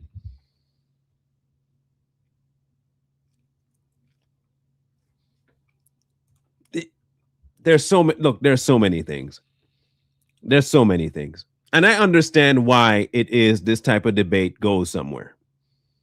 Because in all honesty, big names will get the airtime. But here's the matter of fact stuff, okay? And I know this ain't gonna go anywhere, but here's the real matter of fact. People like Candace Owens will never, ever, ever, and I mean ever, have a debate or a conversation with somebody who is more than willing to hold her foot to the extremity of her own vitriolic fire. She won't debate those people.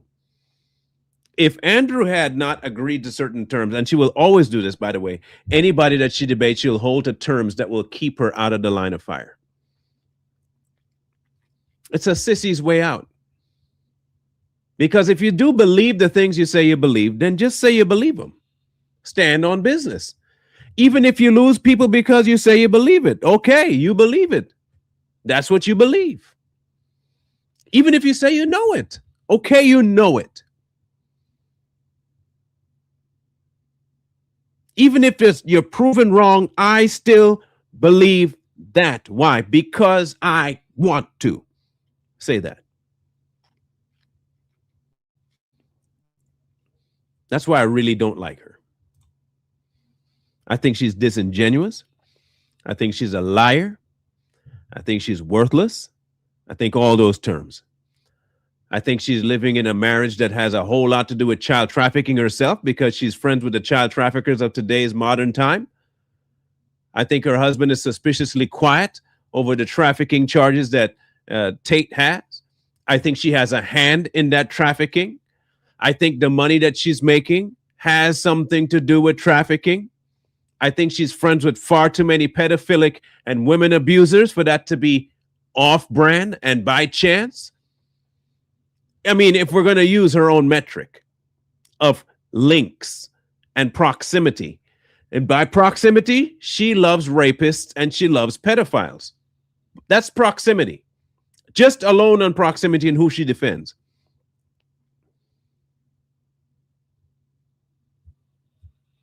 That's who she defends. And I think he went far too easy on her.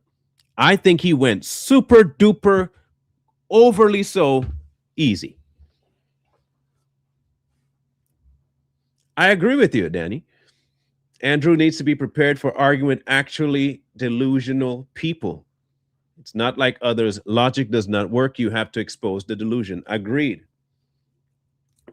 And maybe perhaps he thought that what it was is that he was going to encounter the logical Candace.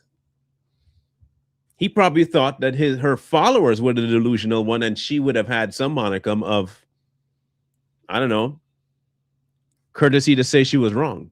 He should have known that. I know that. Look, she will never be wrong. Even when she says, well, I had it wrong at the time, but she'll, even right after she said that, she said, well, I still believe it. So you're proven wrong, but you still leave room to believe it. So you weren't proven wrong. Nothing she can do will ever prove her wrong. She always leaves a back door. And the idiots that follow her love that back door too. There are a bunch of remedial retards that follow her platform all the time, and they all go to everywhere to say the same thing over and over. They take what they don't know as proof of something that they think they know. They haven't proven what they say they know. They just say, well, there's no proof to say that what I know isn't so. That proves you're retarded. That's all that proves. Well, just because it's not there doesn't mean it's not there. It could be. You have to prove to me it's not there. We're not at the stage of proving to you it's not there yet. See, I told you it's not. That's how they operate. That is how they operate. Slower than molasses in winter.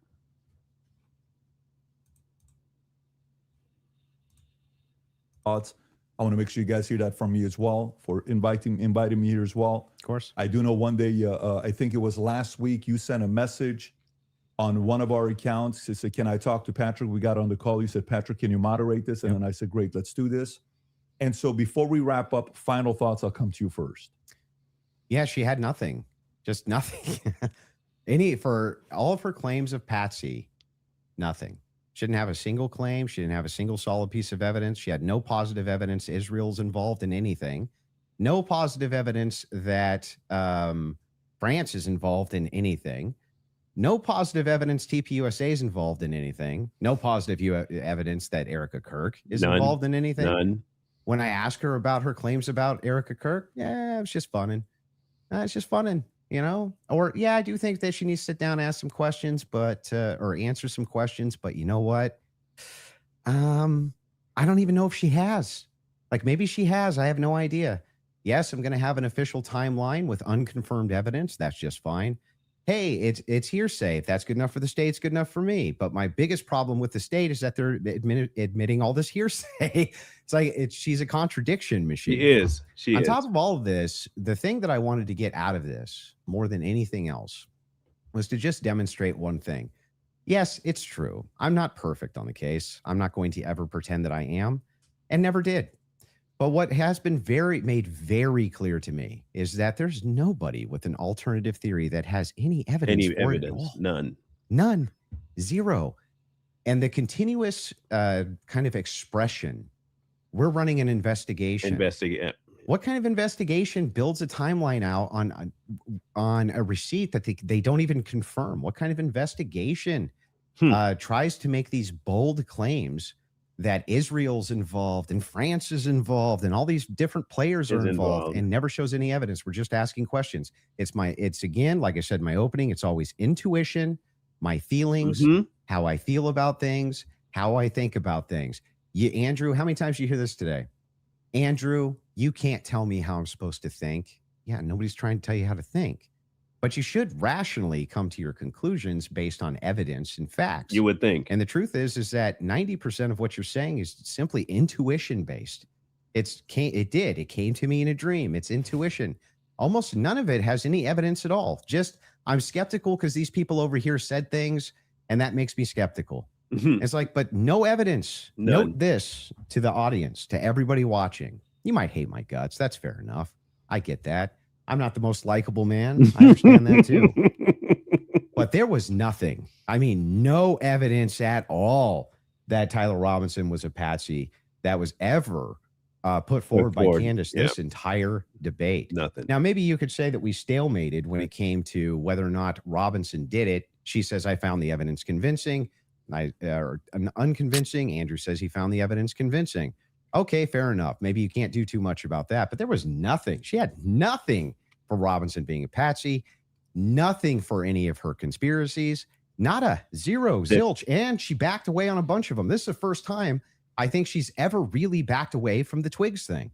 First time I've ever heard her back away from the Erica thing, back away from TPUSA, being very cautious about making any of those claims now on her show. Much more likely to be making those claims. So she just had nothing the entire debate. Zero. I agree. Candace. Well, I think that is quite a conclusion. admitting somewhere. Maybe we stalemated. It probably signifies what I've been saying from the beginning, that you didn't feel that you were strong on the actual facts and the What? evidence, which I was willing to engage with you. I wanted to go over the screwdriver. I wanted to go over the towel and the things that you've mentioned, and you wanted to then move the conversation into a defense of Erica Kirk and her character. What? And what I've said about Erica, which is my opinion. And I have not edited that opinion after discussing with you. I would like to extend a compliment to you for being willing to sit down and to have the conversation. I still walk away feeling that the people who are jumping on the bandwagon about this case don't care about this case. They don't care about Erica Kirk. It tends to be follow that they take a meeting with Turning Point USA and they come out and suddenly have a lot of junk to say about Candace Owens. And I do want to also stress that Turning Point USA tried to pepper him with something as a surprise. He showed clips that were meant to be a surprise. I did no such thing. I stressed to PBD from the beginning that I was grateful he was taking this on and that I wanted this to be a clean debate because I believe was I can win unclean? this on the merits. And I believe that I did win this fully on the merits by engaging the evidence of what has happened. I do still believe that there is more evidence which supports that there are more people involved and that Tyler Robinson has been set up. And that none of the evidence that was presented was in any way overwhelming, which is why I think you wanted to move to end that discussion quickly and to speak to me about France and to talk about this Panguitch receipt and my timeline. I want to remind people that a lot of the at-home investigators, which you were open to, as you called them, internet sleuths. I think it was on a show that you did right after Charlie was assassinated that internet sleuths would solve this. This is the Sarcasm, reason why Charlie dummy. here on is still a conversation every single day trending on Twitter. I knew Charlie. I cared about Charlie. I care about finding out what the truth is here. My heart is in the right place. I think anybody who watches my show or even just watched this debate knows that if I get something wrong, I'll instantly correct it and own it. I'm not arrogant. I don't need to sit here and pretend that I didn't misspeak on the Lance thing. It hasn't been ruled out. But you saw that he just really wanted to hammer that point. You know, part of being a well-meaning person is to concede when you are wrong, to take something off a timeline when you know it's not right. And I would like to think that that is why I have earned the audience that continues to follow me, because they know my heart's in the right place, that I deeply cared about Charlie and I deeply care about the answers. I want to thank Andrew's team who are providing the fact checks. It's a very small room that they're in. I want to, as always, thank my team who worked really hard to make this happen and flip this set. And to you, PBD, just for being a great moderator. I think very fair, letting us both speak and making sure that Andrew got out of this what he wanted, which is a little more than what I wanted. But I'm very content with how I dealt with this. And I will I trust, I don't need to convince the audiences with the magic trick of what they need to think about this debate. They can watch it and draw their own conclusions. Beautiful. Fair from both of you. I think the audience won. And again, from the beginning, all of this is because of how much love and respect we have for Charlie Kirk, a great man that's no longer here with us. His 1-year anniversary is coming up here. I can't believe it's that quick that is here. The audience, I think you also won if you did support the Crucible, support the Candace Show, support the PBD podcast, subscribe to the channel. This is how you help these voices get out even more. Nope, we're good. Thank you. I don't need to support any of them. Thank you very much, though. Nope, we don't. We don't.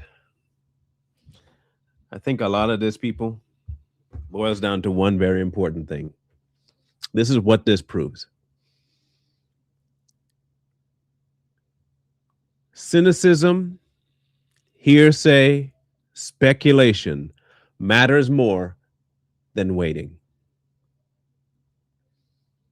Speculate all you want, craft a narrative into the public air, say as much dumb stuff as you want on a speculation, on a whim, on a feeling. Don't wait on anything factual. And don't say there's anything factual out there. Say this can't be factual because that wins more people. In fact, it'll get you millions of views if you would just tote something that you have no proof of. Just tote it. Tote it till the day you die. When questioned, say you don't have the right to question me.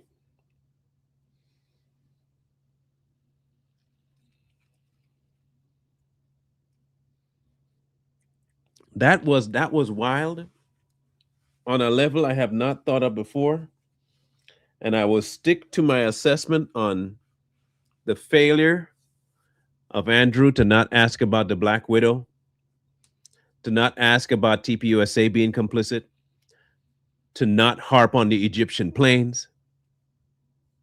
And if he did and I missed it, let me know. But I highly doubt he did.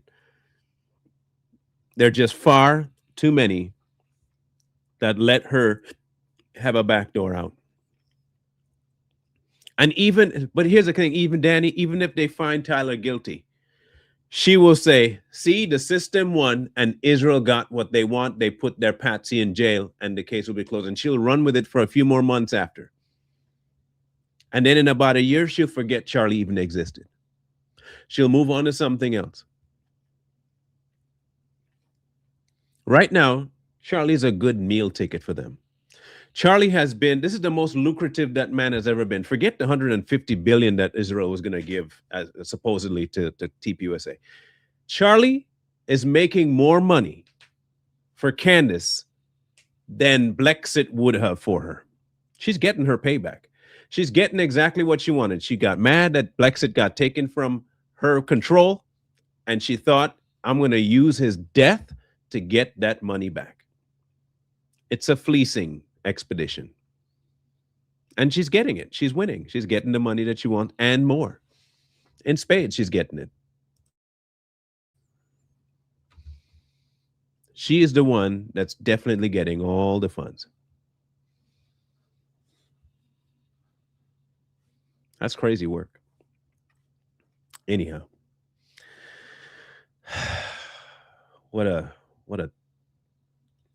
painful thing listening to her often.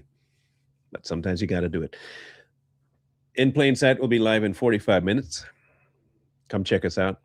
It'll be a fairly long one, a good one too. And that'll be it for my weekend. I'll be done with doing podcasting for the week, and I'll be happy.